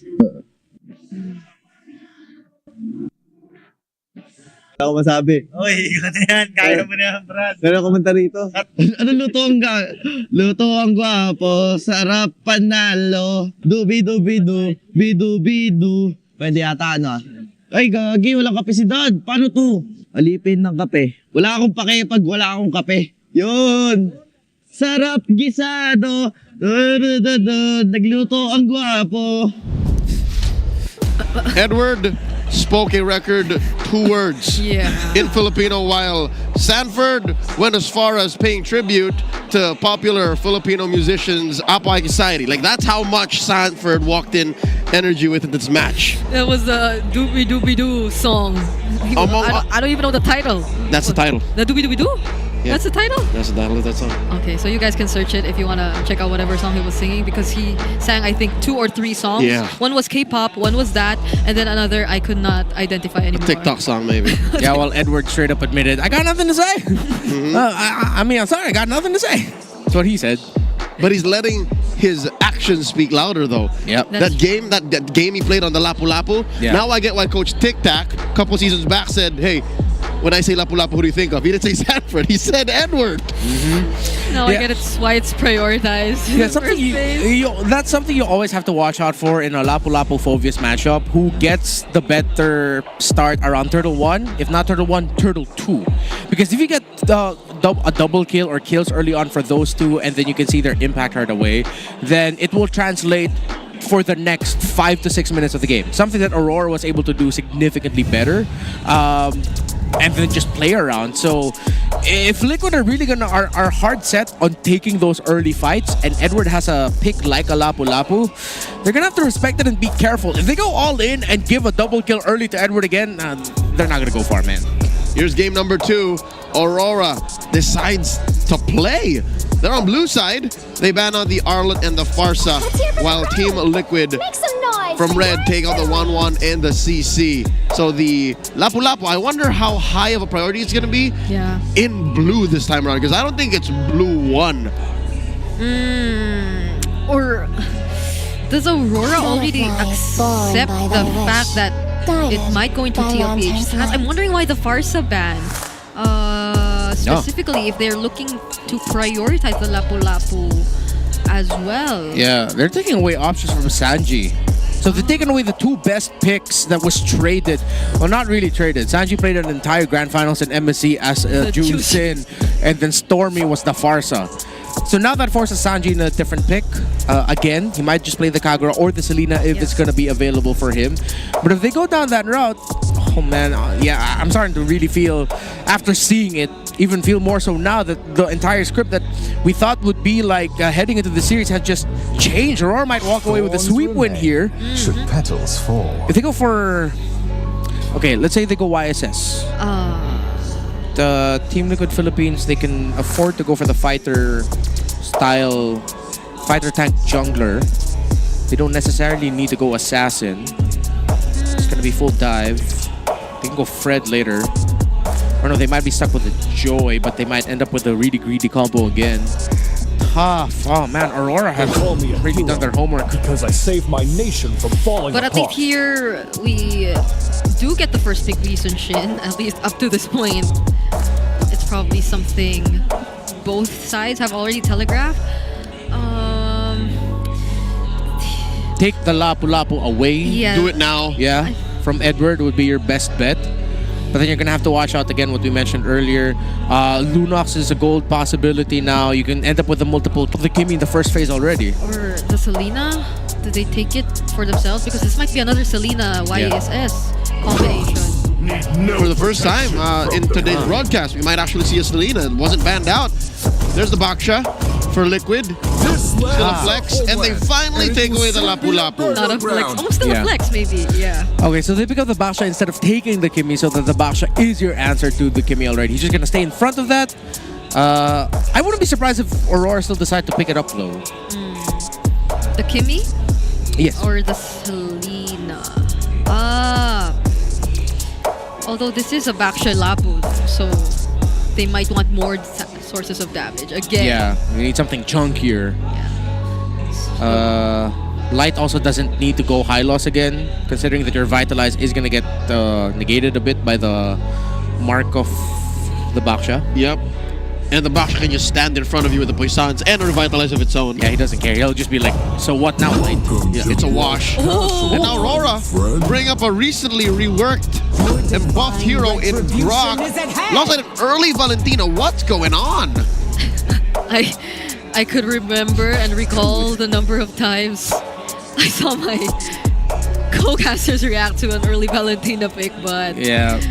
Historically not that great, but considering that RORA have taken away the Farsa, Jusin, and the Valentina's options for Sanji, he's going to be stuck with like a Kagura or a Selena. And they're more willing to play into that. Considering that there is a Grok on the other side, yeah, you're okay. You can check shrubs and set off traps, take away traps without that much of a problem. So that means Aurora is investing more on the snowball of a Valentina than its kit. Yeah. Than what it could steal, which again, it has two okay picks right now. More like one if you're just looking at Bravest Fighter. Okay. They confirmed the gold lane in the Granger. Alright, Liquid closes up their first phase. Yeah. At least now we get to see the range come in for Team Liquid. We're not entirely sure about the mid lane though, but that's something they definitely will be considering a bit more since again there's a Valentina, so maybe not too much on the ultimate dependent mages. But I feel like that's what works with the Granger too. Yeah, Liquid's gonna need to start taking away some options from Edward.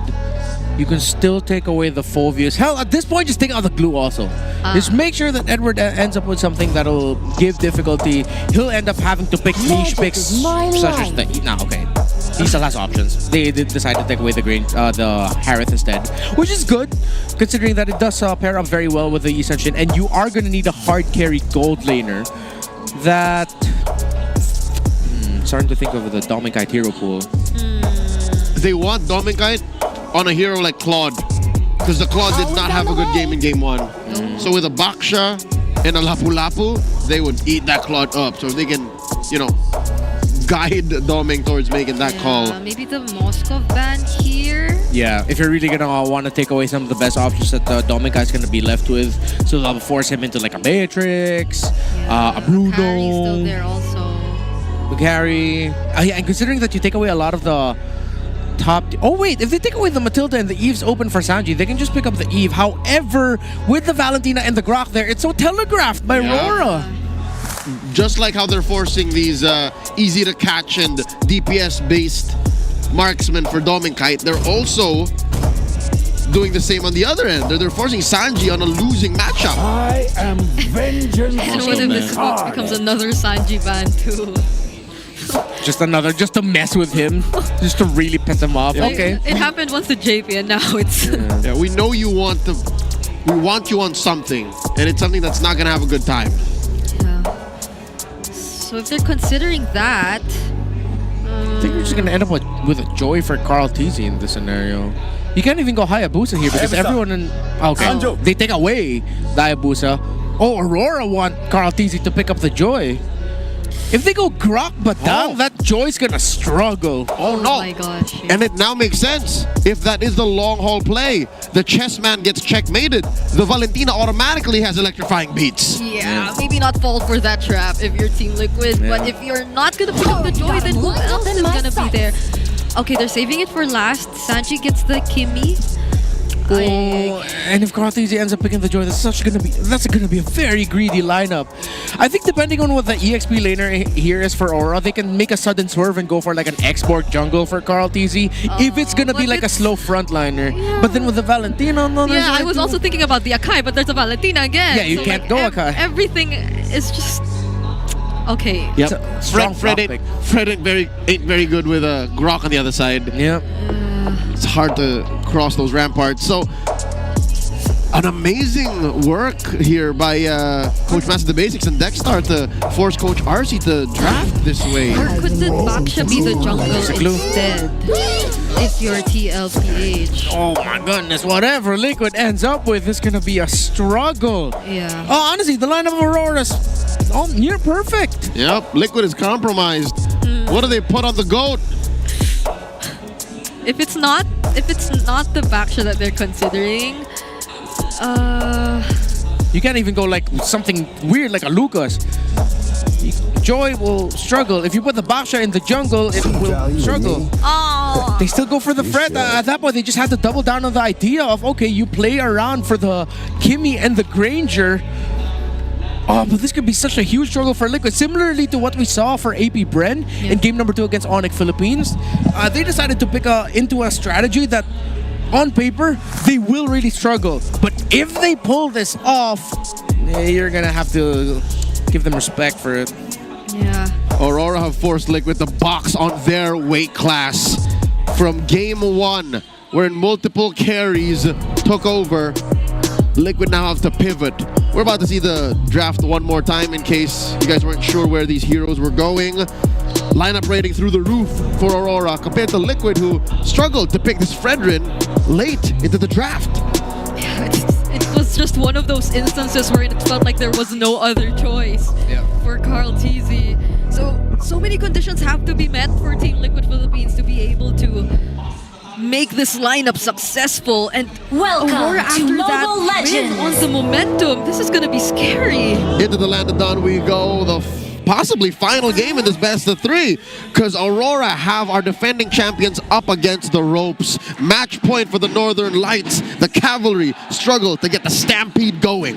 Let's look how the early mid trades will happen.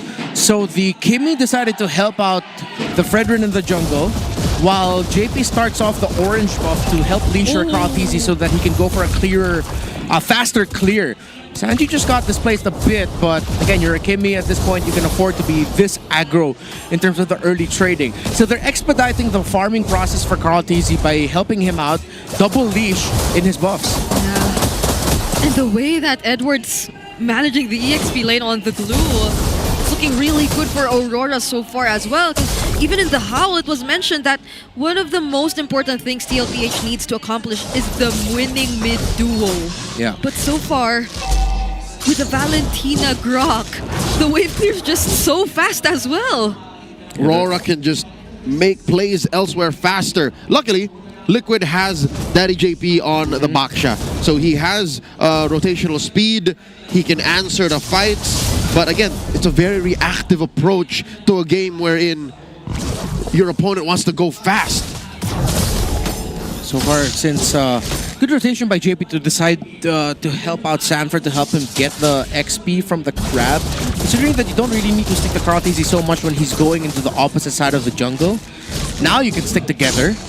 As the first turtle should be spawning soon enough. And yeah, they're going for aggressive positioning here. And this is the right call by Liquid if they want to increase their chances of winning this game. They refuse to be reactive.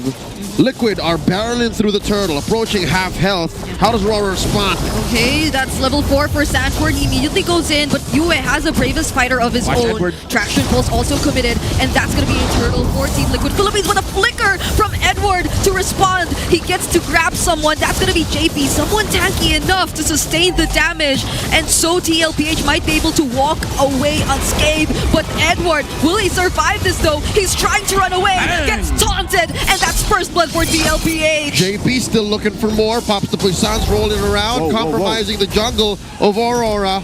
And now Liquid are looking to commit Craft Theft Orange. Yeah, all the little things that Liquid decided to do eventually turned into a big investment. As Edward was struggling to hit level 4 for that turtle, he ended up just going for the late entry to try and get a trade through kills post-objective.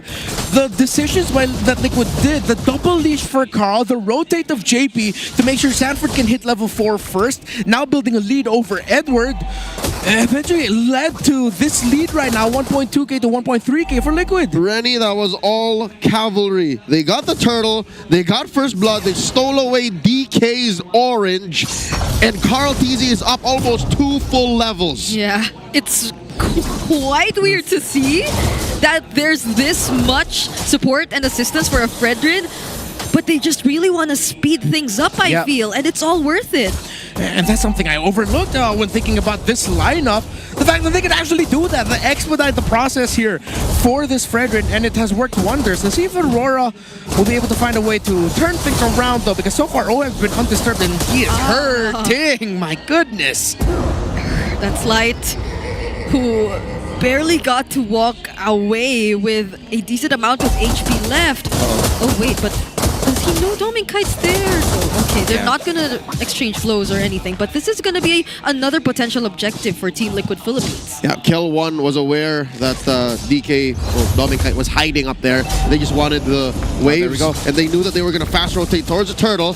Oh, Liquid are blitzing this. Edward's all alone, but he's gonna still start a fight. Light goes for the tectonic charge, but Kraltizi got enough time to secure the turtle once again. Bravest fighter coming in from Sanford, he gets to stun Light, and the rest of the members are just trying to catch up, but they will be able to return under the turret and keep themselves alive. Tech charge may have come out too soon. Yeah, and good call there by OHEB to join in the fight. They can now make progress in the map. Oh, Kraltizi still forward! Oh, they put a wall, but look at the damage from Sanji and the rage from OHEB, who again decided to join the fight. Luckily now they're able to get a kill. They cracked that Grok in half, and I think Aurora see the opportunity. They allow Domenkai to farm up, but doesn't even get to break the turret. Carl Tizzy crossing through tier 2. Oh, there's a Bravest Fighter, IMU from UWeb, but Carl TZ is just too tanky. At least Aurora for now get to trade a turret up top, but so far in the fights, it's been TLPH and them winning. Yep, the tankiness, the fact that the Aurora lineup needs time. Demon Cat is now 2 levels behind in Carl TZ, who has been farming comfortably. He's been aggro. He's exchanged roam roles with JP. So Carl TZ is playing the Swiss Army Fredrin at this point, where you're forced to do multiple things. Get farm, get objectives, frontline, get vision and all that. But again, since they helped out this Fredrin so well, he now has a 1,000 gold lead over the Season Shin. Yeah. Carl TZ can afford to do it. He's 2 levels ahead too. Again. Against Demon Kite on the Fredrin. So they're really able to play around this utility jungler if they wanted to. And there's a potential target that they are able to find. What's a placement for the Earth and Rampart? But it just brings him closer to Demon Kite, but he still survives. Tectonic Charge also denying them of the chase. And Edward trying to disrupt the backlines. JP doing the same. But Aurora, once again, they're just also able to walk to safety. Liquid have put Aurora up against the ropes. Yes, Rora did not suffer any casualties in that rotation, but they kicked them out of contention. Final Turtle has Liquid written all over it. Let's see how well the Aurora lineup will fare at this point of the game, because Team Liquid can continue the aggression. The question is, does Dominkite have enough farm, who is also 2 levels behind? He doesn't get the orange buff. Carlties, he gets another steal. Liquid have been rotating and playing this game perfectly. Oh, they're going for Dominkite and he can't survive that. Carlties blocking the path. Appraiser's route. Edward gets to dodge it, but Light does not. Another turret for the cavalry and the kill going into the hands of OHEB. They have angered Baby Cakes as Liquid have gone full stampede all over Rora's side of the map. Another stolen buff by Carl TZ. Call him Superman. He is the man of steel. Team Liquid, we said it at the end of the draft. Does Aurora look great on paper? Yes. But if Liquid can pull it off, give them all the respect, the perfect rotations, the perfect decisions to lead to this. The last time Light used Grok in MPLPH was actually May 3, 2024, MPLPH Season 13 here at Greenside. Almost a year and a half ago. We're going full circle.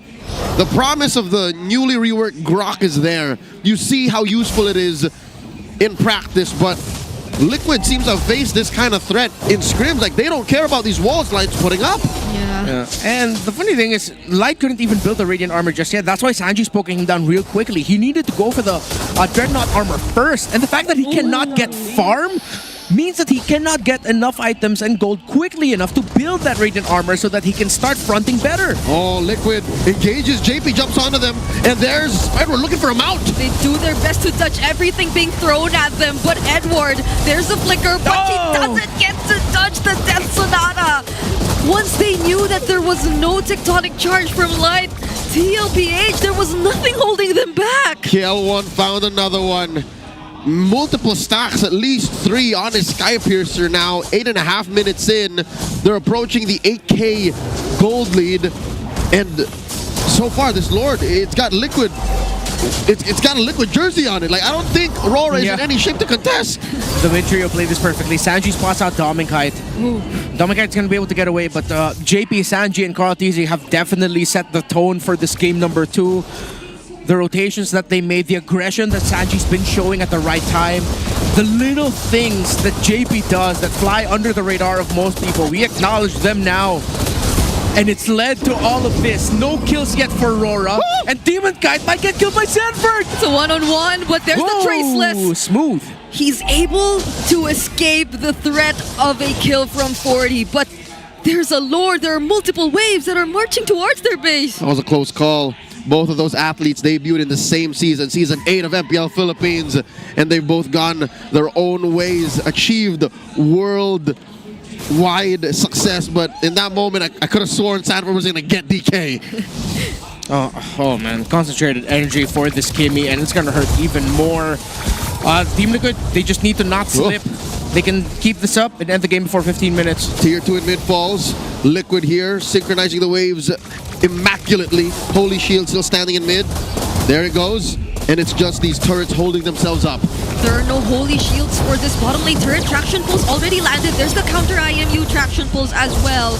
But TLPH gets to touch it. Now Sanford goes in with the Bravest Fighter. Briefly gets stunned, but it's enough time for them to take the turret and the kill onto Edward. OHEB now unstoppable on this Granger. The Lord is still up and they get the mid lane turret too. Top lane might be next. Carlteasy working on it, and Dominkai doing his best to defend. They slowly gain access to the base. The damage from the Rhapsodies are no joke, but they're waiting for the waves to sync up. This could be it for Aurora. Two-man stun from Sanford, and now this is definitely gonna be a game number 3. Team Liquid Philippines charge their way forward and hand over a game 3. There's only so much you can do when you're underneath your own base and your opponent still hits just as hard. That's what you get when you have a 12k gold lead on you. Liquid force us to go all the way. They drafted a lineup that demanded the perfect game, and Team Liquid got the perfect game. And you saw it all happen in motion. The first rotation set the tempo, how they handled the first objective, the fact that Edward was delayed, and how they handled Edward's attempt to try and force a trade. They ended up winning that. They continued with more invades and aggression, which completely stopped the scaling of that Isan Shin early. Just because Aurora seemed to be dictating the pace in the draft doesn't mean Liquid was being backed up in a corner. Liquid still drafted the heroes that they knew how to work with, and what's more important is they played a game that they were comfortable with. Yeah, this was the perfect example of sometimes it really just boils down to the execution. As cliche as it sounds, Liquid proved that. Again, on paper, looked fantastic for Aurora, but they executed significantly better. Carlteasy, the Swiss Army Fredrin. Even though we were so scared for the Fredrin when it appeared as their last pick, the plan was totally different. It wasn't him trying to set things up or look for openings for his teammates.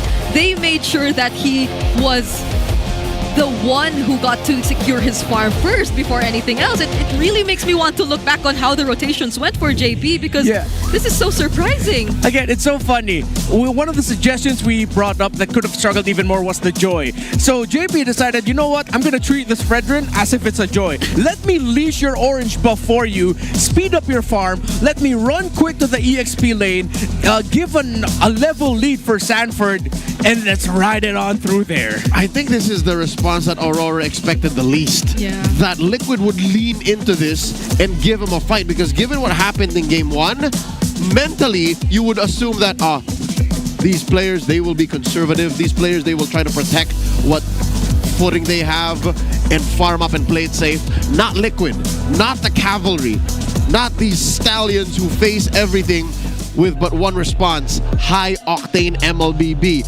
Under 11 minutes is how Liquid got that win, and all it took was one Lord. It ended with that same Lord. Yeah. That pushed in bottom. I was surprised to see that even the holy shields down bottom were already dealt with before the Lord even got to that place. So it was just so much easier for Team Liquid Philippines to force their way through in the base of Aurora. Yeah, OHEB did a fantastic job of handling Dominkite in lane as well. His decision to join the second or third turtle, if I'm not mistaken, to force the lead, to get more farm and push towards the lower half of the map, was a great call by Liquid overall. The itemization here of Carlteasy to go from Radiant to the Dreadnought, and then skipping the anti-Caress full build, deciding to go for the Blade Armor instead, so that the damage output of Demonkite is even less. And even when Dominkite finally has a Trinity, we know it's not a crit build, but at the same time, you're thinking twice if you're the carry. Wait, should I really poke down this Fredrin? I'm just gonna get hurt even more. Which is exacerbated by the fact that Light's Grok really didn't do much, save for maybe 1 or 2 saves in the game that allowed for the rest of Aurora to back off, which comes in not completely as his fault, because Liquid, the way they drafted, makes this Grok think twice of, should I put this wall here? Should I stay? Is this tech charge worth it here? Because looking at Liquid, if you decide to pick a fight, they can say, no, this is our kill box now. Yeah. In comes Sanford, Sanji raining down the artillery fire, and Daddy JP making any part of the battlefield his with the puissance and the revitalize. Yeah. Light did feel a bit too hesitant when it comes to using the tectonic charge, but you understand why. Yeah. Because like the first few people you see aren't the ones you want to use the tectonic charge on. And it's so hard to find those people you want to land the tectonic charge on. There's a saying online that you shouldn't believe everything you hear, but when people say that Oheb is a rich guy, according to BPI, he is in this game. 923, he was straight up farming heroes. Yeah, with his team getting all the objectives, it gave a lot of space for Oheb to farm in the lane. And again, besides that, he just managed the laning phase against Dominkite incredibly well. Now that he has a much more favorable mashup, the range, now it became like a huge inverse, because now with Team Liquid with multiple options for carries, well, mainly this time 2, but then technically with how Carl TZ was playing, he played it like a carry because it was such a demanding role for him as at Fredrin to swap with JP as the roam, to also be the jungle, the back and forth between that. It just goes to show how well Oheb handled that. So the matchup in the gold lane, and whoever gets the Lapu so far, the trend, I think you're seeing a bit of that. So I'm wondering if that could be banned, or I don't think it's a, because I don't think Lapu really gets banned. I don't know what happened in the lane, because even Arlet is completely snubbed. Arlet used to hold this spot that Lapu Lapu has now. Yeah. So what is the answer? Because if not banned and left out, automatically whoever gets it wins. That seems to be the story of this series. Ladies and gentlemen, before we go to our decider match, let's take a breather and check out this All Access.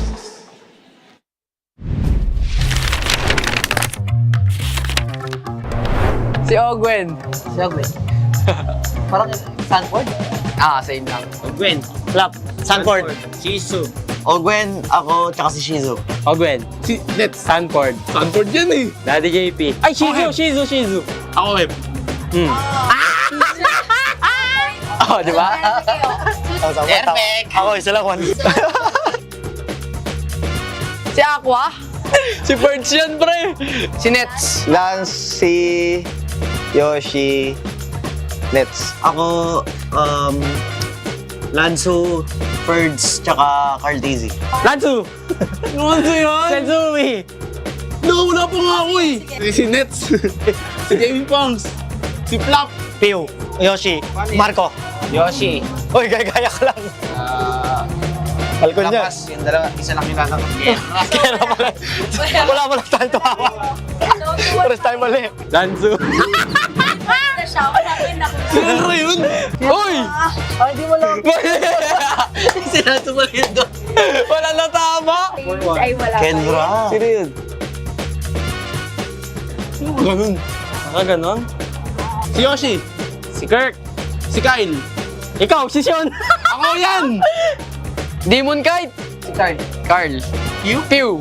Ito, Carl TC. Pew. Carl TZ Pew. Oo, ano? Carl TZ Pew din ako doon. Hindi ko kalala. Demon Kite. Carl TZ Pew. Sure ako si Yoshi. Tapos di si Carl yan. Edited dyan si Oheb. Kasi ito, di si Pew. Si Flap. Si Flap. Si Ano, wala? Walang tumama. Sabi ko si Carl. Hindi, sabi mo Si Kyle ba? Si Kyle. Sorry. Di mo kahit tawa. Diba? Perfect! Ito, Yoshi. Marco. Naalala ko. Ako to. Tsaka, hindi ko yun. Si Yoshi. Rosco. Chobi. Si Marco. Si Marco. Si Hate? Ako ganun. Si Marco.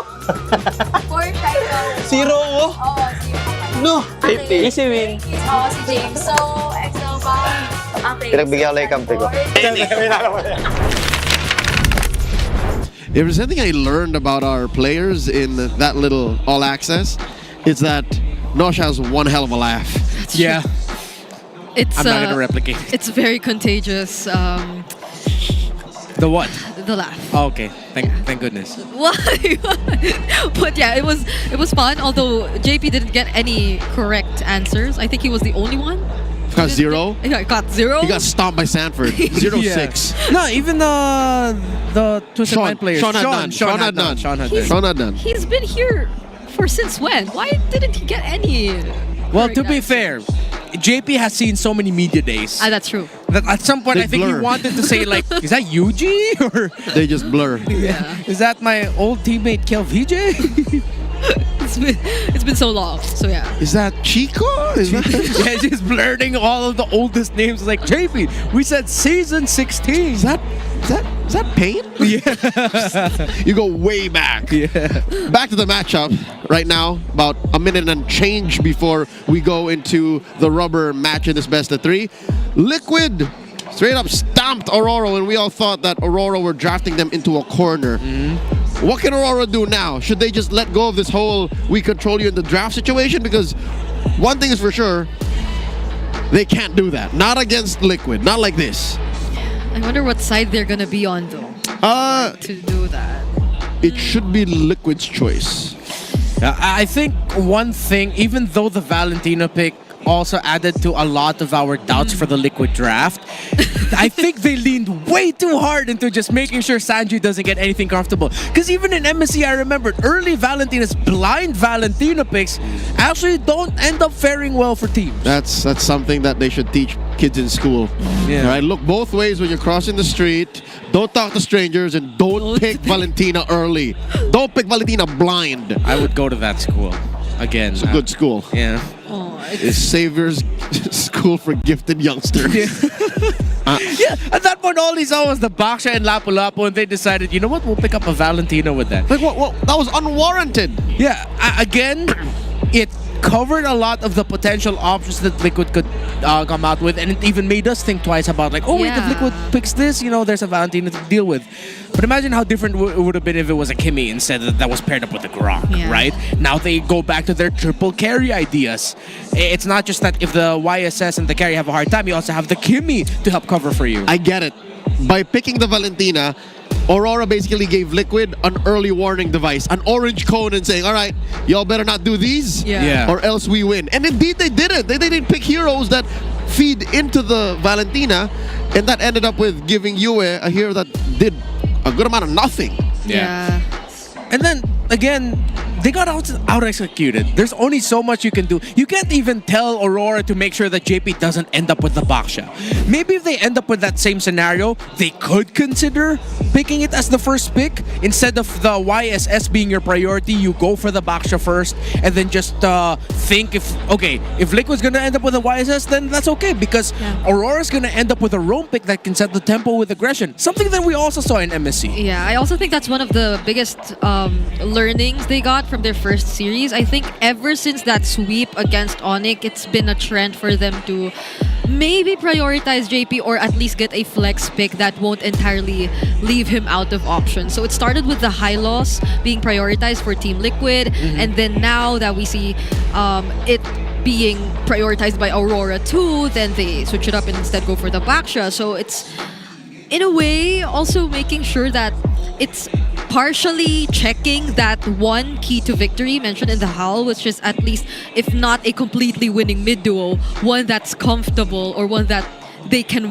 play around in terms of the rotations that they want to do. And truly enough, the way that JP was able to change things up with the Baksha was just so fitting for how TLPH wanted to approach this match. Draft is going to begin in just a bit, ladies and gentlemen. I'm pretty sure the side is something that the coaches have decided on with conviction. So how does Coach RC choose going into game number 3 here? Because that definitely will give us an idea of how much of a priority Lapu-Lapu is going to be. Liquid decides to go blue. All right. So we're back to square one with the knowledge of how important the Lapu-Lapu is in this matchup. Yeah. So now Aurora decides to ban out the Baksha as well. No, warranted. Because Liquid could have served and just picked up the Baksha, and then they acknowledged what JP did for them in that game number 2. So that's a bit of adjustment there, which I think will allow for a lot more mid lane options to go through. Maybe not the Kimi though, but the Jushins, Yeah. the Farsas, they're still up there if ever TLPH wants to also consider that. But maybe in terms of priorities, still the Lancelot, Yi Sun Shin. Yeah. So then, is Liquid looking at this from a jungle trade or a mid trade? Unless it's really the Jushin they want though, because Yeah, it's a Sanji thing. Exactly. You could either go Jushin or Farsa, or Lancelot or YSS. Considering that the Baksha is gone also as an option for Aurora. You might even consider leaning towards the EXP lane route, but it's rare to see the Phobius rush. So Rora turned off the trade now for the mid lane. Now Liquid just decides, are we getting the Lance, are we getting the Farsa, or are we gonna suddenly swerve and pick up like a first pick Lapu? But that's like the crazier option. Yeah. I'm not against it. If you first pick Lapu, you still end up with either a side of the coin in the Yusunshin or the Lancelot. Oh, wait. Yep. Which is true for both in the argument, plus the Phobius and Arla too. Yeah. Like all of these are still options, so that's why they went for the remaining tight lane that is mid. Yeah. So Liquid decided to accept the gambit of Aurora. With the Farsa there, it's an easy rush for the Lancelot and Hylos. So now Liquid, do they end up with the Glue or the Fredrin? They can even decide to go for the Phobius, considering that there are a lot of dashes that can help trigger, enhance the barrier for your enhanced basic attack. But I'd like to see them consider the Lapu-Lapu or the Glue more, considering that you're up against a Hylos and a Lance. Yeah, I mean the gold laners have been always saved for second phase anyway, so maybe that's something we'll be seeing later on in the draft. They call me a hero, but they because I saved my no love for Kalia falling apart. Now we haven't been seeing Kalea at all in the series. Right. It's the Arlot. Okay, yeah, so if ever Aurora decides to go all dive in, you're gonna have to watch out for the final slash if it's not the Arlot that you find first. Most likely go into the hands of Sanford, as we've seen more of in EWC MSC, with JP ending up probably with a significantly harder tank. Maybe I got to catch someone with a revitalize as well. Yeah. Or, I mean, they don't need to rush it necessarily too, so Need more range. I think you either go Moscow or Granger here. I'd understand a Harith, considering that you are with a high loss and you do get the winning lane as a pick later on for Dominkite. So they already pick up the Lapu-Lapu so that they worry about the EXP lane trade. Oh wait, no, that is the trade. Yeah, it is the Arlot Lapu-Lapu. Rora went straight primal. Yeah. They decided that, hey, we can't beat the facts. We win with Lapu-Lapu. And we gotta pick it here, lest we get it banned in the second phase and, you know, prioritize something in the mid or something with range in the gold. So Aurora, they would do best to ban out those gold laners now so that they end up with a winning matchup, at least hero-wise, for Dominkite. There's so much pressure on Sanji now. On this Farsa. Muscle of iron. They banned the Gatan Kacha, so JP's gonna end up with something like a Minotaur probably. wait, what else is left actually for JP? Here we go again. This is the only thing I mentioned before the game, but then TLPH find themselves in a spot where they don't have a JP pick again. They should ban the Matilda. Yeah, the interplay There's for a the Kalea Matilda. still though. Yeah. And a Kalea. I think the Kalea might be banned out by Aurora if that's the case. They're probably thinking that is the last best option. Yeah, because the fact that they have the Lapu, who can immune himself, like, even though there's a threat of a punish in the dives because of the final slash, the bravest fighter doesn't really care. So, Kalea, I haven't been seeing much Badangs either. Yeah. Is that Aurora? Yeah, Aurora banned the Matilda last game. Yeah. So they know how important it is. The hunt begins. Oh, they banned the Ruby instead. Oh. Whoa. So they're still considering. Yeah, okay. There's a Kag ban. Trying to look at the hero pool of JP from MSC. He had a wide pool. His Gata Kacha was undefeated. Matilda 2. Bakugo. Yeah, it might just end up becoming a Kalea. You have the Kalea and Farsa together. Then Oheb is gonna end up with... Yeah, because it's a Kagura ban too. Yeah.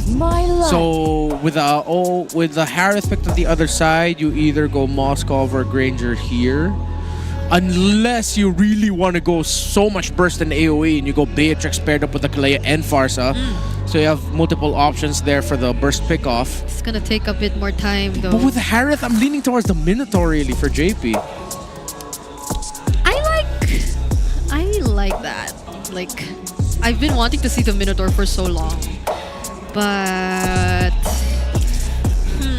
Its potential to really take over a game is reliant on how big ticket ults land. Yeah, I'm just worried that it might take a bit more time. Like, it's not like off the bat aggressive type of roamer. Kalea, Whoa! So burst now. It feels like it's been ages since I last saw Oheb pick up a Lunox.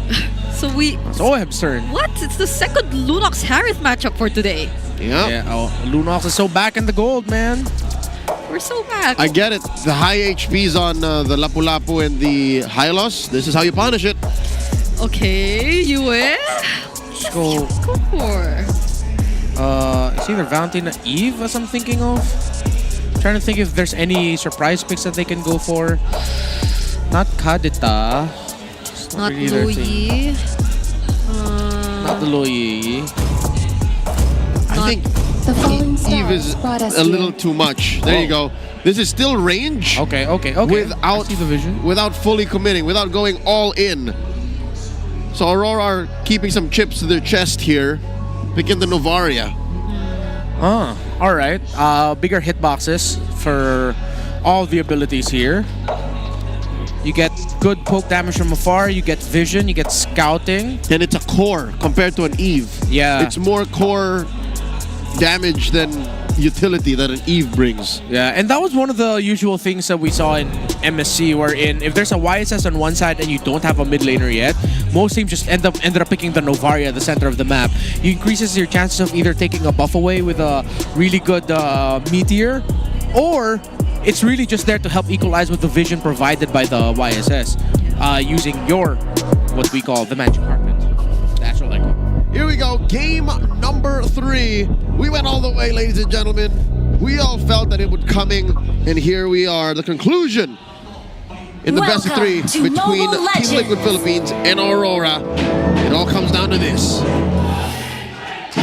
The late game, Novaria does really sound like a threat that can go up against this lineup even from afar, but if TLPH decides to go all in, then that's gonna be an equally massive problem for Aurora, and they seem to be really starting it this way. Even the concussive blast landed onto Light, so he's now half HP. Demon Kite joining the fight early on will just force the wings by wings, but it's been a very aggressive start for JP and Sanji. It's gonna be okay. Lethal Wonder secured there by Aurora. Okay, it's the Festival of Blood Spell Vamp Lunox. That's a lot of festivals. Yeah. And that's a lot of blood. It's a lot of that across the board. Good trade there. Such an aggressive start for even the EXP lane of TLPH. Yeah. The early game presence is really being felt here. Yeah, I think both of these teams know that they have a lineup that can snowball out of control as early as post-Turtle 1. Yeah. Depending on how well they get to fight that out. That I would be surprised if any one of them actually decides to not go for a full commit into the first Turtle. Like if they try to even it out. At this point, go all in. Both just go big fight. Oh, up top! Wait! Oh! What a rotate by Demon Kite, and that will set the tempo in favor of Aurora. Let's see how Liquid will be able to answer through the first turtle. Even worse, Kill 1 committed the flicker, and he found himself underneath tier 1, yet still DK takes him down. This puts up Aurora about 500 gold going into the first turtle. with such a small movement, but now it's Good so echo. big for Aurora. There's the flicker coming in from Edward, but the response as well from Sanford to not get caught in the land shaker. They might actually get a shot at securing this turtle, but it's Edward who gets the last hit. TLPH still trying to fight. Final slash coming in from Sanford, but JP is the first to fall, and now Sanford's next. It's a double kill for Light as he lays down the glorious pathway. Massive CC opportunities for Liquid to run through Aurora, but they couldn't. They just don't have the damage just yet. Yeah, Sanford decided to commit into the back line, but Team Liquid were not in a healthy spot there to fight. Edward's gonna get a lot of progress in the tower down bottom. Lots of gold for him. And it is now early game secured for Aurora. We talked about it. Turtle 1. They can go absolute crazy snowball here and they can continue this. If Liquid doesn't win the second turtle or doesn't find a good trade, this is Aurora gonna ride away with it very quickly. It seems like the first blood drawn, that solo kill on Oheb, rocked not just the Filipino sniper, but the rest of Liquid. It seems to have thrown off the communications and the early game trajectory of the cavalry and put Aurora up 2,000 gold. This is a lead unforeseen. This is a lead that is the biggest it's ever been all series long, this early on. Yeah, it kind of reminds me of what happened earlier, but JP gets to use the title strike away, but still doesn't get to dodge the damage from Dominkite. Even Dominkite has his early kills, and this is not looking too good for the cavalry. Sanji flies away with the Wings by Wings 2. They're literally forcing them out of their turrets. Oheb with the immune. But okay, that was so close. The Star Shatter nearly landed, but Carl TZ was there to block it. This is going out of hand now. Aurora, the recipe of success of get the high loss on Light with a Revitalize, get Dominkite on a Harith, and get Edward on the Lapu Lapu works very well for them. And then you just change out the pieces around Demonkite and Yue to help supplement that as well. They're very comfortable playing into this. Oheb forced to use his ultimate again. No Light ultimate for Oheb. Brilliance out. For this upcoming turtle.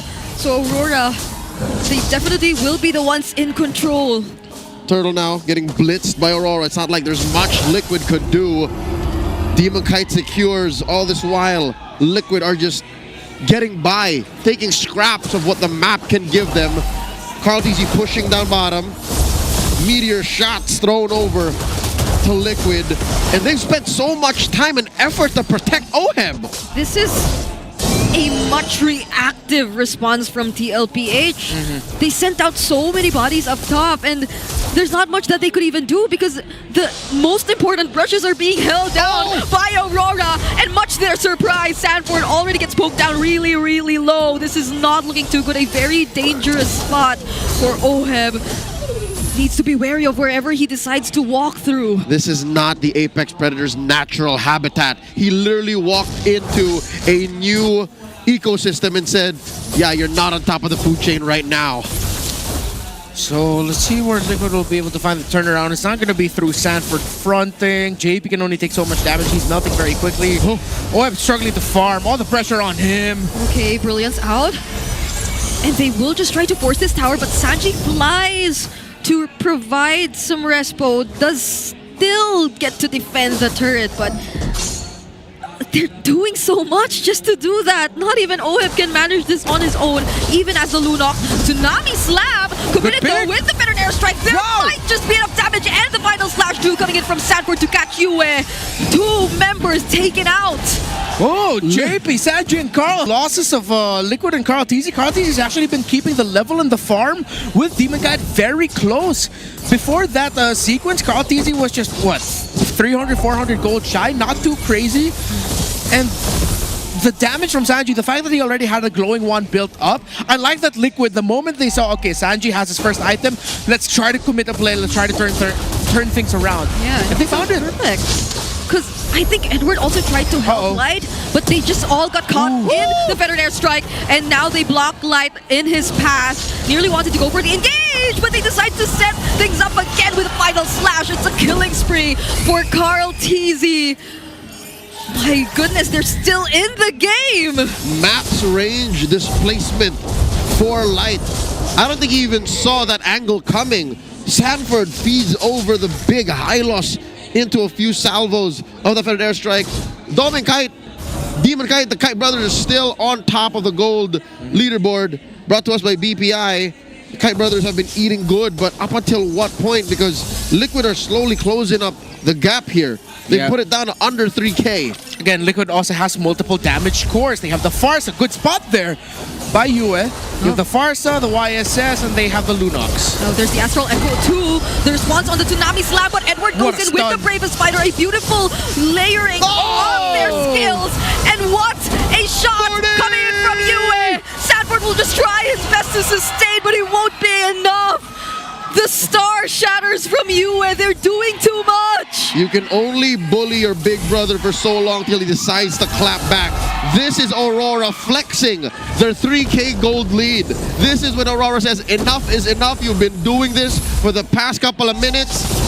We will finally fight back, and boy did they fight back. Liquid could not put a finger on him. OHEB decided to go forward and fight. Edward just smacked him in the face with a land shaker, getting a stun on him, locking down the Lunox, and bursted down by Yue. So still we're not seeing OHEB at a comfortable spot for fighting. The instant stun onto that, see here? Yep, stunned right away by Edward. Perfect timing there. Yeah.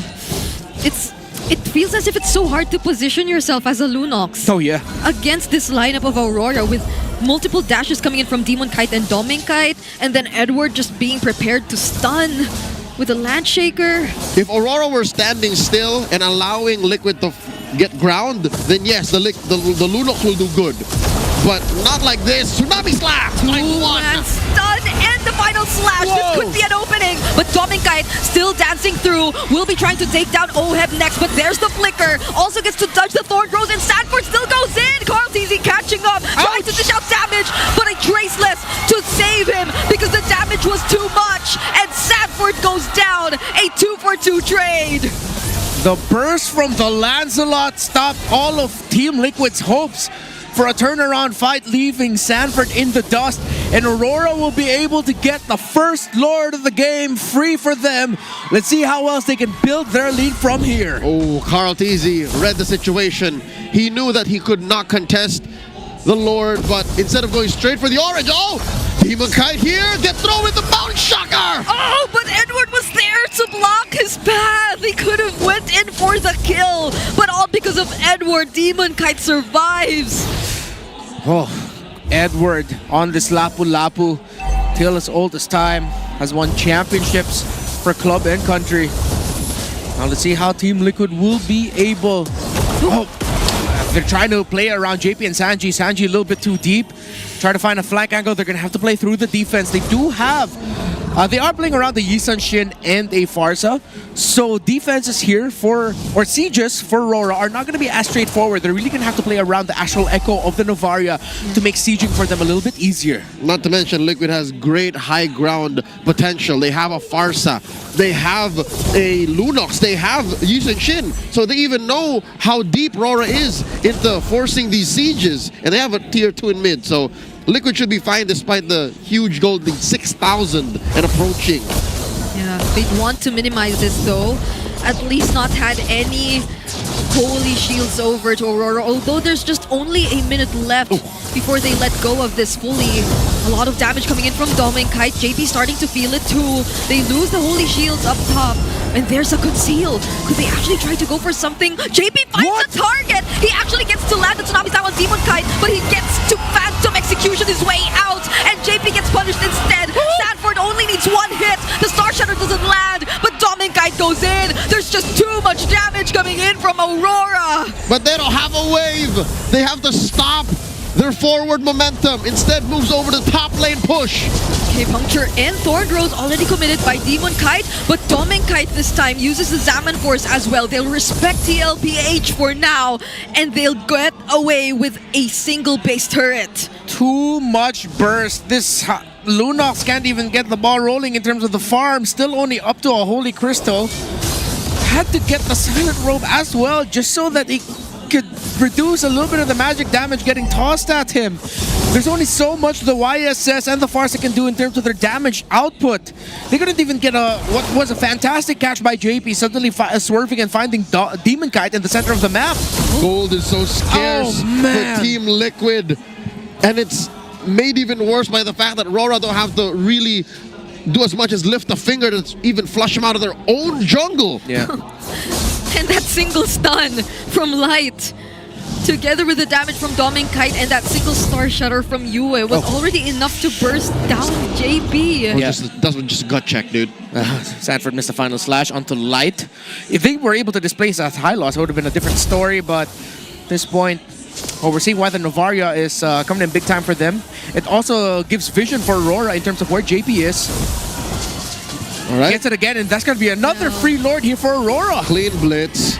Liquid know that they shouldn't contest. This is self-awareness coming in from the Cavalry. They know that they have a lane to take care of. They know that free farm will be coming in shortly. Again, not that it's their choice that these minions are coming in through their bases, but 8K. Aurora are literally steamrolling through Liquid through firepower alone. Yeah. Divine Glaive already for this Lunox, so that might be the turnaround angle if OHEB can even find an angle, because every time he gets close, he gets bursted down. One Thorned Rose, one dash and a basic attack from Domicad, and that Lunox is already forced to Brilliance out. Yeah, the Better Air Strike's already used here by Sanji as well, and they focus all their resources on taking down the Lord for now. The damage from the Star Shutter is no joke, but Aurora seem to be waiting for the waves. They don't want to engage this yet, but this might be an opening. The conceal is denied from that angle of the Astral Echo. That was a work of art.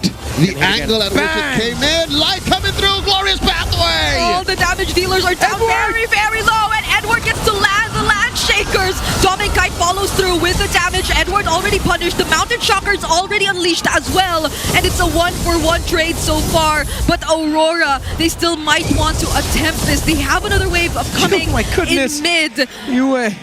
Will they actually go for it? Another Astral Echo lands onto everyone. Sanford doing his best, but he will get bursted down too. Gets to escape and barely dodge the Star Shatter. And OHEB goes in as well with an attempt to scare off Aurora, but they're chasing after 40! Run, 40, run! Oh, he finally gets stopped in his tracks, but he bought so much time! Yeah, he gets taken out. Oh my god, he finds Demon Kite. Are they going to play into this? You can't. It's way too risky, Carl. Sanford's efforts, it actually dragged the minion waves away from going to the base. Wait, a pick! Oh, they burst Demon Kite! They get another kill! An important kill for TLPH! That is a long-term trade. Sanford for Domingkite, 7 days a week. Any day of the month is a good trade in my books.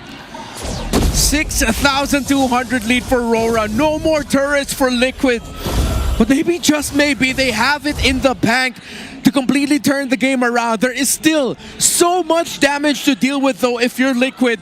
They are holding on by the skin of their teeth. JP is playing out of his mind! Now they decide to burst down Light. Astral Echo also lands onto 3, but it's gonna be the disengage for now for Demon. No, for Light. They don't want to risk it for now. I'm surprised TLPH are extending this far from the base. Yeah, and I'm surprised Carl Tizzy has not died. He's 6-0-1. Carl Tizzy is playing this Yi Sun Shin very close to the chest. It's utility Yi Sun Shin for now. Yeah. Up until he says it's go time, and I think go time is close by. He just picked up his Bladed Spear and is looking to contest. He's hiding in this long brush. Lord getting blitzed by Aurora. Mount Shocker to start it up. Now they know where everyone's hiding. Dominic trying to burst out JP though, and the Bravest Fighter coming in from Edward doesn't get stunned by the Mountain Shocker, and that's a quick Lord for Aurora. Too much zone out, still too much damage. Liquid might just be delaying the inevitable. They need heroics from their stars, heroics from the GOAT, because Aurora have just been playing this so fundamentally. Even Demon Kite has not died yet. 3-0-7. It's a high damage utility Lancelot in the sense of I just send out my Thorn Rose, I do my job, I'm okay. Yue has been a menace. Can this be the sudden turnaround? Oh, JP, he gets to find Yue, and they burst him down through OHEB. They try to walk away and walk back towards their base, but Dominic Kite has different plans. They have to defend for now. The Zaman force is intact, but they'll wait for the Lord. Feather strike by Sanji. They burst down one. No, Dominic gets away. They get to dodge the final slash too. And I feel like with that, they buy enough time. They get to defend this game once more. Wow. Liquid. Again, JP is playing out of his mind right now.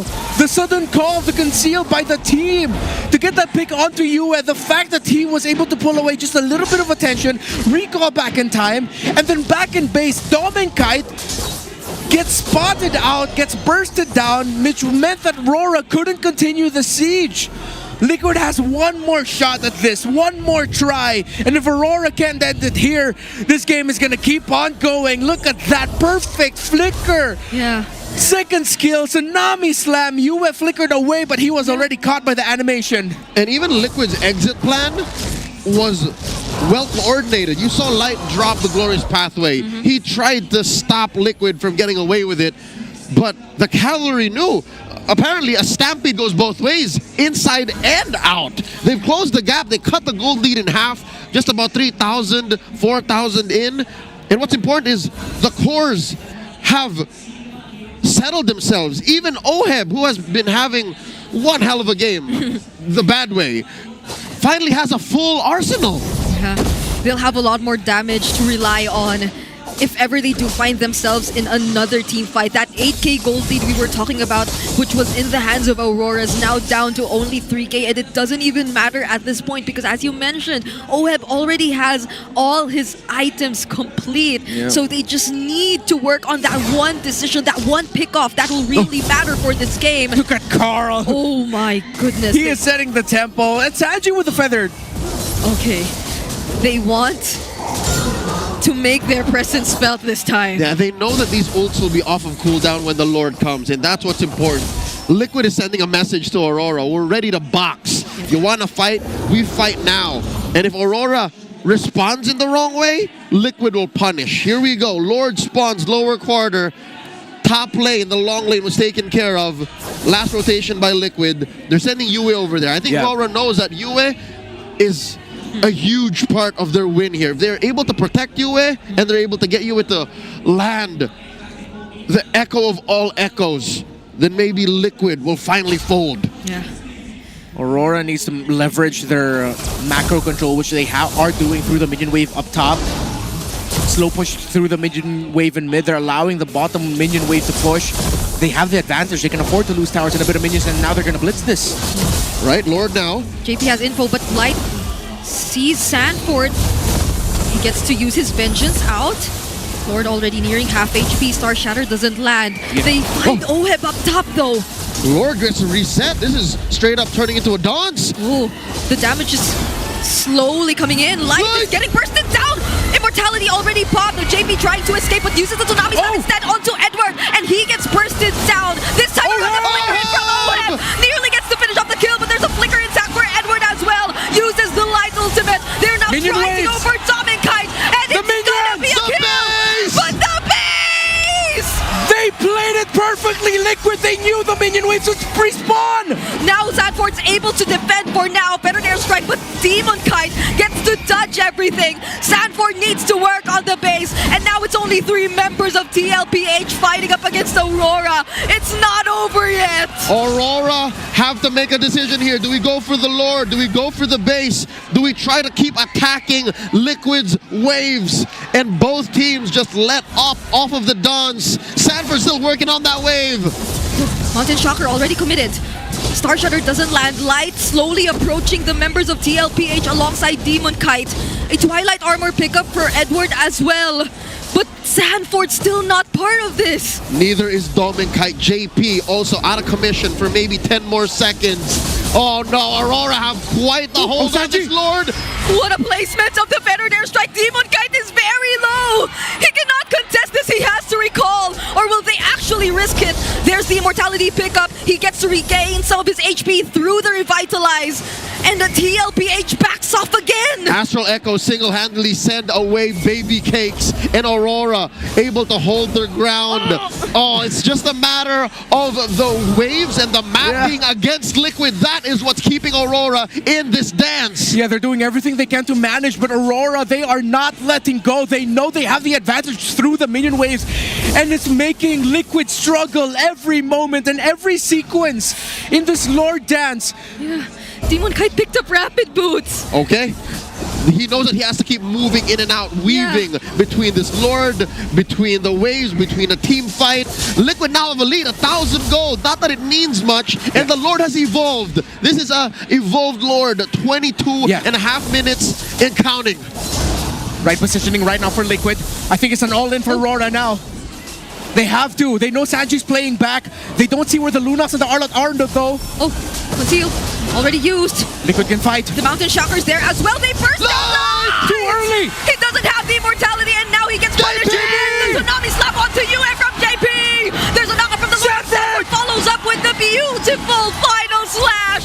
And now TLPH are in control of the Lord. But Demon Kite, he punctures his way through. He tries to contest, but this Lord is going into the hands of the cavalry. The goat gets it. No, OHEB pushing Demon Kite out.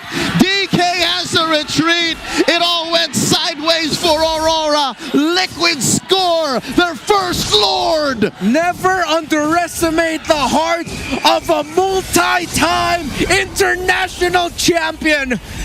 Just when we thought Aurora had it, Liquid found the opening, because in a split moment, Aurora had no minion waves to push anymore.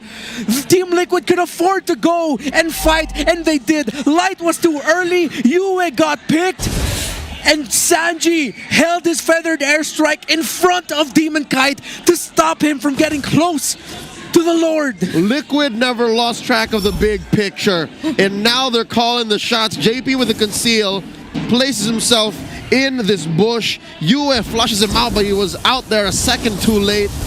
Liquid are looking to make some ground here. Compared to Aurora, Aurora might not be able to take care of waves the way Liquid did. Yeah, they have Yue, but it's just Yue who can really provide that wave clear from afar. They're syncing up the waves.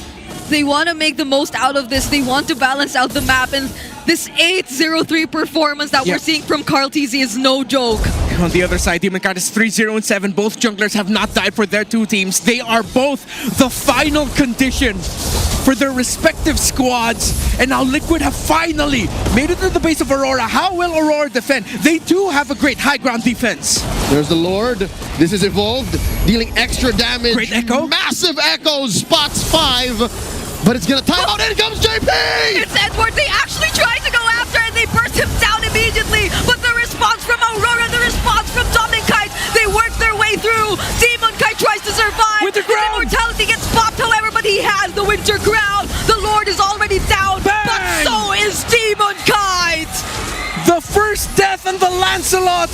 Is that it? Liquid still have a lot of work to do because Demon Kite is damaging so much. Another Echo's keeping the Liquid squad in check. Now goes Sanji! Sanford! He's trying to fight. He has OHEB alongside him, but Edward's blocking every single one. Carl TZ trying to walk away, but this is not looking too good for the cavalry. Run, Carl, run! OHEB already falls off camera. Traded off for Edward. Demon Kite makes the trade beneficial for the Northern Lights, 2-3. And Sanford survived the 2v1 against Edward and Yue. He actually got to take Edward down too. What a game Friday night MLBB, brought to you by MPL PH. And we have another Lord that's up for Aurora potentially and the taking. 26 minutes. This is a Lord that has stopped scaling. And I think Aurora smelled blood in the water. They're not going to wait for Sanji to come back. This is 15 good seconds that Liquid only has 2 to defend. Sanford and Carl. A 3v2, Astral Echo lands, final slash already used to just clear the minions. Demon Kite trying to dance around Sanford and Carl TZ, but they somehow still manage to work on the minions. But it's the base they're after, and Aurora takes the win! It almost took half an hour for us to name a victor. But at the end of the day, the Northern Lights shine brighter. Liquid have fallen. Aurora take the series 2-1. What a statement by Aurora. You cannot count them out. Early on, they have delivered the second loss for Liquid in this season, and they did so in an absolutely iconic fashion. I'll tell you now, that scramble in that very last Lord spawned now, but neither team fought for it. I thought that was the end for Aurora. Yeah. I could have sworn Liquid was going to end from that push down bottom. But Aurora never said never.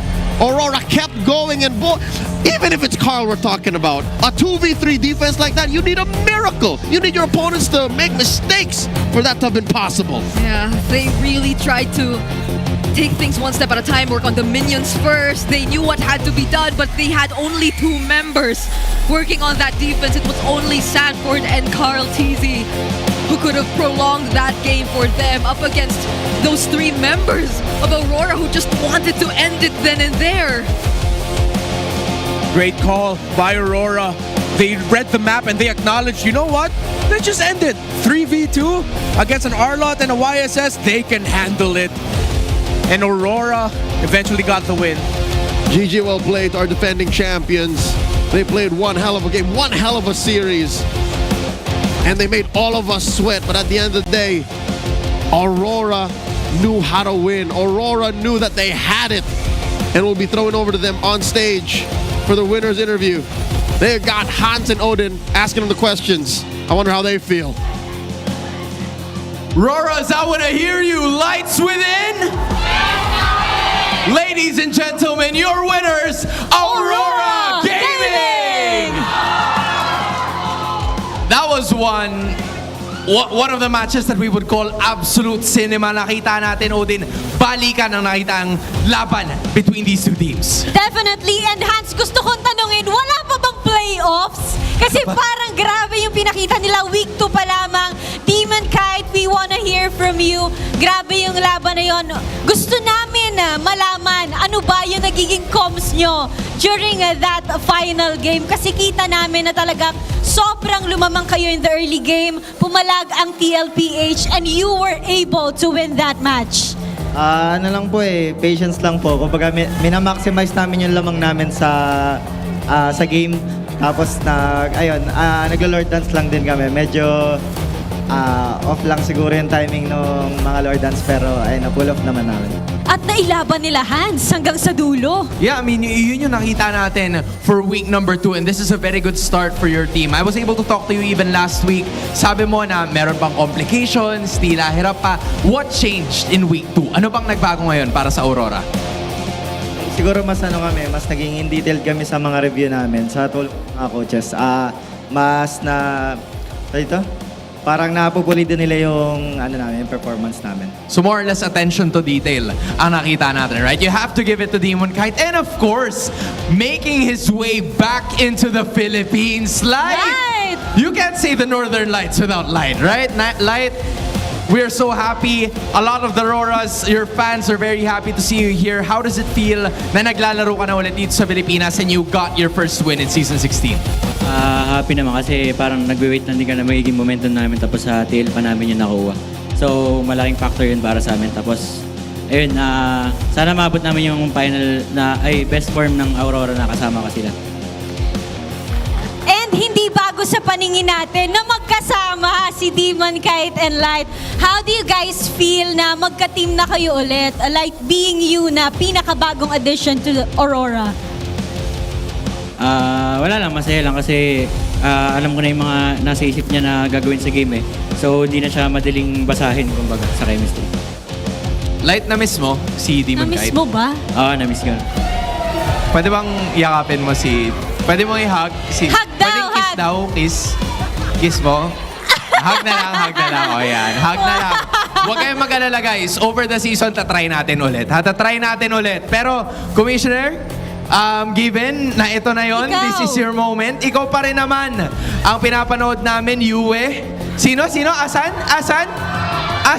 Parang Sino nga ulit ang hinahanap natin? Oh, tinawag ka na nila, men. Wala ka na ng choice. Saan pa ba namin makikita ang Aurora? Kasi ngayon nakikita na nila. But on the other hand, where else can we find Aurora? May mga gusto ka ba bang i-promote na alam mo naman, di ba? Ito, gusto ko basahin. Pero, Parang alam ko may nagaganap din bukod dito sa MPL Arena. Tama, Yue? Sa watch party po, makita niyo po yung details sa RORA Gaming PH, naka-page namin. alright. Parang meron bumubulong sa likod. Medyo nanibago pa si Yue. Pero wag ka mag-alala, Yue. Mapapractice mo yan all throughout the season if you keep winning just like this. Once again, your winners, Aurora Gaming! The Northern Lights have taken it over the defending champions, and what a moment it is for them. Huwag kayong mag-alala, boys. You can make your way over there. And that was absolute cinema, Odin. Definitely, Hans. Grabe, halos hindi makahinga yung mga tao dito sa MPL Arena. Ramdam natin ang dalawang fandoms na nag-cheer para sa kanila mga teams. With that being said, I think it's time to toss it right back to our casters to tell more about what happened in that game. So casters, back to you. If you have a problem with momentum, what a way to repair that than with taking down the defending champions. Good on Aurora. Yep, and I am now a believer that when it's these two teams going up against each other, the Lapu-Lapu has to be a priority for both. 100%! 100%. Lapu-Lapu, even the Harris for Dominkite. I think that's one of the draft anchors alongside the high loss. We discussed it. High loss for Light, the Lapu-Lapu for Edward, and then the Harith for Dominkite, and then just slot in wherever there. It's Light on this high loss. Yes, the Novaria ultimate came in big time with the Astral Echo that allowed Aurora to fight into the Liquid retreat. However, it was Light with his glorious pathway and him actually separating Carl TZ from the rest of the fight. He chased after Carl TZ there in the end. And that's why Liquid lacked damage in the center to fight into what was the chase of Yue, Edward, and Dominkite. Yeah, and this Ring of Punishment and the way it's just constantly there to annoy Team Liquid Philippines is also another added factor, I guess, to how they just struggle overall to position themselves well enough in a fight, particularly considering that their gold laner needs to go a bit more upfront. And I think for a huge majority of this game, OHEB struggled to find the right positioning whenever there was a team fight. And even in the moments where they were able to pick up some kills here and there, it was mostly on the back of a setup from JP that was, in a way, too surprising for Aurora to react immediately, or that it brought them close enough for OHEB to gain easier access. Yeah, no, it's Light who fixes those situations. So let's say JP does find one.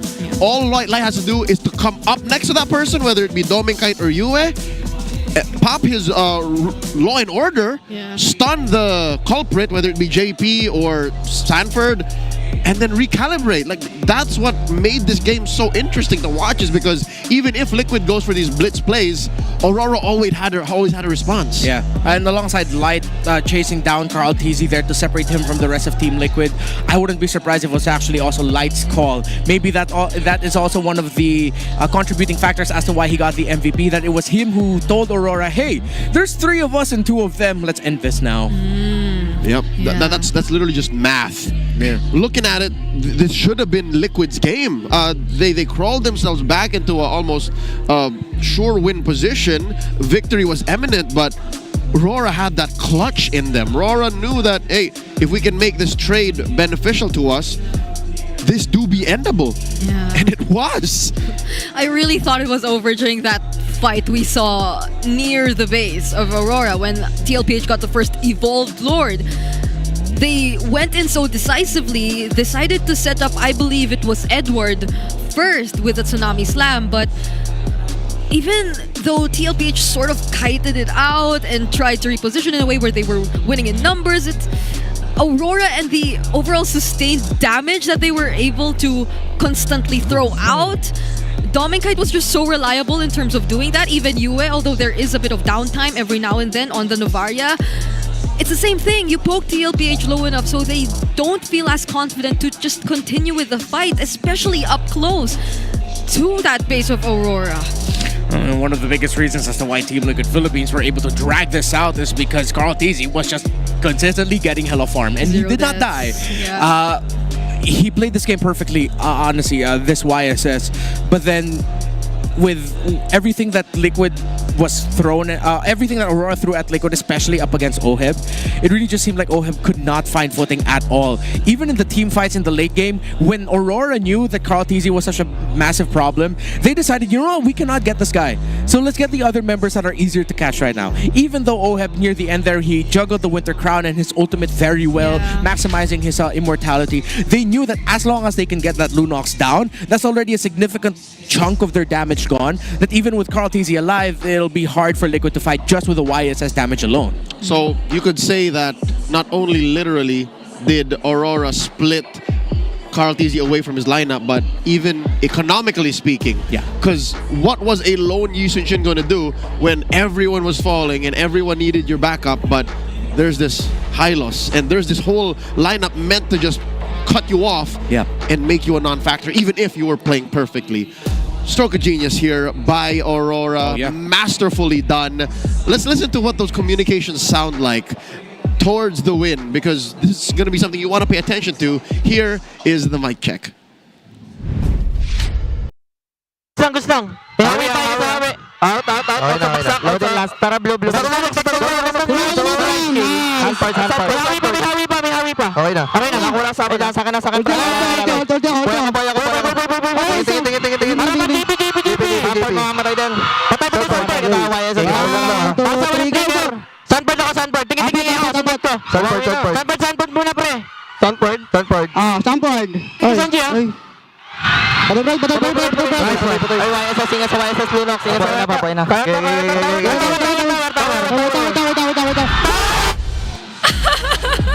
Nice! Alright. Okay. I want to know who counts. Is that Yue? Is he counting towards his echo? Yeah, that was Yue who was counting down. It was like 3, 1, 2, 3. Phew. Alright. All of those Novaria mains watching, take that as a note. When you're doing columns with your 5-man in rank, start counting so that they know. That's amazing. That's besides Light's MVP performance, I think that's my second best favorite part of this match is Yue's Novaria. Yeah. Also take note of the angles at which he throws all those Astral Echoes. Dude, they have two geometrical geniuses. Yeah. Hylos, well, Light mainly just finding those weird angles, and Yue's, oh my, Yue's Echoes, so good. I think I saw so many improvements in Aurora compared to last week. I know we only saw them once, but this week is different. Like, this is a different version of Aurora. And I'm starting to believe my gut feeling. It's even if it wasn't a sweep win, no? Yeah. This is a really good 1-point win. And you know, considering like with what happened last season also for Aurora, I think there's one pick now that I could say is the Aurora signature hero. It's Hylos. Okay. It's Hylos, dude. The 2 games that they won, it was with Hylos. Last season, Hylos was a great pick as well for the Hitman and for Aurora. So, and it's not like a hero that they're forcing. Yeah. It's a meta hero now that has been coming back into prominence, and they know how to use it really well. Yeah, and honestly, it forces Light to play with them much more. Yeah. Rather than if he went with setup heroes that goes for really off angles and the like. But something tells me it's more like Light with training wheels. Yeah. It's Light reintegrating back into this new team and into MPLPH, because Light Prime plays with Kaja, plays with Cho, plays with Franco. Like, that's eventually I hope to see that soon. But right now, they're very comfortable with the Hylos. Yeah, I'll wait for when he starts whipping out those heroes. Whip out some Cool Frost. Wins with Grok again. Yeah, I'll win with Grok again. Maybe try it out. But yeah, there's a stability to that. I would call that the Aurora Trinity now. It's Hylos in the Roam, Harith in the Gold, and then Lapu-Lapu in the EXP, and then you just slot in whichever pick for Yue and Demon Kite, and then you're gonna be good. As long as you have that 3 to build around, then Aurora should be a force to be reckoned with. Their opponents should pay attention to that the same way teams have adjusted to, let's say, the CC of Birds the first time they saw it in Falcon. So this is definitely gonna switch up their bans and priorities a bit when they go up against Aurora, especially as they beat TLPH. Yeah. It's just not any ordinary team, it's TLPH. And to all the teams listening, this one's for free. This one's on Renmar, all right? The Trinity, the Aurora Trinity. Next one's, I don't know if it's going to be free. Pay for it. That's a good read. Again, the Hylos, the Harith, and the Lapu-Lapu. Who'd have thought that they would force the Lapu-Lapu 3 games in and still win with it? Yeah. It's so honest. It's literally right there. Good commitment. This is Lapu-Lapu's Edward. TL didn't prioritize it either in the last game. It was the R-Lot that they went for, but we don't really think it's a flex if it's TL picking up the R-Lot. Yeah, you know it's going to go into the hands of Sanford. Yeah. I can hear our good friend Destroyer now screaming at his screen. Told you, I don't like R-Lot. Ah, yes. Yeah. It's I don't even know if they should have went for the Lapu there. Yeah. You know, I feel like if there was a pick that could have changed, it would have been the Lunox. Was the Granger open for Liquid? It was. Yeah. It was. The Granger and the Moskov were both open. Yeah, they chose. I understand why, because of the results that we saw from it, this also could have gone the route of a snowball through Liquid. And if that was a snowball, they would have ended this fast. We saw it earlier, pulled off by ONIC when they had the YSS and Lunox together in the same lineup. However, now, you also just have to credit Aurora for being able to start the game early with the right rotations, getting kills early on for Edward, and then all the pressure that they applied onto the Lunox negated that possibility from happening. I don't even know if there was too much pressure or OEB just really struggled in the laning phase. I think it's both. Yeah. Because there was this one moment, right, where he died, I think a few or 1 or 2 minutes into the game. Mm-hmm. Yeah. He was just straight up ganked With by Demon Kite. Over and over again. So you could even see there that the Aurora, with everything, with how they were fighting and how they were rotating, they saw the Lunox as that's the one we gotta take down. That's why we also can credit OEB for having a bad game here. Aurora gave him a bad game. They did not allow him to play MLBB. Yep, and that seems to have been Aurora's key to victory, just separation of baby cakes. We'll leave that series where it is and allow Liquid to recover and, of course, celebrate Aurora's win. But for now, check out Week 2 Day 1 standings of Infinix Fancy Laban here in MPL PH. This is the third time we're doing this, the third season, and the Mines are still on top. Cavalry has played more matches, but the Mines still unstoppable. Yeah, Aurora just won in the series, but it seems like they're struggling to get a win in Fansiklaban. We still have a lot more weeks coming up for Fansiklaban though. You guys might wanna join in as well. We have 8 weeks in the regular season, and we also have a playoffs for this. So this is a really fun version for the fans to also feel how it feels like to play in the MPL. Yeah, and the Fancy Club and winners get phones. That's what happened last season. They won the grand finals and they got phones. So it's not too late. I hope the Auroras in Fancy Laban figure out their trinity. Because Aurora MPL already has. Ladies and gentlemen, it's been an honor and an amazing night. Thank you for spending your Friday night with us. Whether you're in the arena or online watching, here is what the standings look like currently.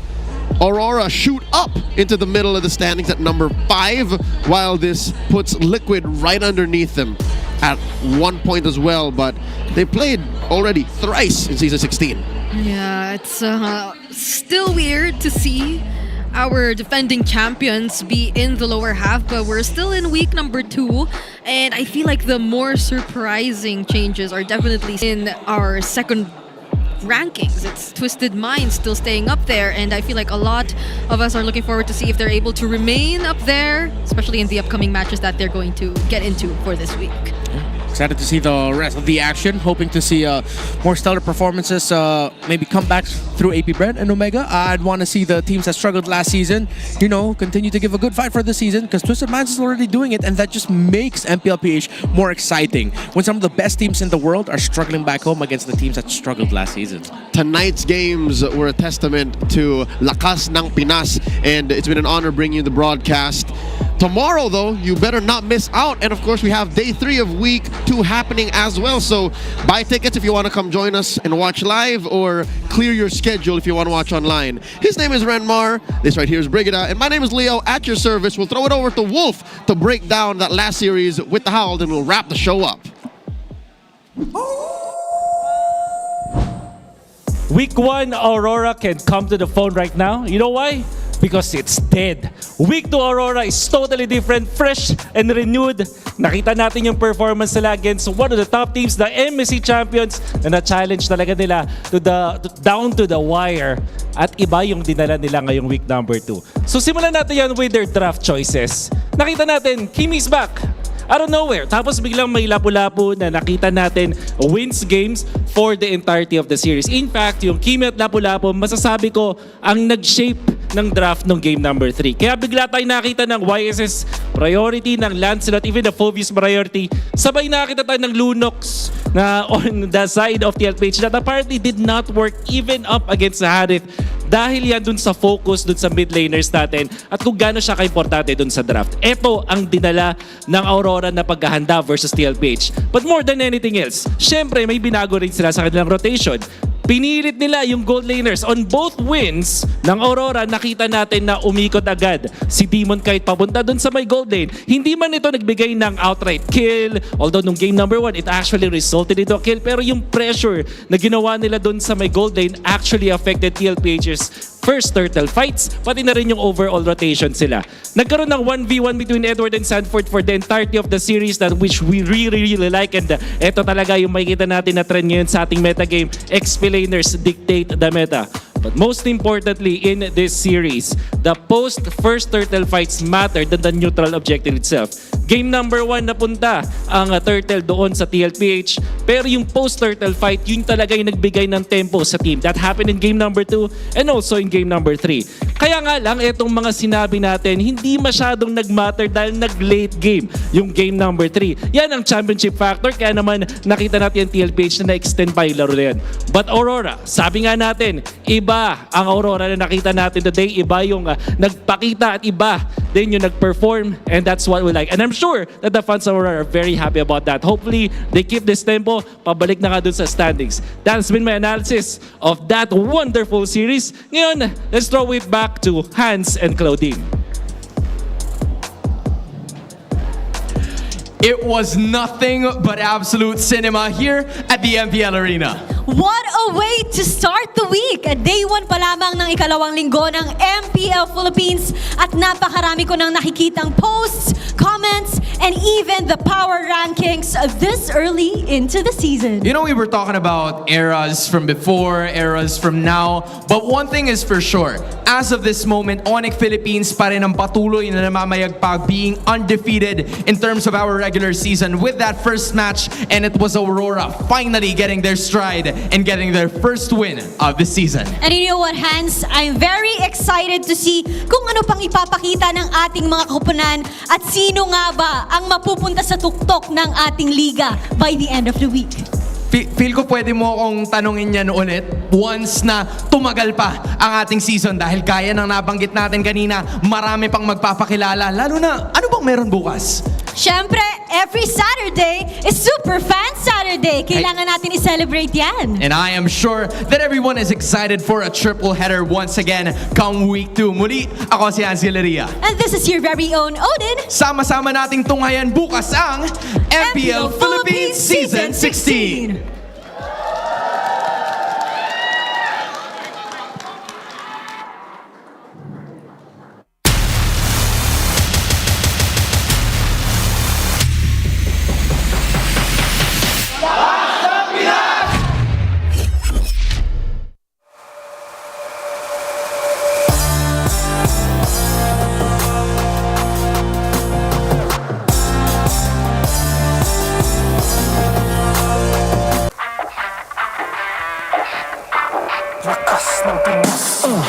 Malakas, Pilipinas, malakas, kahit anong lane, we become the monsters.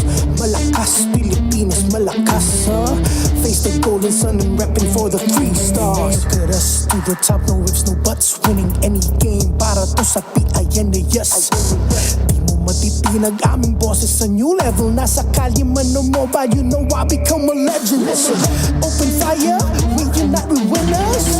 But with pressure, like diamonds are made of. Switching the lane na parang gera, HP racing made a setup. Pagkakatang buhat ni Hilda, full dome SS parang Laila. Susundan ko ang wakas, kasama pataas, tagumpay natin to dahil tayo'y malakas para sa Pinas. Nasa amin ang alas, hindi to atas, kinikilala sa taas kasi kami ang malakas para sa Pinas. Nasa amin ang alas, hindi to atas, kinikilala sa taas, ganito kami sa Pinas.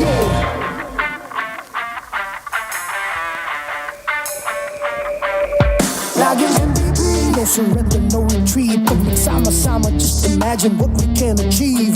Laging MVP, no surrender, no retreat. Giving 100 on my all, cause we just cannot be defeated. We are unstoppable, immune and invulnerable. Ready ang equipment, lahat frozen, mala, crowd control. Pakita on the jab, east to the southeast. Taas ang watawat, proud and loud, cause every enemy we devour. Susundan ko ang iyong wakas, kasama pataas, tagumpay natin to dahil tayo'y malakas.